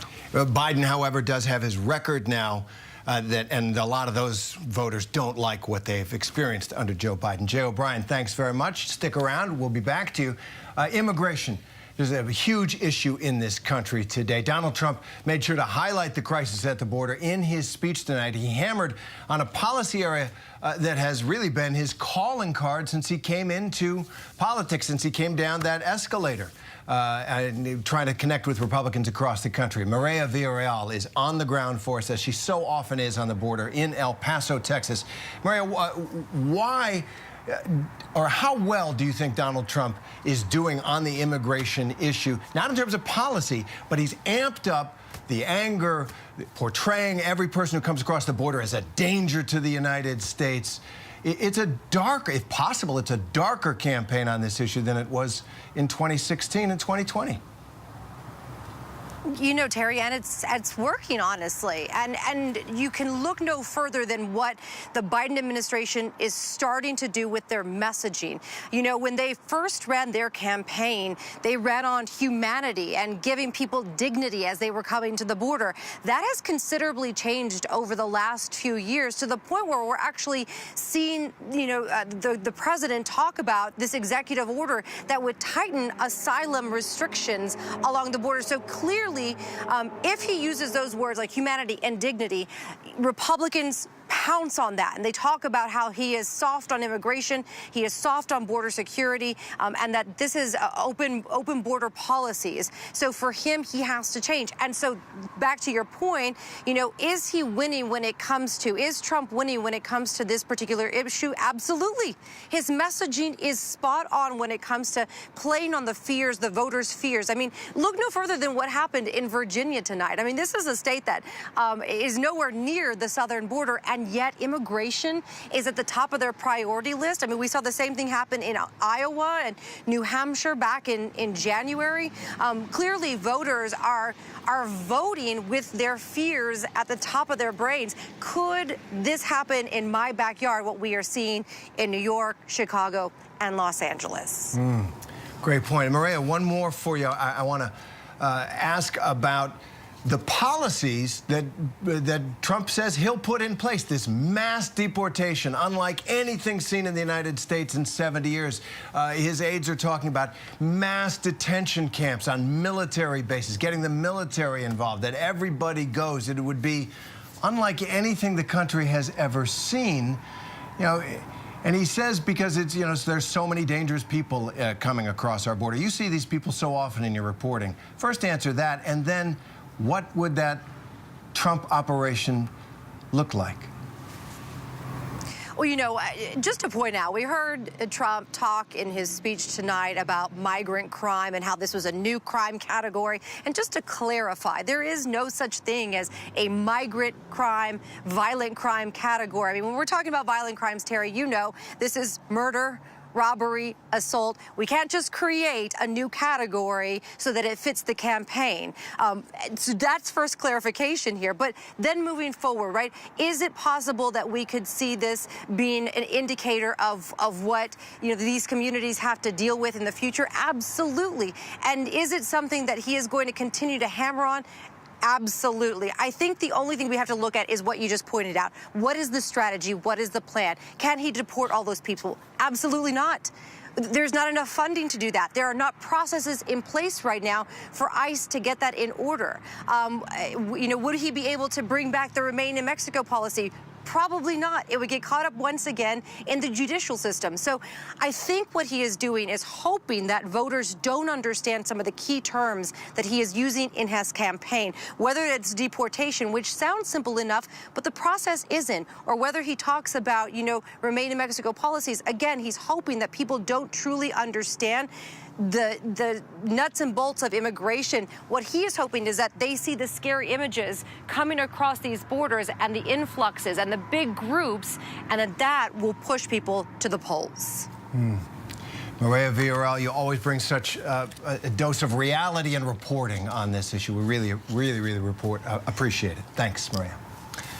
So let's move now to our reporter in Colorado, Mola Lenghi is in Colorado, where polls just closed. And Mola, you're there in part because of what the U.S. Supreme Court did yesterday, reverse the Colorado Supreme Court's decision to keep Donald Trump off the state's Republican ballot, citing his alleged participation in an insurrection on January 6th and disqualification under the 14th Amendment. So did that Supreme Court, what the Supreme Court did, allow him to appear on the ballot, or any of this Supreme Court? Was it the talk in Colorado? Did it sway voters at all, do you think?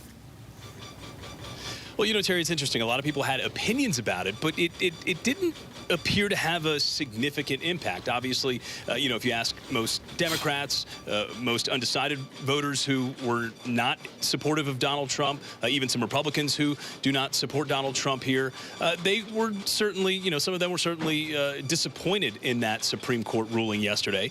And those who do support Donald Trump obviously view it as a victory. And what it really did was provide some clarity for a lot of those Trump supporters that Donald Trump would in fact be on the ballot, that their votes would in fact count, their votes for him, that their voices would be heard. You know, after that initial Colorado Supreme Court ruling, there was some confusion here on the ground as to whether any of that would be true, whether Trump would ultimately end up on the ballot. So it did provide some clarity for folks who did show up at polling locations today. But it's worth noting, Terry, that 98% of Colorado primary voters vote by mail. 98% vote by mail. So you have to imagine that a lot of these decisions as to who they were voting for were made prior to yesterday's Supreme Court ruling. These are ballots, the mail-in ballots that would have had to have been filled out and mailed in prior to yesterday's Supreme Court ruling. But ultimately, as you know, Donald Trump was expected to win the Republican presidential nomination here in Colorado coming into tonight. Joe Biden was expected to win the Democratic presidential nomination coming into tonight. Both were expected to do so comfortably, and based on our ABC News projections, both did. So it doesn't appear that there was any significant impact by yesterday's Supreme Court ruling, Terry. And Mola, thank you for that, Mola. I do want to ask about you just said something extraordinary. 98% were mail-in ballots. and they would have arrived. Voters would have been voting for a candidate who may not have been lawfully on the ballot had the Supreme Court gone the other way. There wasn't a great chance of that. But I wonder, given the size of that mail-in vote, do you get the sense there that people are distrusting of mail-in votes, as they have been in other states, partly because of the way Donald Trump attacked the 2020 election? Or is this business as usual in Colorado? At least this cycle appears to, at the moment, be business as usual based on what we're hearing. Again, 98%, a significant number, but, you know, it's also worth noting that turnout statewide was about 30%. Now, again, this is a primary election, primary vote, where turnout nationwide typically is lower, and that was the case here. But it doesn't seem that all trust is lost in that process, Terry. All right, Mo Lalengi, thank you very much in Colorado for us. Appreciate it. There's still much more to get to here on ABC News Live. Coming up, we're going to bring you more on this big night in politics and how the IVF debate influenced Alabama voters tonight. That's coming up next.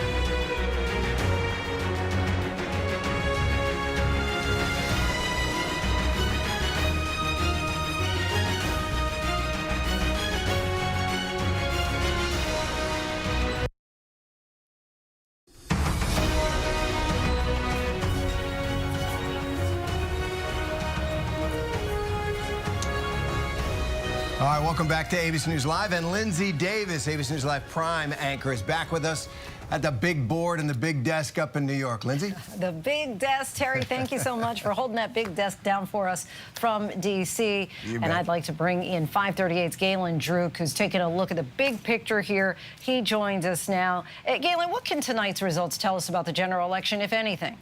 Yeah, that's a really important question, Lindsay. Because the primaries are not competitive at this point, I think a lot of folks want to look at the results from tonight as some indication of how things will turn out in November. And I just want to caution folks up front that in a primary election like what we're seeing tonight, just to give you an example, in Michigan, which happened last week, where all of the votes have already been tallied, there was a 22% turnout of registered voters in the state in Michigan. Last time they voted in a presidential election in 2020, more than 70% of registered voters turned out to vote. So we're talking about wildly different electorates between the kinds of people who are turning out tonight and the kinds of people who are going to turn out in November of 2024. And what differentiates the folks who turned out tonight from that much bigger electorate are these folks are a lot more politically engaged, they're a lot more ideological or partisan, and even the issues that they care about are slightly different from that broader electorate. So going into November, we can expect an electorate that cares more about pocketbook issues and a little bit less about the hyper-partisan debates that are happening in Washington. I will say, nonetheless, this is an election where people actually cast ballots, and so we do get to ask questions and look at the tea leaves and look at the exit polls, as you've been doing all night, Lindsay. And one thing does really stick out to me, which is that Nikki Haley is in some ways acting, her voters are in some ways acting as a protest vote to Donald Trump at this point. I think a lot of folks know that Donald Trump is on his way to winning the Republican nomination, but she's still getting somewhere between, mid-20s, 40, and in Vermont, even 50% of the vote.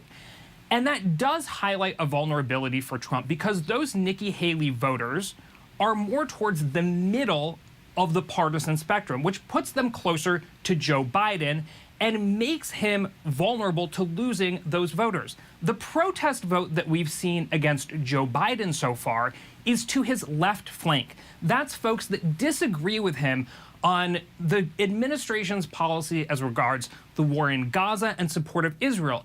Because those folks are not towards the middle or more to the right from Biden, they don't have an option of anywhere to go on the left. They don't have a more left option come the general election. But Nikki Haley supporters, they do. And that can create a difficult dynamic for the former president. And what do you make of Haley's win in Vermont as far as what are the exit polls there telling you? Yeah, it's a good question, Lindsay. And really what it tells me is this era of the diploma divide, which is to say that whether or not you have a 4-year college degree in America goes a long way towards determining how you view politics and how you end up voting. That is still very much alive. It really sort of hit American politics in full force in 2016, where we saw a big split amongst college-educated voters and non-college-educated voters, with those with a diploma, voting for Hillary Clinton back in 2016, and those without voting for Donald Trump. And at this point, we don't just see it between the two parties, we see it within the Republican Party. So Republicans who have a college degree are turning out and voting for Nikki Haley in much higher numbers. And going into tonight, we thought there were some states where Nikki Haley could overperform based on those voters that she does well with. And they are states like Massachusetts, Vermont, Virginia, Colorado. She didn't perform all that well in Colorado, Virginia, and Massachusetts, but it looks like she's pulling out a win in Vermont. And that's in large part because of this education divide that we have in America. And that's a big switch from where we've historically been. Historically, Democrats won the working class. They used to win the majority of non-college educated voters, whereas Republicans were winning a majority of college-educated voters. And this has consequences for our politics that extend beyond just a primary election or the election this fall, because these voters have different policy priorities. And so what the two parties pursue once they're in power might end up being different. So this is a really important trend in American politics to follow. And the question is, does this trend continue? Are we further separated by educational attainment and the worldview that presents us? Or do we start to bridge that divide? And Joe Biden has said that he's reaching out to the working class, especially in the post-industrial Midwest and places like that. But we have not seen much movement in the polls of non-college educated voters going back towards Biden. So that's going to be a question that I'm going to be tracking over the coming 8 months as we get ready for this general election. Yeah, so interesting, the divide there. And historically, as you say, Donald Trump hasn't really been able to pick up those suburban voters and those college towns. Galen Druk, our thanks to you. And this just in the race for California Senate race for the partial term, ABC News projects Schiff and Garvey will advance to the general election in November. And we turn once again to ABC News contributor and editor of the National Review, Ramesh Ponnuru, as well as ABC News contributor and former senator from North Dakota, Heidi Heitkamp. Thank you both so much for staying up late with us. And first to you, Ramesh, what do you make of this pivot now to the general election? What do you think that general election cycle might look like? Well, I think it is going to be a dispiriting clash between two elderly politicians who are unpopular, and it is not going to be a blowout, I think, for either man. It's going to be it certainly looks as though it is going to be a very tight and a very negative race, and a very dispiriting one.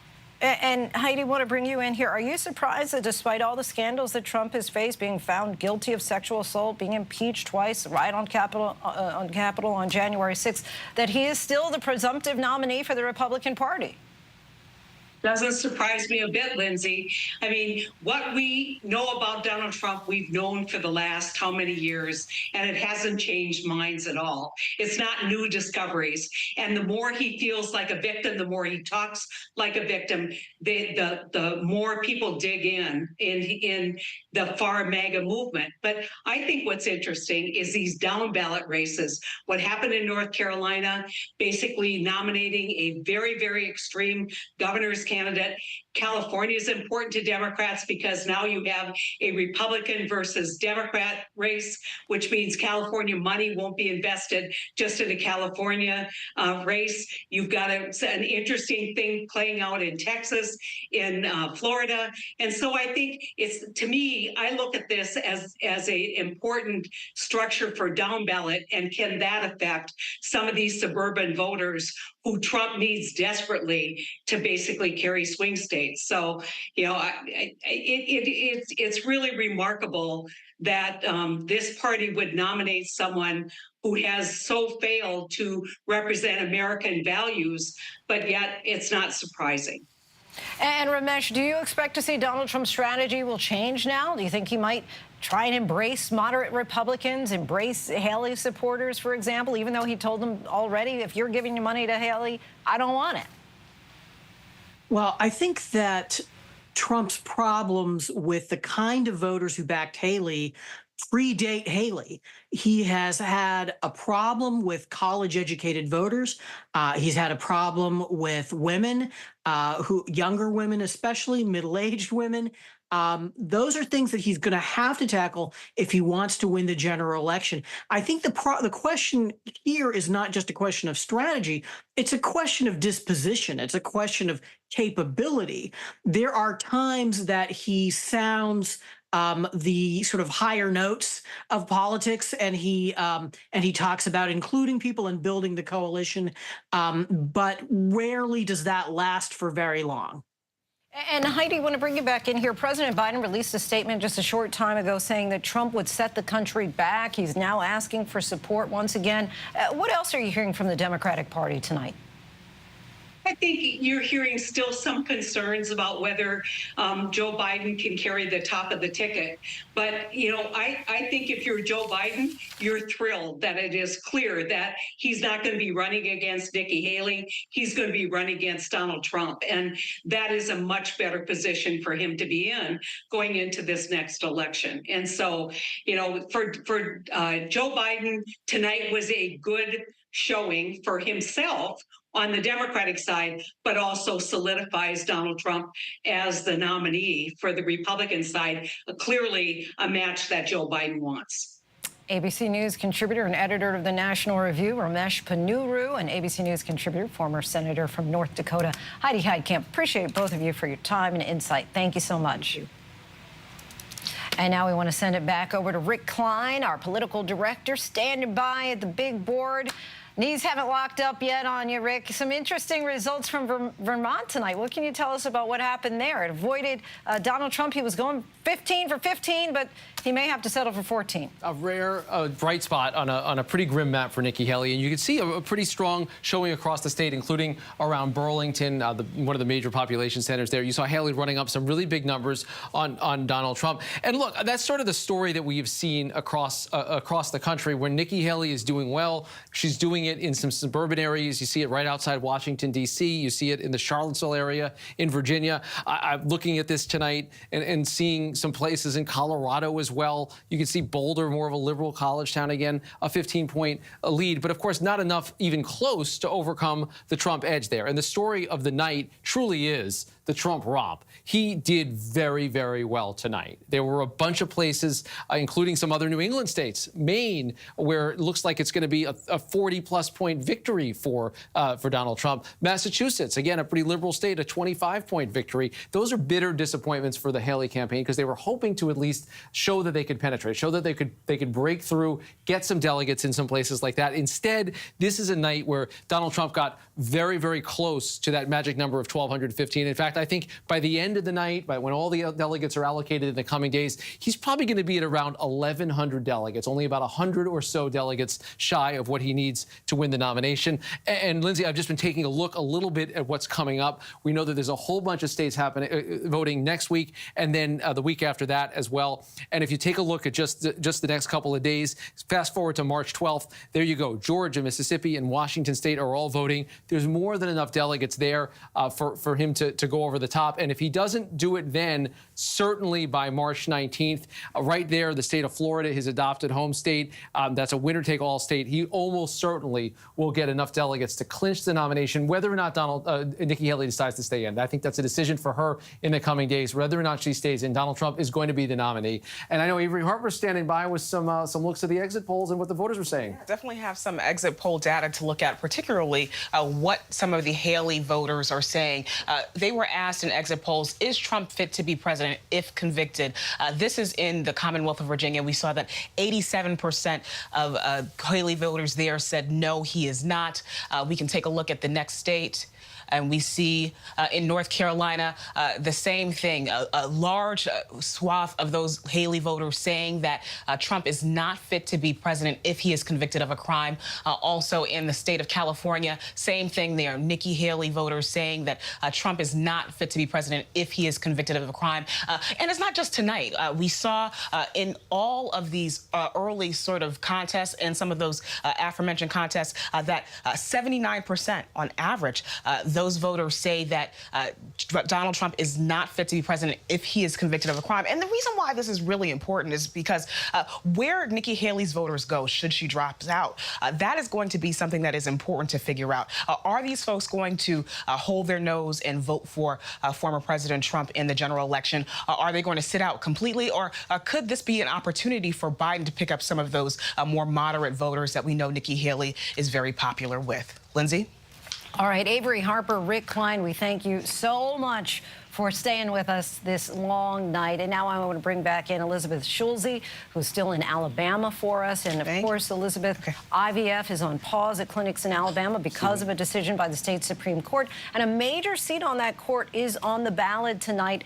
Did the ruling increase the attention on that election? No question, Lindsay. And we've heard from voters who say that this controversial ruling from the state Supreme Court really highlighted how courts are now making decisions for a lot of families when it comes to their reproductive care. We've seen a growing number of states put restrictions on abortion since the U.S. Supreme Court overturned Roe v. Wade. Some of the voters we've talked to say that IVF could be the next thing that's targeted, and as we saw that already play out here in Alabama. Now, one of the seats, as you mentioned, the Chief Justice on Alabama Supreme Court, his seat is up for election this year. We expect that that would be replaced by a Republican who already serves on the court. Someone who's already on the Court of Justice is expected to take that seat, or at least be the nominee for that seat when the election comes in November. And really, the reality here is that states are looking at this issue of abortion and the question of how far should they go in putting on some of these these restrictions. We have seen some of these other laws that would try to qualify people as embryos, as Alabama Supreme Court said. There's been some pushback on that, and other states have said maybe we will just, we won't go that far right now. We'll stick with abortion restrictions, but IVF might not be the next frontier, at least in this election cycle, Lindsay. And how are the Biden and Trump campaigns reacting to what's happened there in Alabama and the reality that abortion will be a driving issue for voters come November?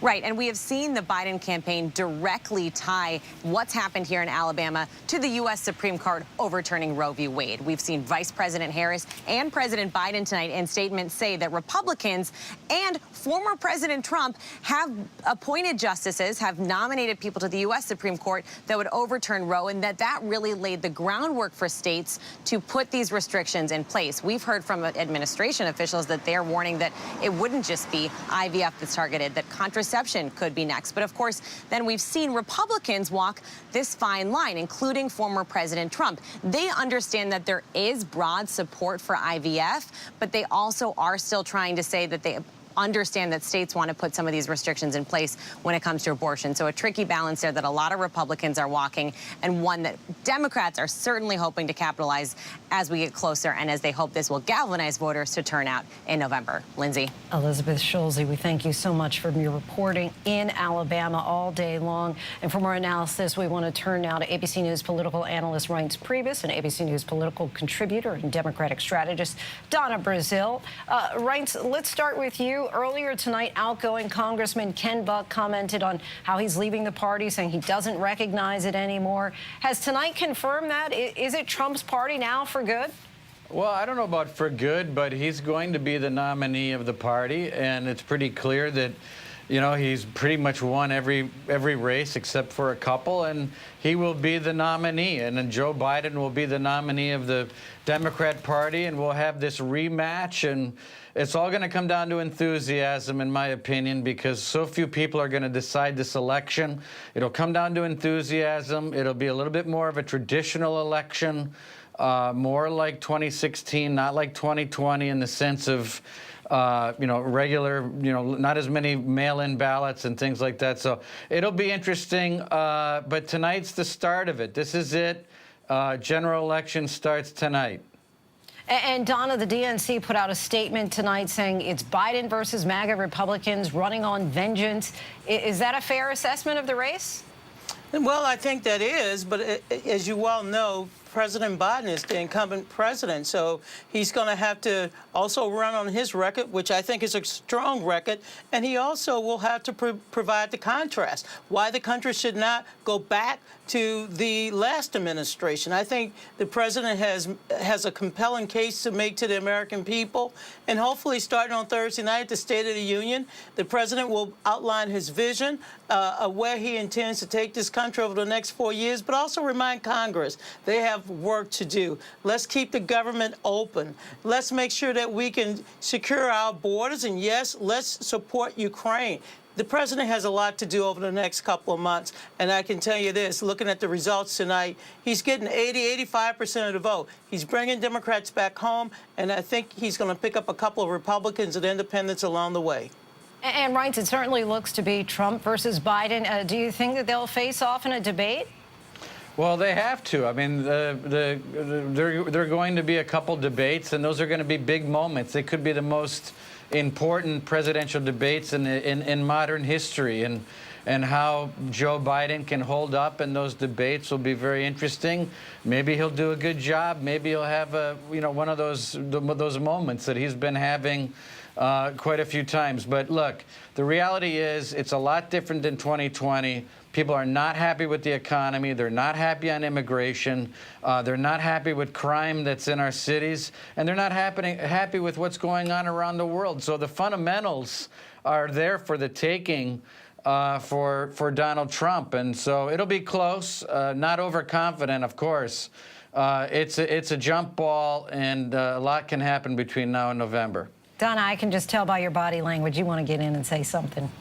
Well, you know, I've already expressed my dismay that we're going to make this not about ideas, not about solutions, not about solving the problems, not about trying to, spend the next couple of years prepared to celebrate America's 250th anniversary. Instead, we're going to talk about somebody's age. But here's what I'll tell you. Joe Biden can still drive a car. He's not banned from doing business in his home state.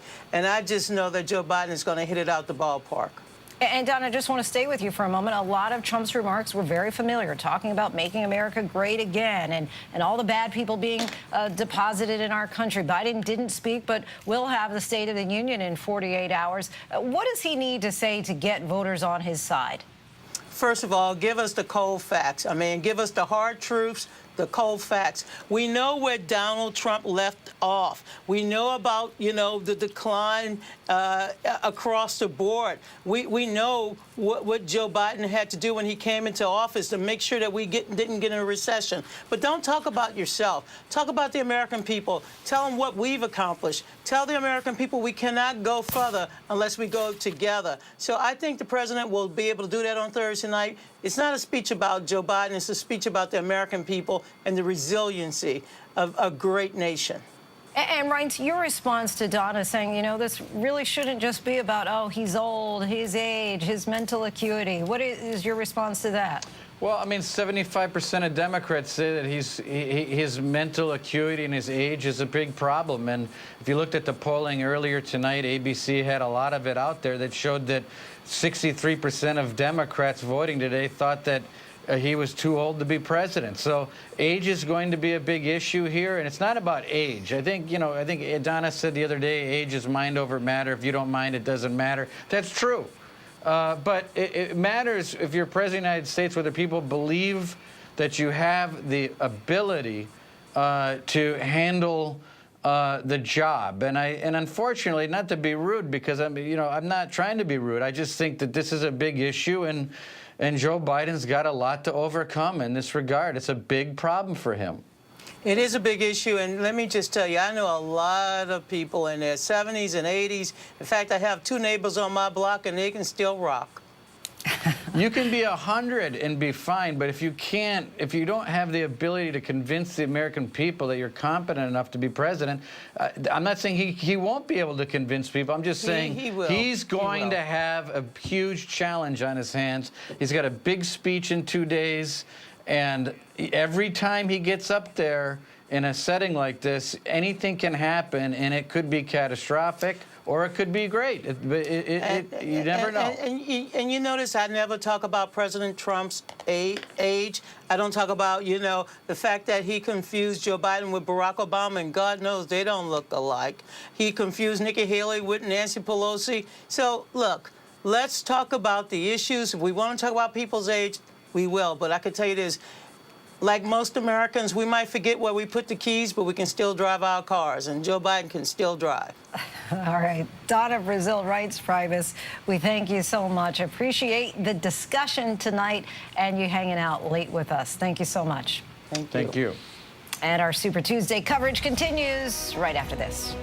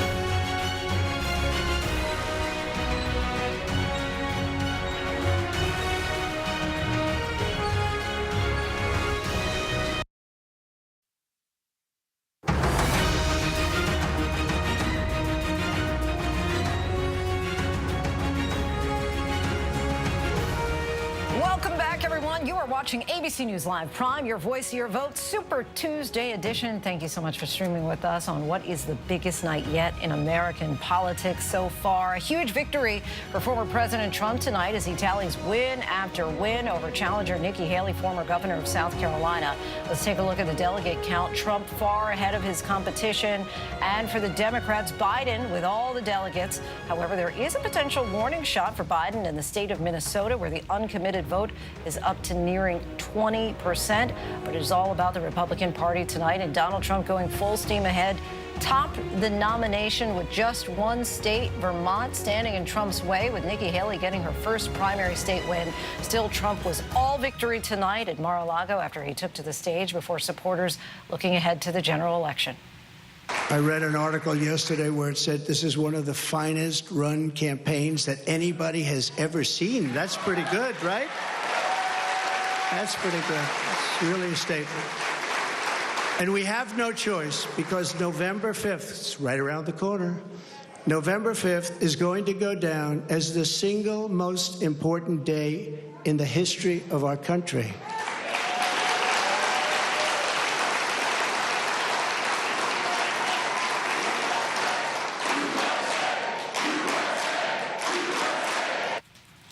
And that is something both sides can agree on. November 5th, perhaps the single most important day in the history of our country. And let's check in with Catherine Faulders in Florida for us. And Catherine, are you noticing any kind of shift as we now basically prepare ourselves for a Biden-Trump rematch in this general election coming up? Well, look, in terms of the former president's tone here, I think that a lot of what we heard from him tonight is what we've heard from him before. I think what was noticeable, at least from his speech tonight, is that he didn't mention Nikki Haley by name specifically. He's continuing to march towards the general election. His eye is extremely focused on the general election. That's all his campaign aides are talking about. So in terms of the tone, it's really much of the same. He then kind of turned towards all the things that he believed were wrong with the country under President Joe Biden's leadership. Again, so a campaign stump speech, if you will, from former President Trump. Of course, his aides are very happy tonight with all of the victories. This is something that they predicted. Trump was watching this in the residence at Mar-a-Lago, then coming down to mingle with his crowd, with donors, campaign staff, some of his lawyers behind the scenes before taking the stage there. So we know that he will continue to campaign over the weekend. I'm sure we will hear a lot about today, at least from the former president, over the weekend. Catherine Faulders, our thanks to you. Now I want to bring in Mary Bruce, our chief White House correspondent, joins us now. Mary, you and I are going to be back together again, reunited in D.C. on Thursday. What does Joe Biden need to do at his State of the Union address? Well, look, this, first of all, is a big deal. It is the biggest audience that the president's likely to get all year, and it comes as the campaign, the administration view this as a bit of a reset moment, right? They view this as the kickoff to the general election now. Obviously, this is not a campaign speech. It is very much the opposite. It is a very formal speech, but it gives the president an opportunity to lay out his agenda going forward, to remind voters of everything that he has accomplished, and to give them a sense of what a second term of a Biden presidency would look like. But more than policy really is going to be the president's delivery.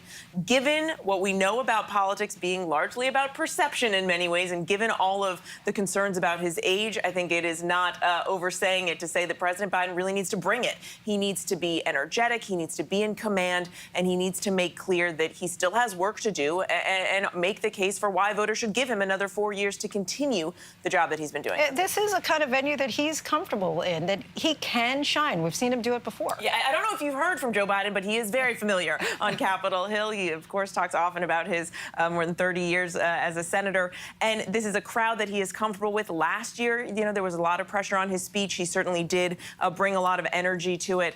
I think it'll be interesting to see him hit on some of the policy areas where he knows they still have work to do. Immigration, of course, an issue that we know is top of mind for voters that has become a real political liability for this president. How will he discuss the economy, an issue where he feels he's making great strides, but we know that voters still aren't feeling that impact necessarily in their wallets, in their bank accounts. So his tone will be something we'll be watching closely. And certainly right after that speech, heads to the campaign trail. Absolutely. He's got to go out and sell it. And we know that he's going to be ramping up his travel a bit. He's going to be once again back in Pennsylvania, his dearly beloved Pennsylvania. I suspect he'll also be hitting some of those other critical blue wall states a lot as well. Michigan, Pennsylvania, Wisconsin.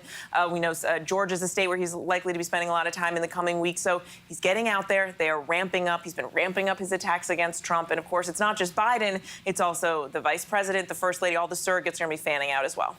Fanning out. They sure will be. All right, Mary Bruce, we'll see you in 2 days in D.C. We'll do it again. And now I'd like to bring back in our Alex Verche. Alex, Nikki Haley got her first win tonight. Vermont, well, second win, really, because she also got D.C. yesterday. But we're hearing that we have the first reaction from the Haley campaign of the day. What are they saying? Yeah, well, and Lindsay, you know, it's that hour of the night where weird things happen, so bear with me because I'm battling with a pressure washer here in our parking garage. But we did just hear from Nikki Haley's campaign, her national spokesperson, saying that today, in state after state, there remains a large block of Republican primary voters who are expressing deep concerns about Donald Trump.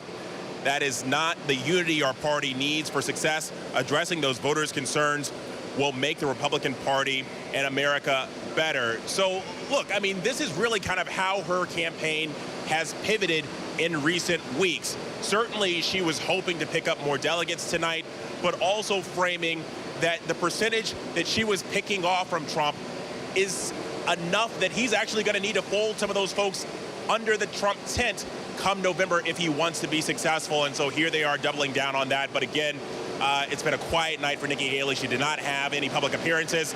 We also don't know the future of her campaign. She said that she wanted to press through Super Tuesday, but it depended on how competitive she was. And again, I guess we'll see how they define competitive. Still a definition that is kind of dangling out there. We did get some exit poll data about Nikki Haley specifically. Tell us what people are saying. Well, and this really just kind of underscores this notion about Trump that they've really tried to hit at. Exit poll data that we've compiled shows that only 18% of Nikki Haley voters would be satisfied with Trump as a Republican nominee. Only 18%. And so, look, I mean, you can play the numbers game, and certainly things will shift as this race goes on. But you have to think that if Trump is to win the Republican nomination and advance to a general, he's going to need more than just that 18% to overcome and ultimately beat Joe Biden in a rematch. Right there. Alex Verche, our thanks to you. And now we want to bring in 538's Galen Druk. He's taking a look at the big picture here. Galen, looking at the exit polls, who's voting? What's motivating them?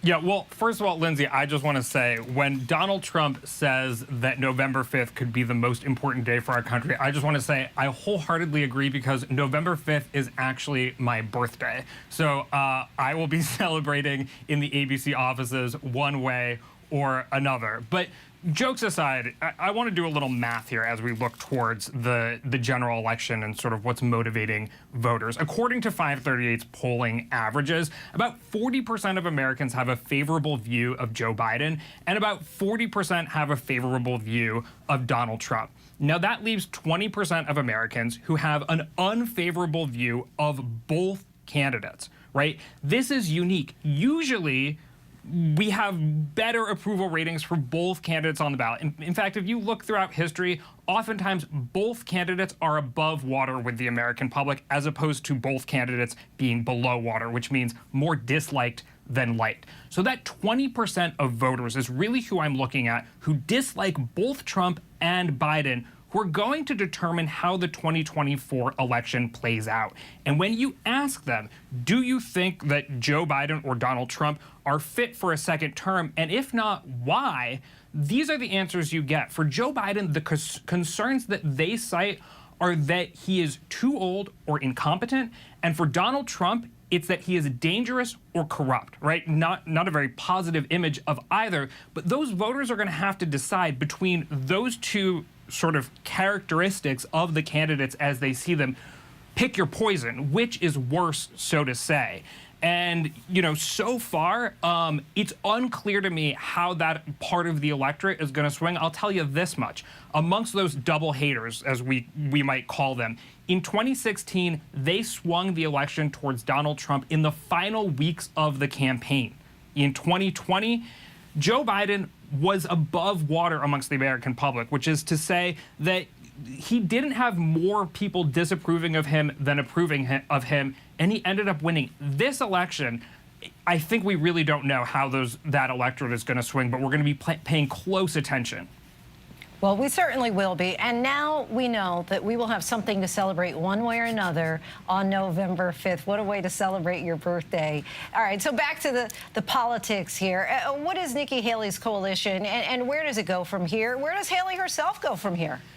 Yeah, so in politics, to get a little academic-y here, you know, it's late, I got my glasses on. We think of candidates as sort of, for president, pursuing two different ideas or things. One, there are office-seeking candidates who are truly in the race to try to win elected office. And then there are message candidates who are there to try to deliver a message, try to focus the American public's attention on one issue or another. I think when this campaign started out, Nikki Haley was pretty clearly an office-seeking candidate, which is to say that she wanted to be president of the United States and saw perhaps a path forward.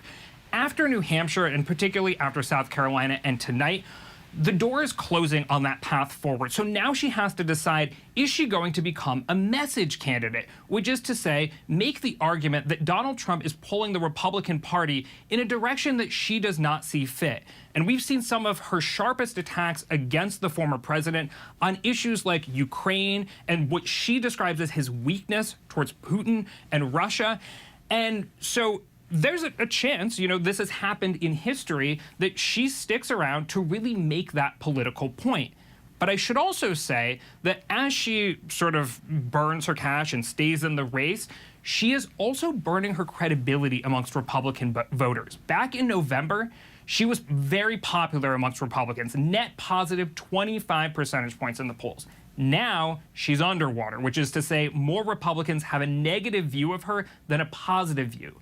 And as those numbers turn, she becomes a less and less credible messenger for that argument that she's trying to make. So things do get tricky, which is to say, she, in a way, if she wants to deliver that message, staying in forever might not be the best way to deliver it. But ultimately, these are very personal decisions, and it's going to be up to her. And it's also, in part, going to determine what her voters do. Remember, I'll just say, closing out here, back in 2008, the sort of Hillary Clinton voters who got termed Pumas, which was party unity, I'll leave out the swear word there, but it'll be interesting to see if there is a Nikki Haley coalition that says, no, I'm not here for party unity with Donald Trump. The message that she delivered was important to me.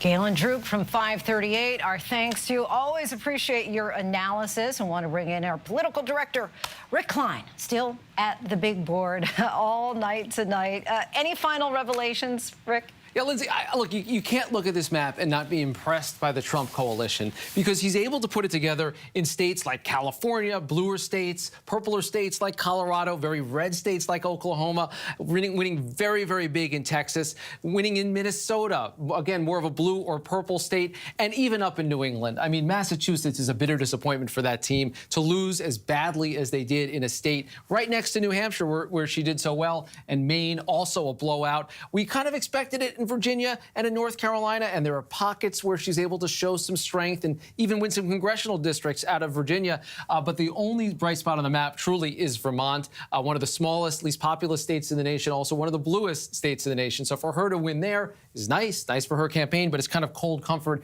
given how many delegates are on the map. And to end the night with Donald Trump in this kind of commanding lead. I mean, coming into the night, it didn't look nearly as dramatic. Now he really is within striking distance. He's probably going to get closer to about 1,100 delegates delegates when everything's awarded out of all the states that voted today, and be in a position to clinch the nomination in the next week or maybe 2 weeks, even if Nikki Haley stays in the race. So look, a dominant performance by Donald Trump that caps what has been a remarkable couple of months at this primary season. And I know my colleague and friend Avery Harper is here with some more of the exit polls from tonight. Definitely have some more exit poll data. Want to take a look at some exit poll data regarding an issue that has been much talked about, particularly with former President Trump and President Biden, mental and physical acuity. And so we looking at some exit poll data here from Virginia.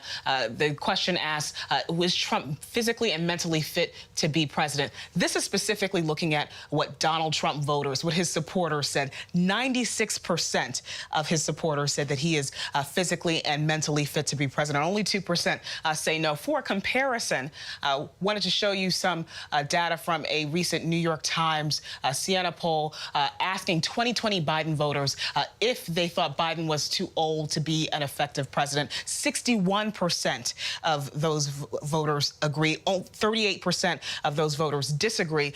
And so this is really illustrating that age is a bigger vulnerability for Biden than it is for Trump. It's something that the Biden campaign is going to have to figure out how to address. They have largely shied away from talking about his age, but now we're seeing a sort of shift in their messaging. They have been more willing to not only talk about his age, but point out some of the gaffes that former President Trump makes on the campaign trail. Definitely something that folks on both sides of the aisle are going to be talking about as we head into November. Linsey? Certainly true. Avery Harper, Rick Klein, our thanks to you all both for staying up late with us tonight. Thank you very much. Now I want to bring in Jonathan Karl, Chief Washington Correspondent, co-anchor of This Week. John, so Trump was going for 15 out of 15. Seems like he's gotten 14 out of 15. Not too bad, but anything disconcerting at all in these numbers for him? Yeah, I don't think they're going to be losing much sleep over Vermont. You know, if you had to lose anywhere, losing Vermont and using Washington, D.C. in a Republican primary, that's all right. Look, it's a big night for Donald Trump. So before I get into the warning signs, I mean, you have to acknowledge this comeback is incredible. And he's going to be the Republican nominee. I mean, he's not going to clinch it tonight. He's going to clinch it very soon. But there are warning signs. I mean, Nikki Haley consistently has been getting, I mean, some states it's down in the teens, but 20, 30 to 40% of the vote. And that, you know, running against basically what is an incumbent president. I mean, we have like basically two incumbents running here. But the more concerning thing in terms of looking ahead to a general election is those Nikki Haley voters were telling us in exit polls that they'll be unsatisfied with Donald Trump as the nominee. And in fact, saying that they are not committed to voting for Donald Trump if he's the nominee. Upwards of 80% of Republicans voting today saying that they are not committed to voting the ultimate, you know, whoever wins the nomination, which obviously will be Trump. So he's got to have to find a way. He can't afford to lose that many Republican primary voters. Now, he gave a speech tonight, 20 minutes at Mar-a-Lago, didn't mention Nikki Haley one time. At some point, do you think he's going to have to make some kind of overture, extended olive branch to those Nikki Haley supporters? I honestly don't think he has it in him. I mean, that is just... Even if it's win or lose. He has two very strong instincts here. One is to do whatever he needs to do to win, so that would drive him to do it. But it's also the bitterness and the anger at those who have opposed him. And I think that, you know, Nikki Haley standing up to him the way she did, the way she continued to do even after it was clear. He tried so desperately to get her to drop out. I mean, they even pushed a resolution at the RNC to prematurely announce him as the nominee. So I can't imagine him throwing his arms around her and saying, you know what, we're all united here. I mean, we'll see. And how does she approach this? I mean, she has a big moment coming up because Nikki Haley, you know, is not going to win this nomination. I assume that she's going to end her campaign fairly soon, maybe even as soon as tomorrow. What does she say in leaving? I think what she's going to give is a warning to the Republican Party that they're going down the wrong direction. It's a direction that will lead them to lose and perhaps even be dangerous to the country. I mean, we'll see which direction she goes. But you think you'd be surprised if she endorsed him? Well, you know, look, Nikki Haley's been all over the map, and let's not forget that she said at one point in 2021 that she would not run for president if Donald Trump was going to run, and then she ran. So I don't know. It's hard to predict what Nikki Haley will do, but I think it's hard after what we have been through over these last several weeks for her to come out and, you know, fully embrace Donald Trump. Jonathan Karl, thanks so much for hanging out with us late Thank you. night tonight on this Super Tuesday. Joining us now, ABC News political contributor and former Republican New York Congressman John Katko and Marcia Espinosa, also a contributor and formerly an assistant secretary at the Department of Homeland Security. Thank you both so much for joining us. Let's go to some of the comments the former president made a short time ago. Joe Biden, if he would have just left everything alone, he could have gone to the beach. He would have had a tremendous success at the border and elsewhere. So we're going to take back our country. We're going to make sure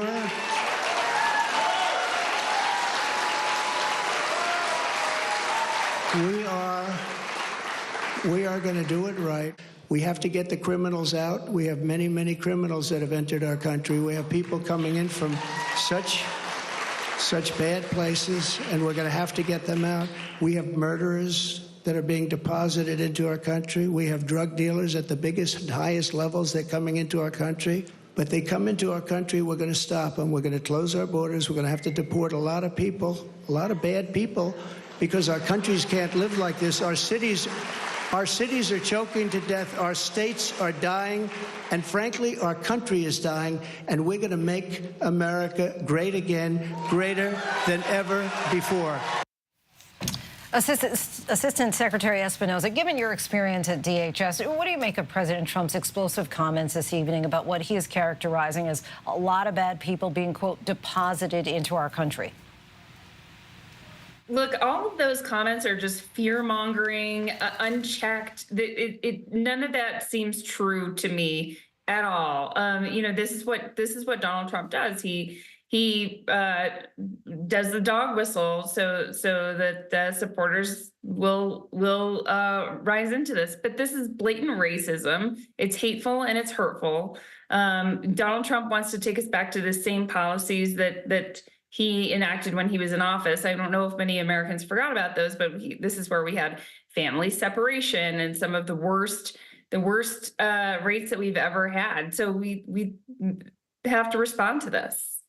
And Congressman Katko, Nikki Haley is not going to speak tonight, but as we just heard from Alex Brachet, the campaign did release a statement saying the Republican Party is still not united behind Donald Trump.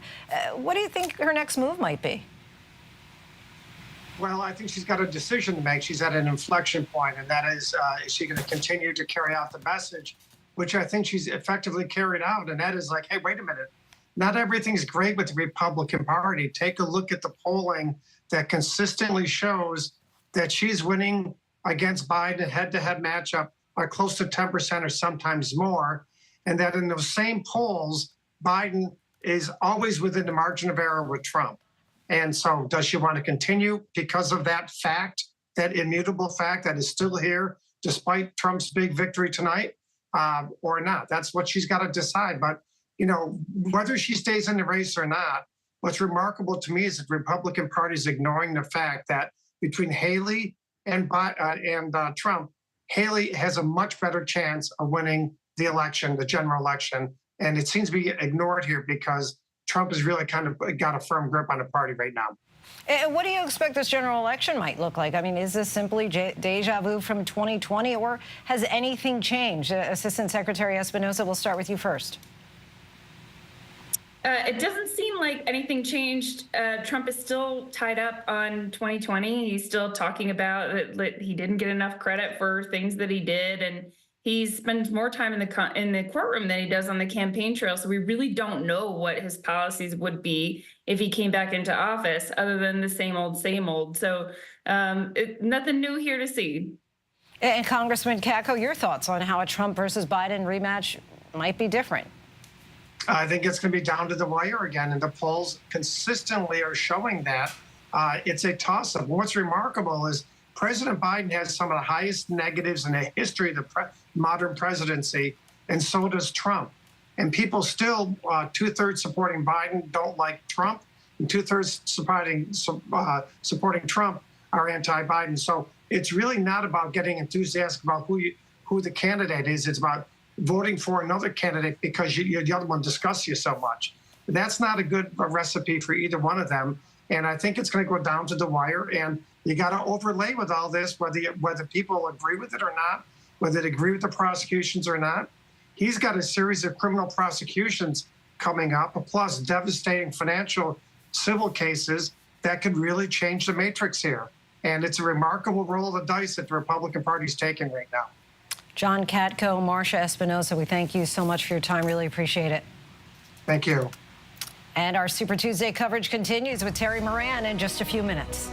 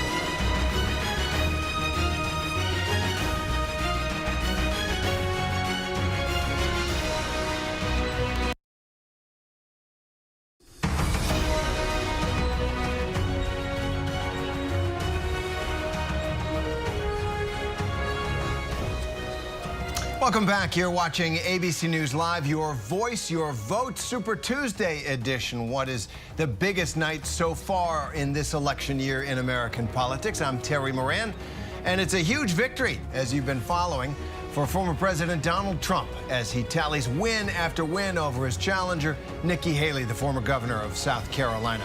Let's take a look at the delegate count right now. Trump way ahead of his competitor, but Nikki Haley picking up a few delegates, though. And for the Democrats, well, Joe Biden's got all the delegates.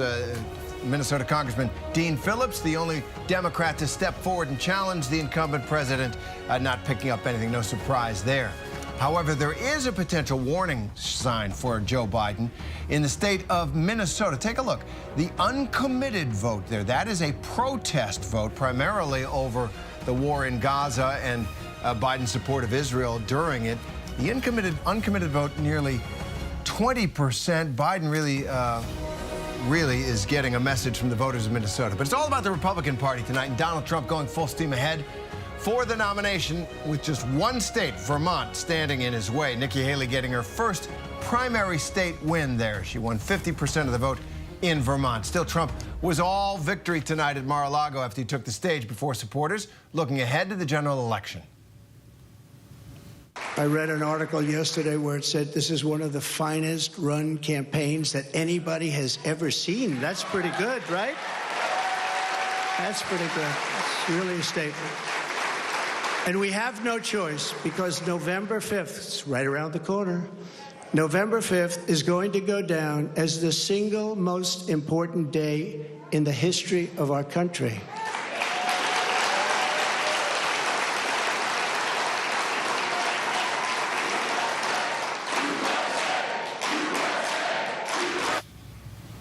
Never one for understatement, the former president of the United States, and he's got a lot to boast about today, almost running the table on Nikki Haley. We're going to get back to the presidential race in just a moment, but first, the latest developments out of California, where the race for Senate just got solidified there. ABC News projects that Congressman Adam Schiff and former baseball player, all-star for the Los Angeles Dodgers, Steve Garvey, are going to advance to the general election in November for the seat held previously by Dianne Feinstein. ABC's Matt Gutman joins us from where else? California, his home base when he's not on the road. Matt, what do you make of the race tonight? I think that Adam Schiff is going to be very, very happy with where he is right now and with this particular race, facing Steve Garvey in November. This is exactly what he had tried to plan for, right? And this is a really important Senate seat. Dianne Feinstein, as you mentioned, held it for 30 years. So it's like getting tenure as a professor. It provides a lot of job security given the Democratic power in California. Registered Democrats outnumber registered Republicans by about 2 to 1. So this went just according to plan. And this is what Schiff wanted because he had run attack ads against Garvey, trying to grow his image and his profile because he did not want to run against a rival who he actually feared, and that was Katie Porter, a rising star in the Democratic Party. She was a congresswoman from nearby Orange County. She flipped a seat there that had been red to blue in 2018 and is known for her whiteboard and lacerating questions to people testifying before Congress. And Schiff did not want to go up against her in the so-called jungle primaries in November. So in California, it's the top two candidates, regardless of party, that get to run and proceed to the general election. So this is exactly what Schiff wanted by spending so many millions of dollars in attack ads against Steve Garber. Steve Garvey. So, absolutely, that's pretty crafty. Garvey. I guess, yeah, all is fair in love and politics, as the saying goes. So let's talk about this matchup now. So this is the one, as you just pointed out, Adam Schiff wanted this. You know, he kind of helped make it happen with his ads, perhaps a little cynical, but it worked. What is Steve Garvey about? Look, as you pointed out, it's a 2-to-1 Democratic advantage almost in California. What does Steve Garvey bring to the table that could cause Adam Schiff problems, if anything? To put it bluntly, Terry, not much. Steve Garvey's a pretty much run-of-the-mill Republican.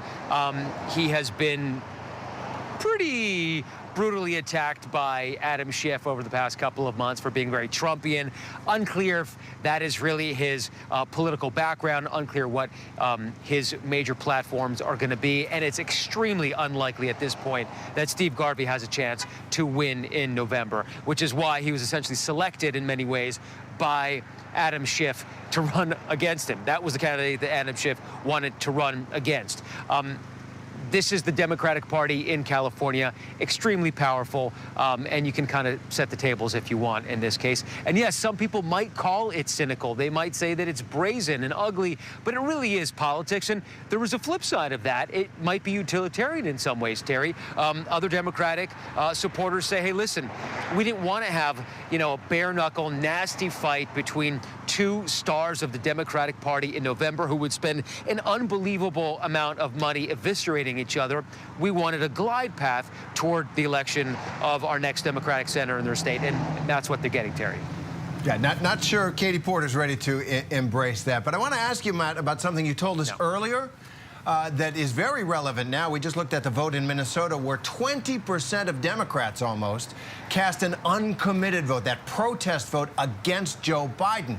And you've spoken to some people in California about that. Tell us about it.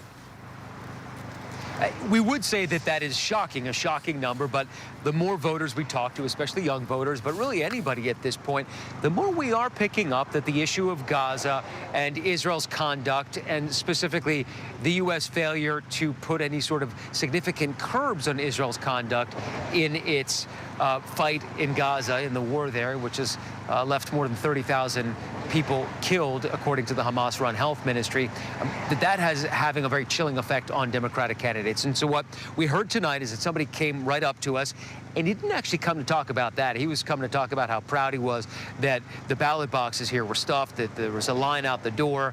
And I asked him what issues mattered to him. And he said, well, one of the things that really matters to me is Gaza right now and the Palestinian issue. And my son said that we should put in a protest vote by voting for Barbara Lee, who is pretty much a distant fourth in this election, also a noted member of Congress. And then he decided, well, I'll do it too because I care about my son and I care about the Palestinians. That was the #1 issue for this man, Terry. That is something that would have been unheard of just a couple of months ago. But now this is an issue that not only matters to people, it is the issue that they're voting upon that's causing them to cast one particular ballot for one particular candidate or not, Terry. Yeah, that's so interesting. It is happening early, but it is certainly a warning sign for President Biden to get the Democrats back together, regardless of what's happening in the Middle East. Matt Gutman, thanks very much. Good to see you. Thanks. So let's turn back to the presidential primary race with Donald Trump overwhelmingly winning tonight, taking 14 of the 15 Republican contests, cruising to the nomination. He's headed there, obviously, against Nikki Haley. But how about Trump's legal issues? Are they going to weigh on him when we get to the general election? And let's get to our Aaron Katersky, senior investigative reporter. He covers all of these Trump investigations, keeps them all straight, and keeps us informed. So, Aaron, once again, 91 criminal charges and 4 criminal cases. There's some civil cases out there as well. But I want to ask about this long-standing practice that the Department of Justice has with not interfering in elections. And so there's a kind of practice that the Justice Department won't hand down an indictment, won't make an arrest of a politician 60 days before an election is held because they don't really want to be the decisive factor in an election. How does that impact the special counsel, Jack Smith, who is an employee of the Justice Department, in his cases against Trump? Ordinarily, Terry, you're right. The Justice Department wants to stay out of politics and, as you say, not be a deciding factor one way or the other. But we heard at a hearing down in Florida in the case charging Trump over his alleged mishandling of classified documents from a member of the special counsel's team who said that 60-day rule does not apply to Trump because he's already been arrested. He's already been charged. The investigation is over. So the special counsel was arguing to the judge that holding a trial in August, even September, if it bleeds into October, holding it near an election would not violate Justice Department policy because it's just a trial. It's not an investigation, which is long complete. All right, and let me just get your quick sense of whether either of the federal cases that Trump has, the big one on the election interference in 2020 here in Washington, D.C., brought by the special counsel, and then the classified documents case against him in Florida for what was found in Mar-a-Lago. What are the chances of either or both going to trial before the election? Well, you know better than anybody, Terry, that probably depends in large part on the U.S. Supreme Court and the outcome of a decision that rests with them, whether the former president enjoys presidential immunity from conduct that occurred when he was in office. He's arguing, as you know, that he is immune from being prosecuted over anything that occurred while he was president, and both cases have elements of conduct when Trump was still in the White House. So depending on how that goes, depends on whether these cases actually move forward before the election. I mean, it is such a complicated situation for jurors, too. And I've heard you talk about this tonight. We're heading into the general election. Feelings are going to be running very high. And Donald Trump has a right to have a jury that is fair and unbiased. How's that going to happen in this America? They're going to drill down, the lawyers on both sides, on how these citizens feel, not about Donald Trump in general. Everybody has an opinion about Donald Trump. But whether they can fairly judge him. So the prosecutors are going to want to know whether people, for example, sympathize with groups like QAnon or some other fringe group, whether they believe the former president's lie that the 2020 election was stolen. And his defense attorneys are going to want to know, hey, where do you get your news? Do you watch certain channels or read certain things that they might deem as biased? And that is, they hope, going to weed out people who they don't think would be able to judge Trump fairly on the facts. All right, that is going to be a challenge as well. Aaron Katersky, thanks very much, as always. And as Aaron and I were talking about those Trump legal questions, they've landed before the Supreme Court, and their final decisions could impact elections for decades to come as well. So let's go to our Devin Dwyer, who covers the court, as I do too. And Devin, whenever I'm stuck, I always go to you. So I'm stuck to talk about the centrality of the Supreme Court and the timing of all this. How are the decisions the Supreme Court has already taken in these cases impacting the election and the timing issues that I was talking about with Aaron? Well, you know, Terry, I mean, now that the race looks to be set, Joe Biden, Donald Trump, this year, this presidential year, is going to be an extraordinary one because of the institution behind me, and you know that very well. These are a group of 9 justices that like to avoid politics at all costs, steer their opinions away from them, not even take up cases. They get right into the middle of things, but that is not what we're seeing this year. It's going to be a dramatic 7 months up to Election Day because of the Supreme Court already just yesterday issuing that unanimous opinion that we've been talking about, ruling that states can't kick Trump off the ballot. That shut down one of the last legal attacks on his candidacy. But then there's this question that Aaron was just talking about sweeping presidential immunity for Donald Trump. And as you and I both know, next month the court will take that up, effectively also delaying Donald Trump's potential trial. But it will be a historic and divisive debate in the week of April 22nd that not only will decide whether he can be criminally prosecuted for those actions to overturn results of the last election, but whether, as you were talking about, that trial will proceed quickly, how soon it will happen, will we get a verdict by the time voters head to the polls. A lot up in the air, even as all this people are looking into their crystal ball about what could happen. There's really a lot of uncertainty around how this will play out. Yeah, you know, Devin, I'm old enough. I covered the Bush versus Gore case almost a quarter century ago when the court stopped the vote counting in Florida and, in effect, awarded the presidency to George W. Bush. And it damaged the court with the voters, all with the public. Polls showed that. In some ways, a blow from which it's never quite recovered. You know, how shy, gun shy, are the justices from getting into this election, given what they experienced the last time? Terry, I've met with a number of the justices on this court, and privately they will tell you that that decision from more than 20 years ago still hangs over their decision-making in the conference room. They know that they don't want to get into the middle of these things, and we've already seen it. Just that decision I mentioned yesterday, saying that Donald Trump cannot be kicked off the ballot, that was unanimous. It included the 3 liberal justices. There were some divisions about the scope of the decision, which you have have reported on as well. But that is sign number one, that this is a court that wants to speak with one voice. It's going to get harder as they go through another couple of cases still the next few months. But I also wanted to mention, Terry, it's not just these direct political cases that they're facing.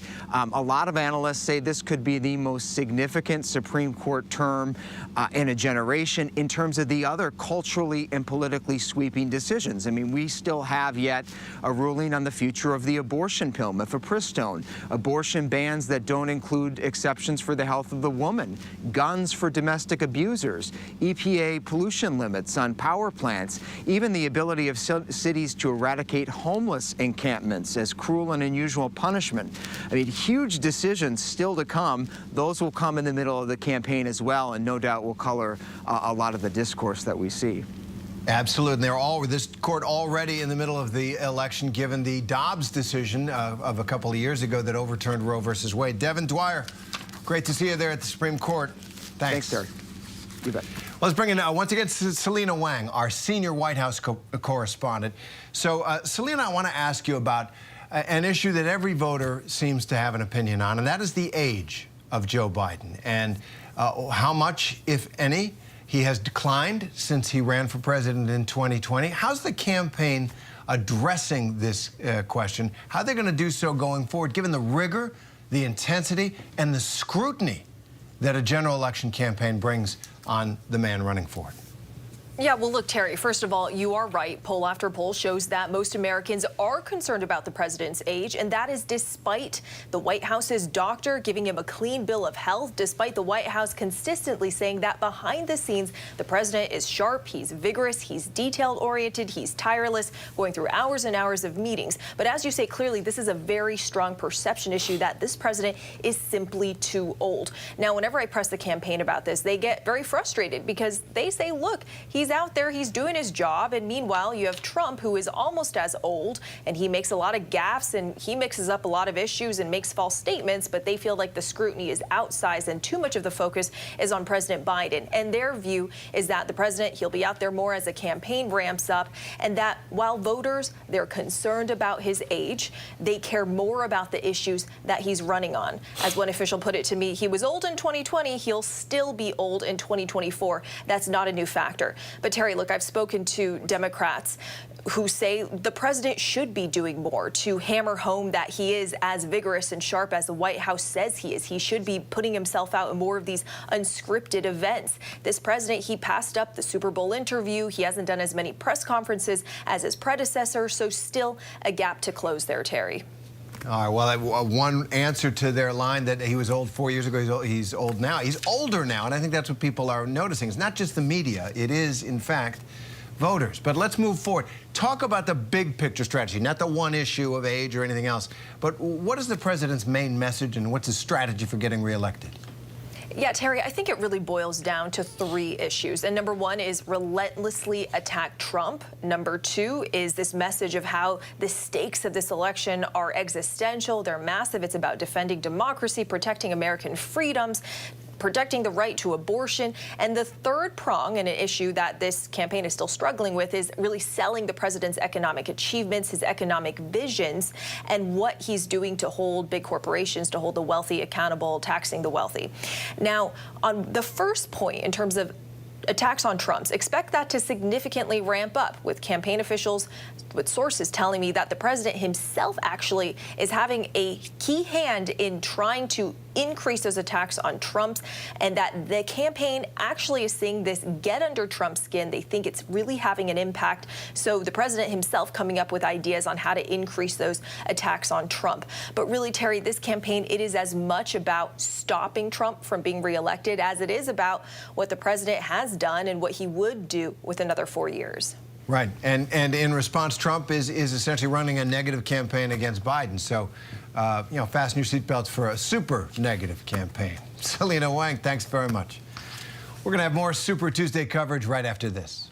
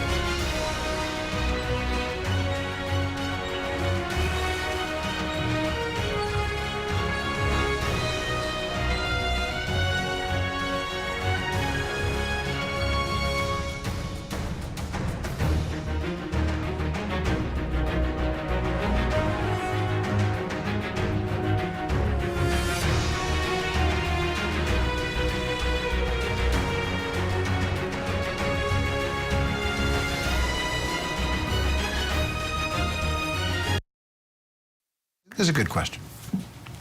All right, welcome back. Let's go to our own very own Jay O'Brien. Jay is with us, covers politics, Congress. So you've got a good feel for the Congressional Republican Party and what's happening out there. Donald Trump almost running the table tonight. Has the party entirely coalesced behind him? Do you feel that? Yeah, well, I mean, first, I think if you didn't think Super Tuesday was significant, there's two things you should keep in mind. One, it's technically Wednesday, and we're still talking about Super Tuesday. So it is important. Wednesday here. It is Wednesday It's here. Tuesday in parts of the Tuesday country. in the West Coast, that's true. It's Wednesday where I'm sitting in Washington, D.C. with you.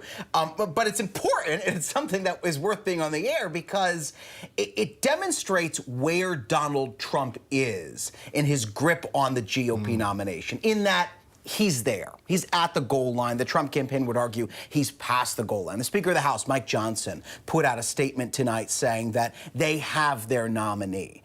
We've seen in recent months the Republican Party coalesce around Donald Trump. The best place to look at it is in my day job when I cover Congress. We saw hardline Republicans immediately endorse Trump when he announced that he was running again in 2024. And then we saw further right Republicans, not the hardliners, start to endorse him. And then we saw Republicans who had not consistently had a positive relationship with Donald Trump fall in line and endorse him. I'll give you a good example. We had Tom Emmer, the majority whip, the number 3 Republican on the House, on the show tonight. Tom Emmer's bid to be the next Speaker of the House was tanked by Donald Trump's opposition. And nonetheless, Tom Emmer has endorsed Donald Trump. Really, the only prominent Republican we have seen not endorse Donald Trump, who hasn't run against Donald Trump or had some kind of long-standing beef with him, is probably Mitch McConnell. Mitch McConnell has yet to come out and endorse Donald Trump, and the question still remains if he's going to. Certainly, he had a big, very public break with Trump after January 6th. But the reality here is the party has fallen in line in lockstep behind Trump. And that is remarkable. John Carl said something interesting earlier. A year ago, you know, it looked different. It felt like Republican voters were looking around at their candidates. DeSantis was kind of rising in the polls, and he was even leading Trump. And here he is, 91 criminal charges against him, the civil cases, you know, impeached twice, all that stuff, and he has muscled and led the Republican Party back into his corner, and that is his party now. It says a lot about Trump, A, what, and B, what does it say about the country?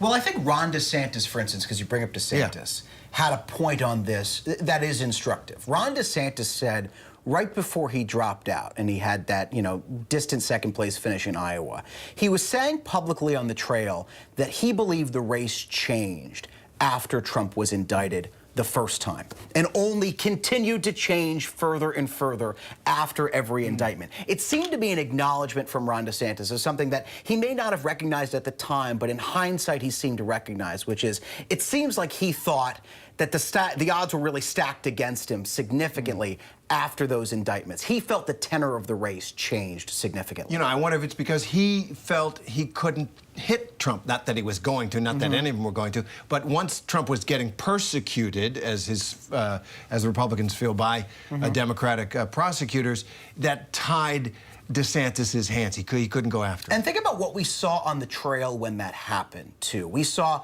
all of the prominent Republican contenders to challenge Trump fall in line and say that they were against each of those indictments. They felt they went too far, they said. Really, the only ones who weren't saying that were Chris Christie and Asa Hutchinson, who weren't getting big percentages of the vote, but were in that race as a way to say that they viewed Trump as a threat to democracy. But the rest of those challengers, some of the more viable candidates, the Ron DeSantis, the Nikki Haley's, they immediately came out after those indictments, a prime opportunity to hit Donald Trump and draw contrast with him, and instead, they backed him up. Right. The voters just decided they didn't want this decided in the courts, and he's now their champion. Joe O'Brien, thanks for being with us all night long. Appreciate it. Into the midnight hours. Into the midnight hours, and thank you for being with us. If we can, do we have time to go to ABC Political Director Rick Klein? Excellent. Great. Rick, given where we stand with the delegate count at this late hour, tell us what the race looks like. Yeah, Terry, look, this was a smashingly good performance by Donald Trump, winning in some of the bluest states in the country like California and Massachusetts, winning in some of the reddest states in like Texas or Alabama, and winning big in virtually all of these places. And the consequence of all of this, of course, we see all of Donald Trump's color on the map. He's winning everywhere with the exception of Vermont.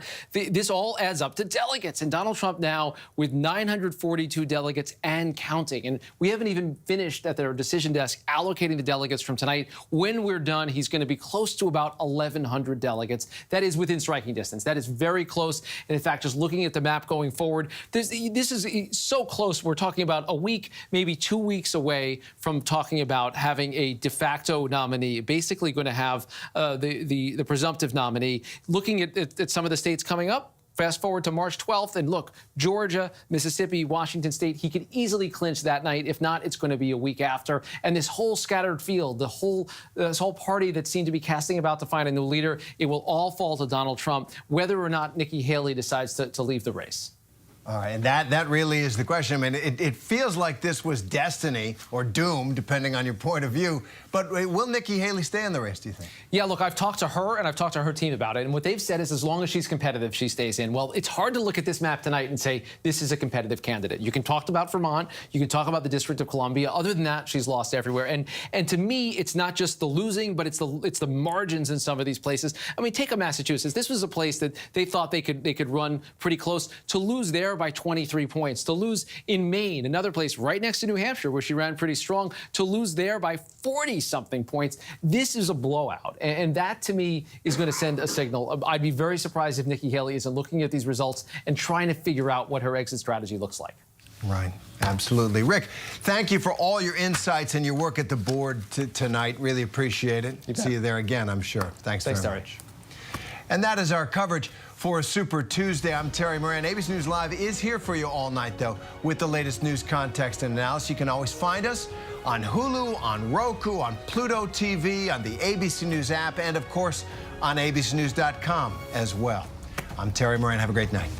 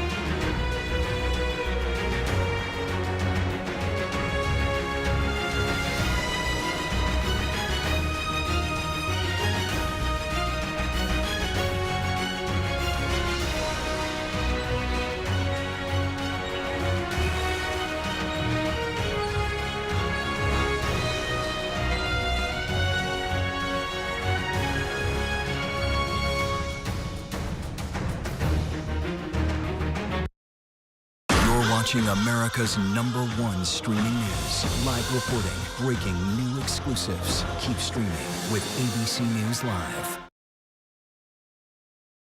Tonight, as we come on the air in the West, it is Super Tuesday across America. Late results coming in right now. ABC News live coverage of the race for president begins now. This is an ABC News special. Super Tuesday. Right now, Americans going to the polls. Results coming in from 16 states, already shaping the race for the November election. America on the verge of pivoting to the general election. Will it be a rematch between President Biden and Donald Trump?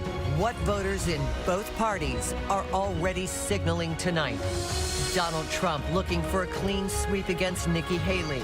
Haley has vowed to stay in the race. Voters making immigration and the border a top issue. The economy, inflation easing, the stock market setting records. But are American families feeling it? Abortion rights after overturning Roe versus Wade, and the new battle over IVF. The questions surrounding President Biden and Donald Trump, their age, and the trials of Trump.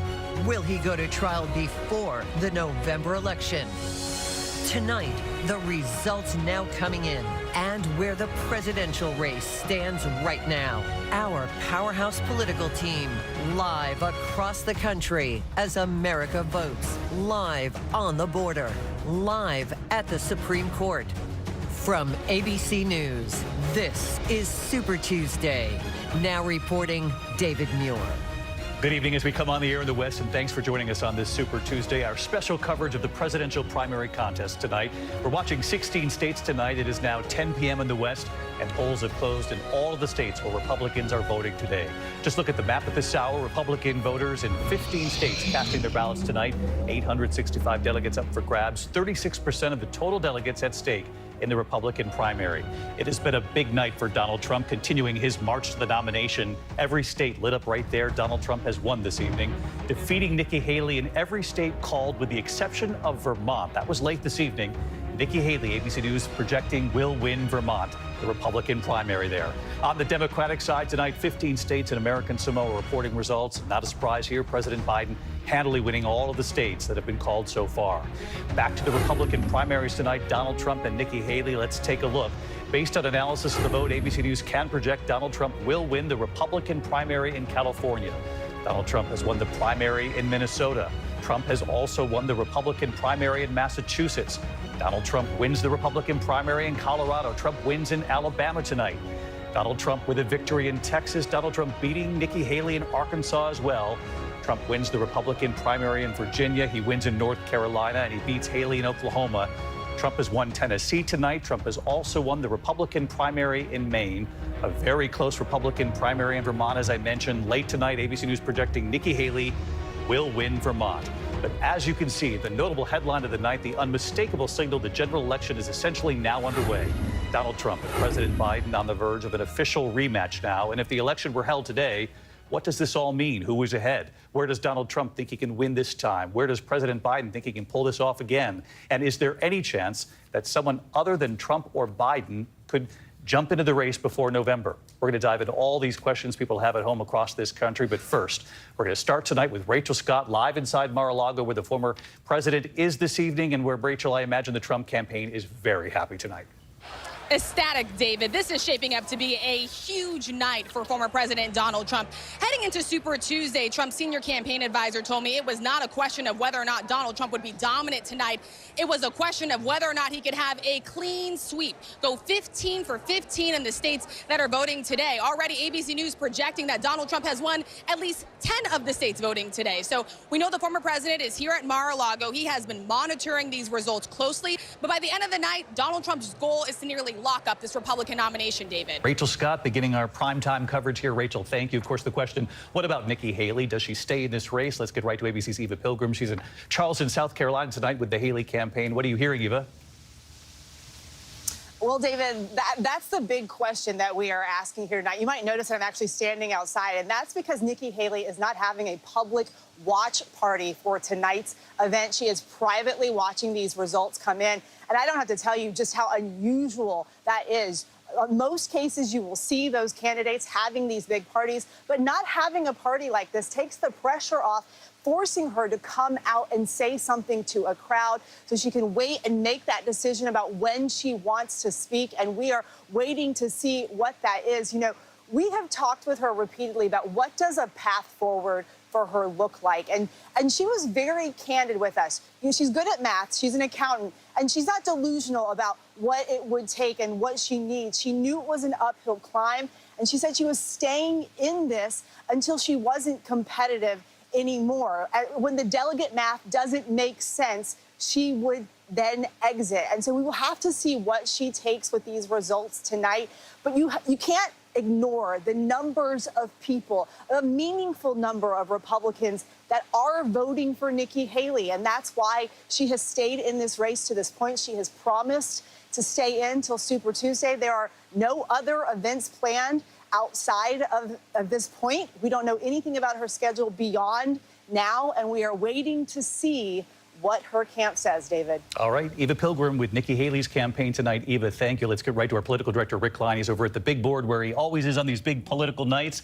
Rick, Eva makes a great point. We'll get into Nikki Haley's supporters here in a moment, but it really does appear that Donald Trump is on a march to his third Republican nomination here. Yeah, David, this is not the kind of map that Nikki Haley wanted to have or expected to have coming into Super Tuesday. You look at how many delegates are out there, how many opportunities are out there, and there were few more tempting opportunities than New England. You had these 3 New England states, all of which are neighboring on New Hampshire. Remember what happened in New Hampshire? Nikki Haley had her best state. Yes, she lost by only about 11 or 12 points. She thought, well, let me get similar voters to go with me. It didn't happen in Maine. That's a 35-point blowout for Donald Trump. Massachusetts, another wide victory for Trump. One of the few bright spots on the map was the state of Vermont. It's a kind of an independent state, doesn't have a ton of Republicans, a lot of independence voters, and she rode that to victory, winning by a couple of percentage points against Donald Trump. The first state that she's won anywhere. It's just that in Washington, D.C. Speaking of Washington, D.C., a lot of those same kind of voters, they're in the suburbs in Virginia, and that was Haley territory. Really striking, especially when you realize she loses the state by 30 points, but she's winning some of these communities right outside of Washington by 17 points, by 20 points. It is a huge win in Arlington. That's right outside the District of Columbia. So there are those voters out there that are just not sold on Donald Trump. These are Republican voters that are showing up not to vote for Donald Trump. Now, all of this, of course, translates into delegates. That's what this is about. All of these wins basically roll up to what we're seeing right here, which is an enormous edge for Donald Trump. He only needs 1,215 delegates to win the nomination, and right now he's within striking distance. He's probably just a week or maybe 2 weeks away, even if Nikki Haley stays in this race. So that goes down as a bitter disappointment, but at the same time, it's part of the story, and it will be part of the story of this Republican primary campaign, that there's a good number of voters out there, Republican voters, who are simply not sold on Donald Trump. A lot of work has to be done to get them back in the fold, but Nikki Haley's able to say, look, I'm making the case, and all of these Trump voters, they may not be Republican voters going forward. All right, Rick Klein, that takes us right to Linsey Davis, who's been diving into the exit poll data. I know a couple of these states that had primaries today actually asked the question, if you supported Nikki Haley today, will you support whoever the Republican nominee is come November? And people gave a telling result here. You're exactly right. And that goes to Rick's point of these potential warning signs as far as you have these fundamental differences between the Nikki Haley voters and the Donald Trump voters. So let's read some tea leaves as far as what tonight means for November potentially. And by tea leaves, I mean the exit polls. So let's take a look. In North Carolina, as far as Nikki Haley voters go, you have 80% of them who are saying, look, even if she's not the nominee, I'm not voting for Donald Trump. So overwhelming majority, but not just there. In California, you see a similar trend with 69% of those Nikki Haley voters saying that they wouldn't go for Trump. More of the same here in Virginia. Again, 69%. And where this becomes potentially problematic for Donald Trump is take a look in Virginia, and we see similar numbers here in North Carolina as well, that these Nikki Haley voters are saying that they approve by 51% of Joe Biden's job performance. So perhaps if they can't vote for Nikki Haley, will they potentially vote for Joe Biden? Yeah, that's the question. Are they up for grabs? It's certainly the Trump campaign and the Biden campaign both know this. They both want Nikki Haley's supporters. Mary Bruce, our chief White House correspondent, no surprise, Donald Trump's victories tonight to the Biden campaign. In fact, you have reported in the last 24 hours that Joe Biden, the president himself, has said to his campaign, we need to target Donald Trump and far more aggressively here. Yeah, David, they certainly see this as the kickoff to the general election. And you have seen the president changing his tactic a bit recently. He is ramping up his attacks against Donald Trump. He's really taunting him as a loser. We've heard that repeatedly. He clearly is trying and relishing getting under Donald Trump's skin here a bit. We've also seen the president changing the way he's trying to reach voters. He's been posting a lot more on TikTok, something that's new to Joe Biden. He's been back on late night television. And the president is again outlining what is at the core of this campaign for them. His argument that democracy is really what is on the line in this election. They know they have to walk this fine line, the Biden campaign, of outlining what is the big stakes here while also trying to do a better job of selling and touting the president's accomplishments. And of course, you'll have a big chance to do that during his State of the Union address later this week. The State of the Union on Thursday this week, and in recent days, both of them being on the border, signals that the President Biden recognizes that a key issue for Donald Trump, the southern border, is perhaps issue number one heading into this election. Yeah, and the Biden campaign and the Biden administration are well aware that this is a real political liability for Joe Biden heading into November. It's why you saw them with that really rare dueling visits down to the border. And the president, in a bit of a shift of a tactic there, too, reaching out to Donald Trump, inviting him, saying, you know, let's try and work on this together at the same time that both Trump and Biden are blaming each other for this crisis. And, of course, the president, again, blaming Trump for tanking that bipartisan border deal. You got to wonder if he's going to do the same thing Thursday night, inviting Congress to take another look at this bipartisan legislation. I want to bring in our chief Washington correspondent, Jonathan Karl, because you hear Mary talk about the Biden campaign saying this is the jump start of the general election. But look at these numbers. We've already been seeing these general election matchups in the polls. New York Times polling, Fox News, Wall Street Journal, our 538 polling average. All of these polls putting Donald Trump up against Joe Biden have Trump ahead by 2 points to 4 points there. And we look back 4 years ago at this point, John Karl, Joe Biden was ahead by 3 or 4 points. This is a significant turnaround 4 years later. 4 years ago, Super Tuesday, the 538 polling average had Joe Biden with an average of 2-point lead over Donald Trump. Also, we have the central theme, really, of Nikki Haley's campaign is that Donald Trump is a loser. With Donald Trump, we lose. I'm the one that can beat Joe Biden. One of the reasons she's had a harder time making that point is because of these polls, because the polls show that Donald Trump, you know, can and in some cases does beat Joe Biden. But let's remember, polls this far out from a general election are notoriously unreliable. As we all remember in 2016, throughout that primary campaign, throughout the approach into the fall campaign, Hillary Clinton was going to be elected president of the United States. She was not. And I think that with the Biden, you see his flaws are present before the American people every single day. He is president of the United States. Their concerns manifested with the president of the United States. You're going to have a campaign where the Biden campaign is going to be very well funded and very well motivated to remind the country what Donald Trump is all about. And their tact tonight is by saying that we haven't even started yet, essentially, that here we go. Let's bring in Rick Klein, because, Rick, you actually went into these numbers a little further into the battlegrounds, where obviously we know every 4 years the presidential race is decided. And where's a matchup? Well, it appears Donald Trump's even further ahead of Joe Biden in the battlegrounds. Yeah, it's not just that 2-point national edge that 538 polling average has for President Trump right now. It's throughout the battlegrounds. These are the 7 states that are most likely to determine the general election. Joe Biden won 6 out of the 7. The only one on this list he didn't carry last time around was North Carolina. And you can see edges of between 3 and 10 points for Donald Trump right now in our 538 polling averages. That is significant. It doesn't necessarily mean that he wins. It doesn't necessarily mean that there isn't something that can change, but it is a big difference from what we saw from 4 years ago this time. This is where the 538 polling average stood on Super Tuesday 4 years ago exactly. You see, at that time, Joe Biden was leading pretty consistently in places like Michigan, Pennsylvania, even North Carolina, which he ended up losing and which is voting in the primaries tonight. So he's going to have to turn around some of the dynamics that we've seen play out in the states most likely to matter the most. Leading 4 of the 7 battlegrounds Joe Biden was 4 years ago on Super Tuesday. That's really incredible. Martha Raddatz, you've been out traveling the country as moderator, co-anchor of This Week.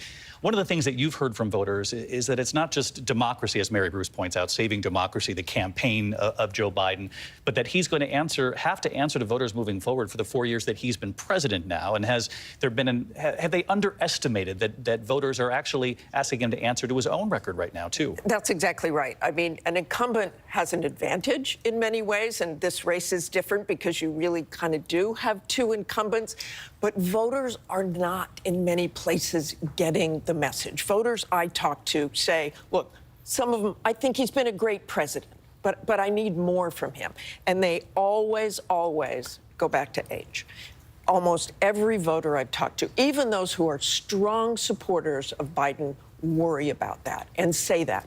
And age and enthusiasm. I think many people aren't really even paying attention. They know who's going to be running against the other. They know what's going to happen in November and that they will be the likely nominees. So I don't think they want to pay attention yet.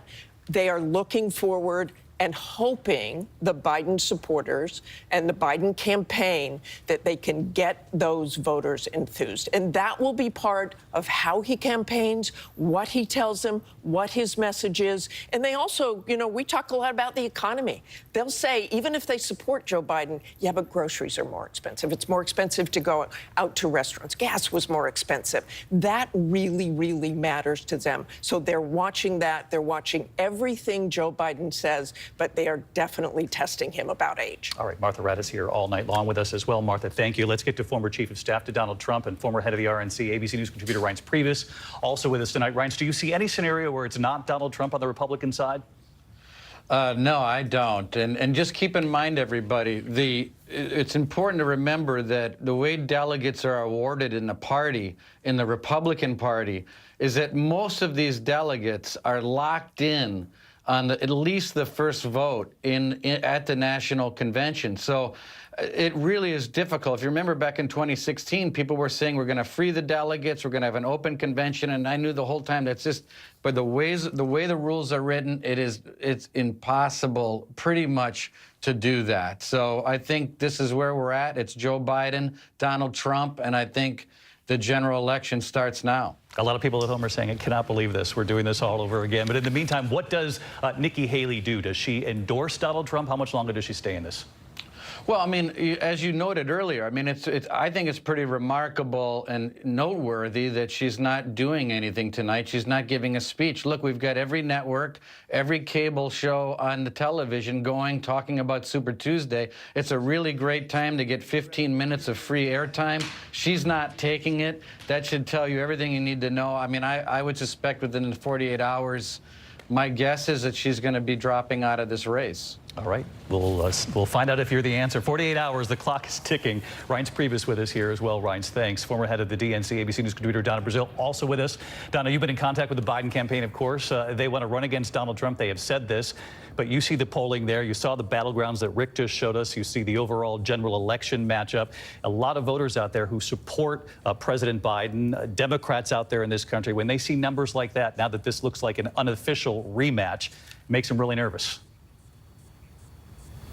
No, I don't think so. I think it really makes us eager to go out there and really fight for this country and the country's future. Joe Biden understands what's at stake. He understands how to bring jobs home to the American people. He knows how to deliver. And maybe what he will do this week at the State of the Union is tell the American people how he can do even more. So I tell my friends, don't fret, don't whine. Just get out there and vote. But Donna, does he have to make this about more than just saving democracy, more than Donald Trump? You heard Mary Bruce reporting that in the last 24 hours, President Biden has said to his own campaign team, we need to go aggressively after Donald Trump. But does the president need to be out there making his own case on the southern border, on the economy, recognizing that Americans are saying, as Martha points out, that they're not feeling it? Look, I think President Biden can do both. He can say that I can run this country and run this campaign because I may be old, but my ideas are young. I am focused on the future. Here's what I tell my grandchildren and what I want you to tell your grandchildren. We're going to be a stronger, more prosperous, safer country with a Democratic president who is running to make sure that we can all win. He's not running to stay out of jail. He's not running to demonize anybody. He is running for the future of the United States of America. All right, Donna Brazile, always great to have you as well, Donna. Stick with us for the primetime hour. And we should point out that in California at this hour, another big story unfolding, the big Senate primary. Who will fill the seat, the late Dianne Feinstein. In California, it's actually not two separate primaries. It's actually the two top vote getters who will then face off, which could be a Democrat and a Republican, or it could be two Democrats facing each other. So let's get right to Matt Gutman. He's live in California covering a Senate race that's going to be watched by the country. Hey, Matt. And David, that's why it's known as the jungle primary, because the top two candidates, regardless of their party, end up proceeding to the general elections in November. Now, this is a highly coveted seat, the one that Dianne Feinstein held for 30 years, and we have just learned that Congressman Adam Schiff is going to proceed to the general election, along with the Republican on the ballot, Steve Garvey. Now, until just a couple of months ago, very few people had actually heard of Steve Garvey as a leading candidate for this race. They had heard of Katie Porter, who's a member of Congress from Orange County, a rising star in the Democratic Party and considered a top rival to Adam Schiff. But over the past several months, Adam Schiff has spent many, many millions of dollars attacking Steve Garvey, thereby elevating his profile and his image to the extent that going into today's elections, Garvey was actually leading in some of the polls. And the reason that Schiff decided to do that is because he prefers to run either scared, which meant that he takes Katie Porter very seriously, or to run unopposed. And he's kind of getting both of them at this point, because when this goes to the general elections in November, he is only going to face Steve Garvey, and that means he's very likely going to win that election. David. All right, Matt Cup been tracking this well into the night for us as well. Matt, thank you. When we come back, we still have a lot to get to here tonight on this Super Tuesday. Results still coming in, of course, the top issues. And if this is a Trump-Biden rematch again, what do both candidates need to address, from immigration, the southern border, to the economy, abortion rights after the overturning of Roe, and now the future of IVF in this country? And of course, the question many people are asking in their own living rooms, is there any chance that these tickets could change? Could someone jump in at the last minute? Even Michelle Obama, the former First Lady, weighing in late today on whether she would run for president. So like I said, we've got a lot to get to. Don't go away. With moderate to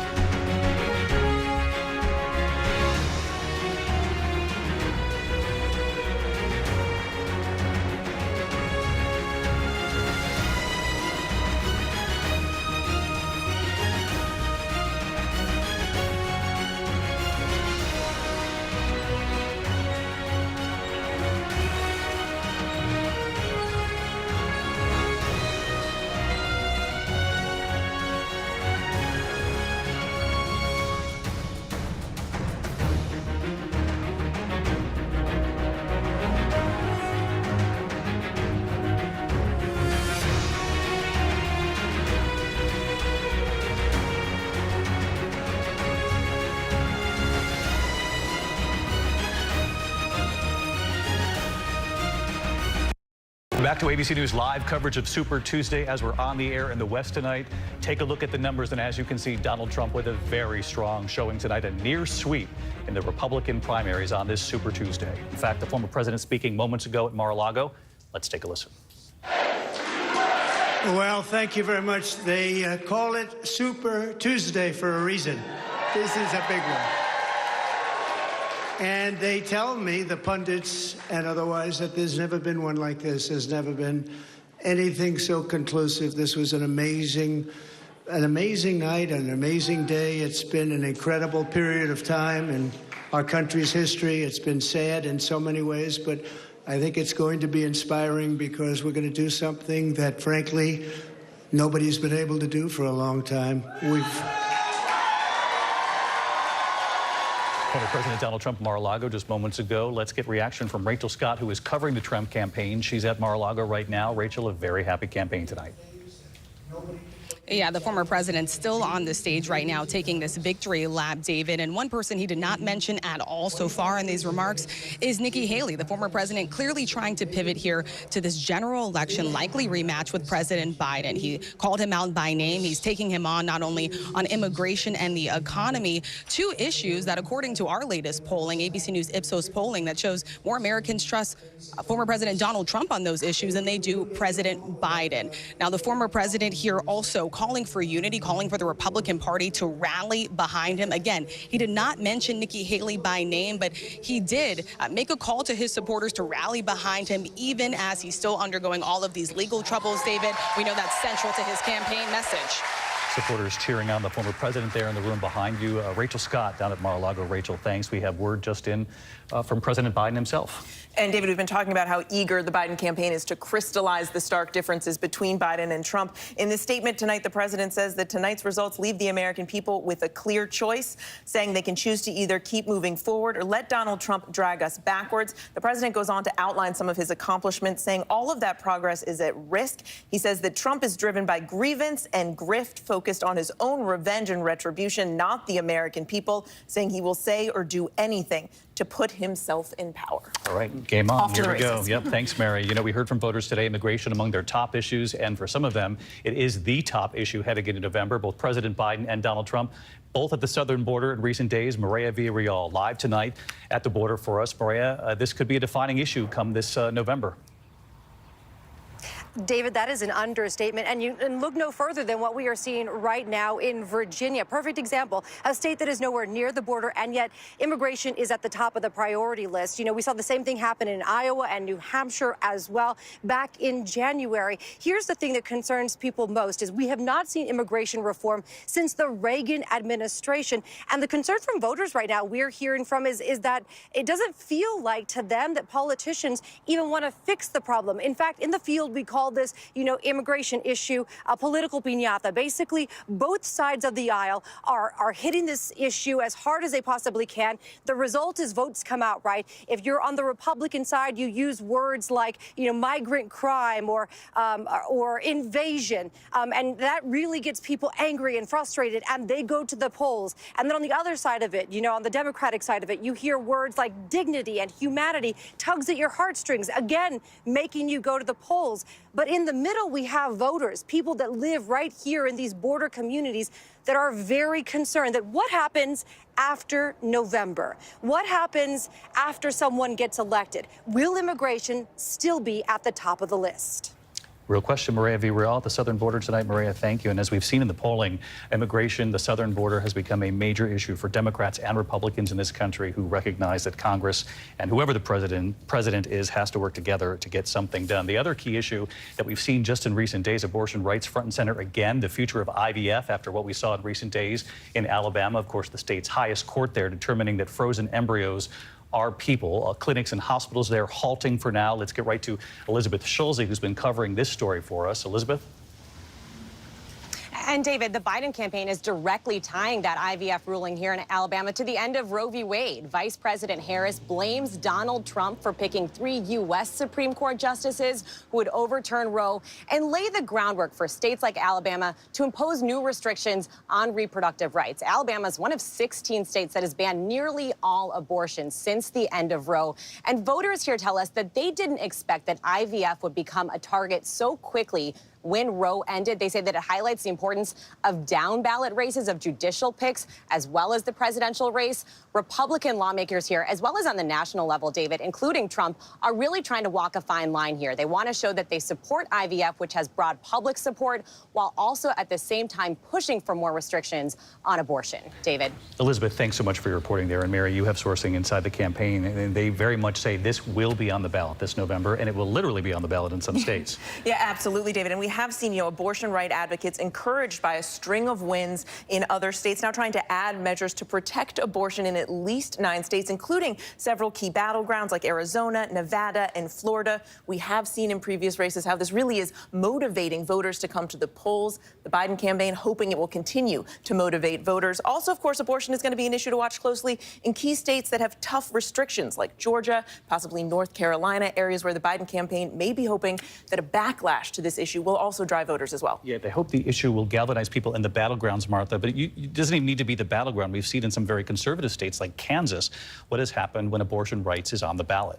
And they rejected any abortion restrictions. Several states did. Kentucky, Kansas, Ohio, they rejected that. So this is a big issue. And I think obviously it's one that the Biden campaign wants to talk about a lot because they do look back at the midterms and it really made a difference in those midterms, according to the exit polls and pollings there.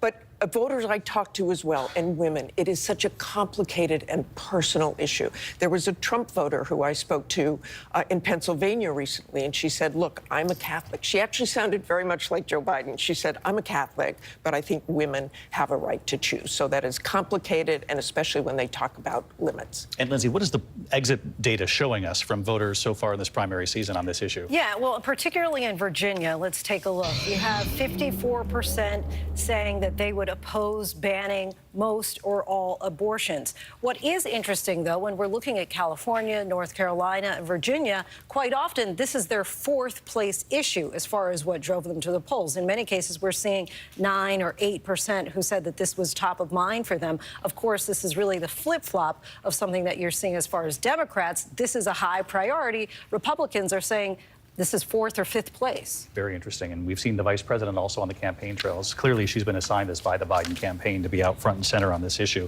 A lot more to get to when we come back here. The other major question tonight, will Donald Trump face any of these federal criminal cases before Election Day? And how does that change the equation? What did voters say today if he does? And could we see one of these trials actually right in the weeks before the election? That was Jack Smith's argument in just the last couple of days. We've got our team standing by live at the Supreme Court right after the break.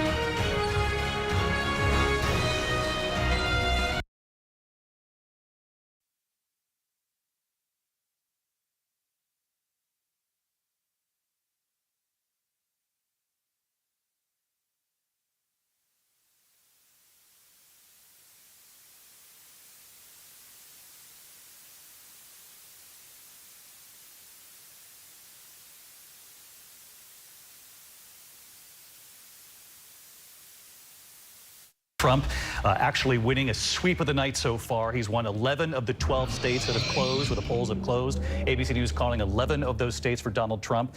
Vermont very close at this hour, and of course 15 states total voting on this Republican primary. Donald Trump is having a very good night. On the eve of this Super Tuesday, the Supreme Court, in a unanimous decision, ruled that states cannot act on their own to remove Donald Trump from the ballot, saying only Congress has that power. And we know this came after Colorado's highest court decided to take Donald Trump off the ballot because of what happened on January 6th. The Supreme Court said again that this is not up to the states. Now the Supreme Court, even though the justices said we should turn down the temperature across this country, it's going to be very hard when they hear arguments about Donald Trump's claim for presidential immunity in the coming weeks in the prosecution of the federal election interference case. I want to bring in Devin Dwyer, who covers the court. He is live at the court tonight. And Devin, we were talking, you'd have to go back to Bush v. Gore to see the last time the Supreme Court played such a pivotal role in a presidential election year. That's right, David. More than 20 years ago, this is the most direct intervention in a political presidential election by this court. And its decisions, as you already said, they are already having an impact on the contours of the campaign. That unanimous decision just yesterday striking down a major legal attack on Trump's campaign that was brought by both conservatives and liberals. But now a much bigger showdown is shaping up next month here when the Supreme Court will decide whether Trump can get total immunity and shut down that federal election interference trial against him from going forward. The former president says he is immune. The justices will decide whether that holds. If he is immune, David, that would shut down that prosecution in its tracks. If he does not have immunity, a trial could commence as soon as late summer or early fall, pushing right up against the election, a verdict in that trial, and the extraordinary scene, as you said at the top, of a candidate sitting in a criminal trial, David. Devin Dwyer, live at the court. Devin, appreciate it. I want to bring in our chief legal analyst, Dan Abrams. So, Dan, what's the court going to do? I know you always get this question, but I'll pass it off to you. You know, Amy Coney Barrett saying we need to take down the temperature. Going to be very hard as the Supreme Court takes up this issue. Kate Shaw also with us tonight. But, Dan, to you first on what you suspect the court could do here. Well, look, the question on immunity, it's very unlikely that the court is going to rule that Donald Trump or any president has complete immunity. The question is going to be the clock. When do they decide this? Do they decide at the very end of the term? Let's even assume that they do. Okay, then how long does it take the trial that's been on hold in Washington, D.C. to then move forward? Now, the Department of Justice has taken the position, at least the special counsel has, that this 60-day rule, which is really a guideline within the Department of Justice that says that the Department of Justice shouldn't be getting involved in political issues, investigations, indictments in the 60 days before an election. Their position is, well, that's not what we're doing here. When the court would set a trial date isn't the issue of the 60 days. That would be an issue of an indictment or an investigation or a subpoena, those sorts of issues. So from their perspective, they think that the case could even begin within the 60-day period right before the election. I still find that all to be very hard to believe that that will happen. And not to put you on the spot, you suspect the court will say he does not have complete immunity, and then this is going to be up to Judge Chutkan to decide if and when this case begins? Correct. I think that anyone who's watching the court would be stunned if they accepted the argument that he has a complete and total immunity. Now, remember, there are two questions, right? Number one is, does he have this, does the former president have complete immunity? And number two, was he acting in his role as president when this happened? And so the fact that there are two questions could lead to some question marks. But again, the way that the court could really punt this if they wanted to would be to send it back to the trial court to resolve certain questions. And again, then you think about the clock, right? Typically in these kinds of cases, we don't think about the clock first. In this kind of case, you have to be thinking about the clock at all times. How long is that going to take? How much of a delay will that be? Does that still leave time to have the case go before the election? And look, in theory, the issue shouldn't be when is the election. But as a practical matter, you know that the special counsel, Jack Smith, is thinking about that. Dan Abrams, thanks to you. Kate Shaw, you and I have been talking. You have to look back to history to see perhaps how quickly, in terms of the court itself, they could act here. If they're going to take up arguments on this in April, in just a week's time, how soon after that could we actually get a decision from the Supreme Court and where this would go from there? Well, I think, David, history tells us the Supreme Court can move very quickly when it wants to. And, we've talked before about 1974 in the United States versus Nixon case, but actually just looking at the decision yesterday, restoring Trump to the ballot in Colorado and every other state, I think that's actually pretty good evidence that the court can move quickly when it wants to. That was about 3.5 weeks between the argument in that case and the decision that we got yesterday. So when the court feels the need, it can move quickly. It clearly wanted to get its decision out before Super Tuesday, so there was a definitive ruling about Trump's eligibility to be on the ballot in all of the states where people are voting today. And, if the court feels a similar sense of urgency just to give an answer to this immunity question one way or another to allow a trial to potentially proceed, then it can certainly decide this immunity question, which I think is in many respects simpler than the disqualification question in yesterday's opinion, in a matter of weeks too. So it could decide the case in May. And then I think you are probably outside of this 60-day clock that Dan was just talking about. You could well see a trial late summer, very early fall, at least with a bit of a buffer before actual election day. Again, a few seconds left. You think we could get a decision from the court, Kate, sometime in May, early June? Absolutely. I think even mid-May is a possibility. You get into June and things get trickier with the trial calendar. But May, I think everything is possible. And not to put you on the spot, too, but do you agree with Dan Abrams that it's likely the court will not grant the president total immunity here?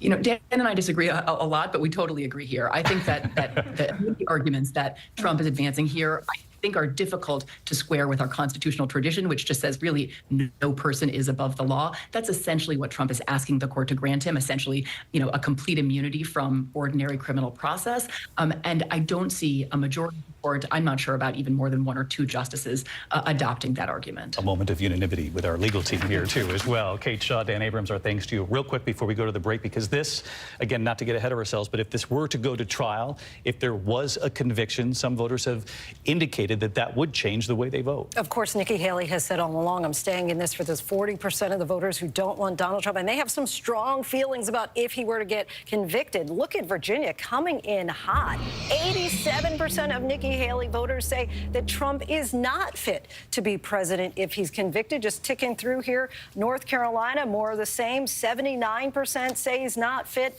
Take a look at California with a similar number. 71% say he's not fit if convicted. And if we just look at the aggregate of 6 states that we know so far, if you throw in Iowa, New Hampshire, South Carolina, 79% say if convicted, again, these are Nikki Haley voters, they don't think Donald Trump is fit. Which is why a huge strategy of Donald Trump, the campaign, is to push this timeline as best they can to get it out the clock. Pushed out beyond the election. Lindsey, our thanks to you. We got a lot more ahead here. When we come back here, a lot of attention, Martha mentioned it earlier, on age in this race, really for both candidates. And the question that's being asked across this country, is there any time at this point for anyone else to step into the race, even perhaps the last minute around convention time? People have talked about the former First Lady, Michelle Obama. Well, she weighed in on this whole idea today, whether or not she could run for president. We'll have that in a moment.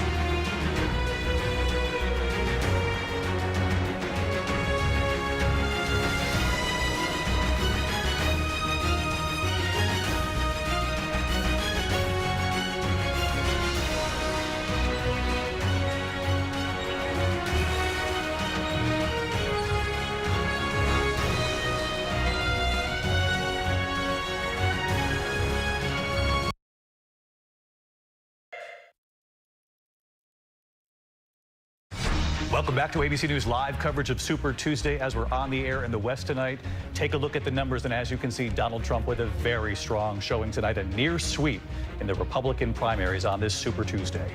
When does he clinch it, given the pace of the math so far? Yeah, look, there's still a lot of delegates in play tonight, and Donald Trump is positioned well to get most of them. Even if he loses Vermont, which seems likely right now, he's going to win California almost certainly. He'll probably be at around 1,000 to 1,100 plus delegates by the end of the night, which puts him in prime position to clinch this nomination maybe as soon as next week. If you look at what's coming up, fast forward to March 12th, these are the delegates in play in Mississippi, in Washington State, and Georgia, the state that broke him in the general election and, of course, led to criminal charges ultimately, could be one of the states that puts him over the top as soon as next week, if not next week, almost certainly the week after, even if Haley stays in the race. So not tonight, but very likely next week or the week after. That's exactly right. He's on the precipice. What a remarkable turnaround, John Carl, for a former president who left office having lost to Joe Biden. The events of January 6th, there was a lot of attention, not only in this country, but around the world. And he's had a sweep tonight and really an incredible primary season so far. As one of Trump's top advisors said to me a while back, this will be the greatest comeback since the Roman leader Cincinnatus. It's a long time ago. I mean, this is unbelievable when you think that he left the White House in January of 2021 in disgrace. He was a pariah to most of the leaders in his party. He was then impeached. He then started to reassert himself slowly and inserted himself in the 2022 elections. Republicans lost all over the map in 2022, vastly underperforming. Those losses were blamed on Donald Trump. He announced his campaign, David, on November 15th of 2022 at Mar-a-Lago. I was there. Very few other Republican leaders were there. He had no real endorsements. The first polls in late 2022, early last year, actually showed Ron DeSantis beating him. And he has made this comeback. And it's remarkable because it is a comeback that has happened coinciding with 4 criminal indictments, 91 counts. All that has happened, Republicans have come back and chosen him decisively.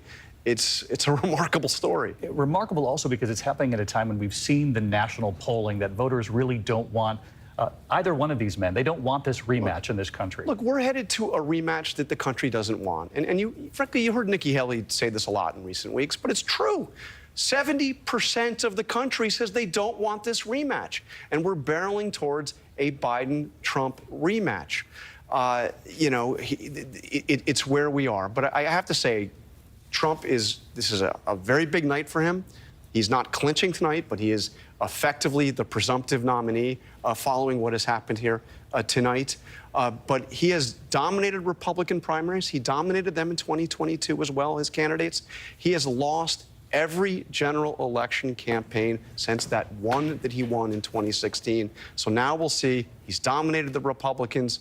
Where is he going to lead the Republicans and the country to in November? Yeah, that's the question for him. The question for President Biden is how does he address the age issue, which has become a significant issue for him? And also this question we were getting at with John here just a moment ago, that the country doesn't want really this rematch at all, either one of these candidates. It's why the conversation leads to Michelle Obama and other people. It appears the former First Lady had enough of that talk. Yeah, she's shutting that one down. We have seen this before, the speculation, the rumors that perhaps Michelle Obama will get in. Her team says not going to happen. She fully supports the Biden-Harris ticket. She'll be happy to be a surrogate out there on the trail. But it does speak to this real discontent. Look, the fact of the matter is a lot of Democrats wish Joe Biden wasn't running again, but he is. And the campaign is really arguing that right now, is a time to accept that reality and move forward. But they are certainly exasperated and very frustrated by this continued focus on the president's age. They understand it. They're trying to tackle it. They have a messaging issue with it. They know they need to do more. And I think when they look at the big picture, yes, Joe Biden is the oldest president in American history. He'd be 82 on Election Day. Donald Trump, not that much younger. But I think the big picture they argue is when they stack, and they hope what will happen, when they stack Joe Biden's accomplishments against a twice impeached, defeated former president facing 91 felony counts, who's been found guilty of sexual assault and financial fraud, that ultimately, that if it comes down to that, if they can remind voters of his record and Donald Trump's record and what he stands for, the voters will back Joe Biden once again. That's the strategy. The reality, though, what do voters say about age? You know, Donald Trump voters, people say all kinds of things about them, but one thing that stands true is they are loyal. You know, Donald Trump, 77 years old, just 4 years younger than Joe Biden. But take a look at these Trump voters in Virginia. 96% say Donald Trump, he's physically, he's mentally fit to be president. On the flip side, when you look at just a few days ago, there was a New York Times CNN poll where you have Biden voters who are a little more questionable. 61% believe that Biden may be too old to be effective as a president. So really a total opposite there. And Martha Redis, you hear this from President Biden supporters across the country who went out in these primaries to support him, even though he's the incumbent, didn't need it, but went out to show their support, recognizing that age is an issue. It clearly is an issue. And Joe Biden, look, he just had a physical, right? The White House released that. He does have a stiff gait. You talk to people in the White House all the time. I talk to people in the White House who say, in meetings, he's coherent, he's fine. But you get these moments with Joe Biden, and they dominate news cycles. They do. They especially dominate them in conservative media, and people look at that. And in some ways, when they see those moments, it validates their own suspicions. Like, he is old. I just saw that moment. I was thinking it was kind of like Dan Quayle, the vice president, who people thought maybe he's not so smart. And then he misspelled potato, which was such a little tiny thing. But when you get something that validates your own suspicions, when they see Joe Biden forget things, when they see, him walking, then that validates that. And that's the problem. And the problem he can do, none of us can do anything about. And Dan Quayle's wondering tonight, really, you had to bring up potato? Yeah. Martha, thanks. Sorry about that. We've got more to our Super Tuesday coverage coming up here in a moment. And one key question in all these polls that show them neck and neck right now, President Biden, Donald Trump, who are the 7 to 8% undecided? And will they decide this election? We'll ask that of the roundtable here in a moment.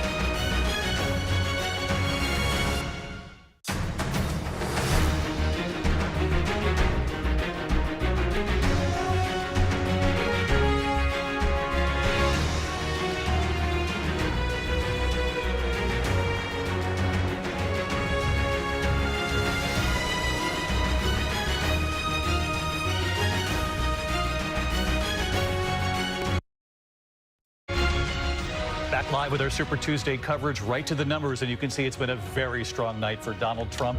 He's now within a week or two of clinching the map he needs for the nomination. Rick Klein, very tight race between President Biden, Donald Trump already, 2 to 4 points in the national polls between them. This might all come down to the 7-8% of undecideds in this country. It's basically a tied race with the general election starting now, and those 7 or 8 percentage points that you're talking about, they're what people talk about as the double haters. They dislike both candidates. They are on the sidelines for now. Of course, the effort will be to get them back. All about the independents, the moderates. I'm David Muir. Thanks for watching GMA first thing in the morning, and I'll see you for World News Tonight tomorrow. Good night.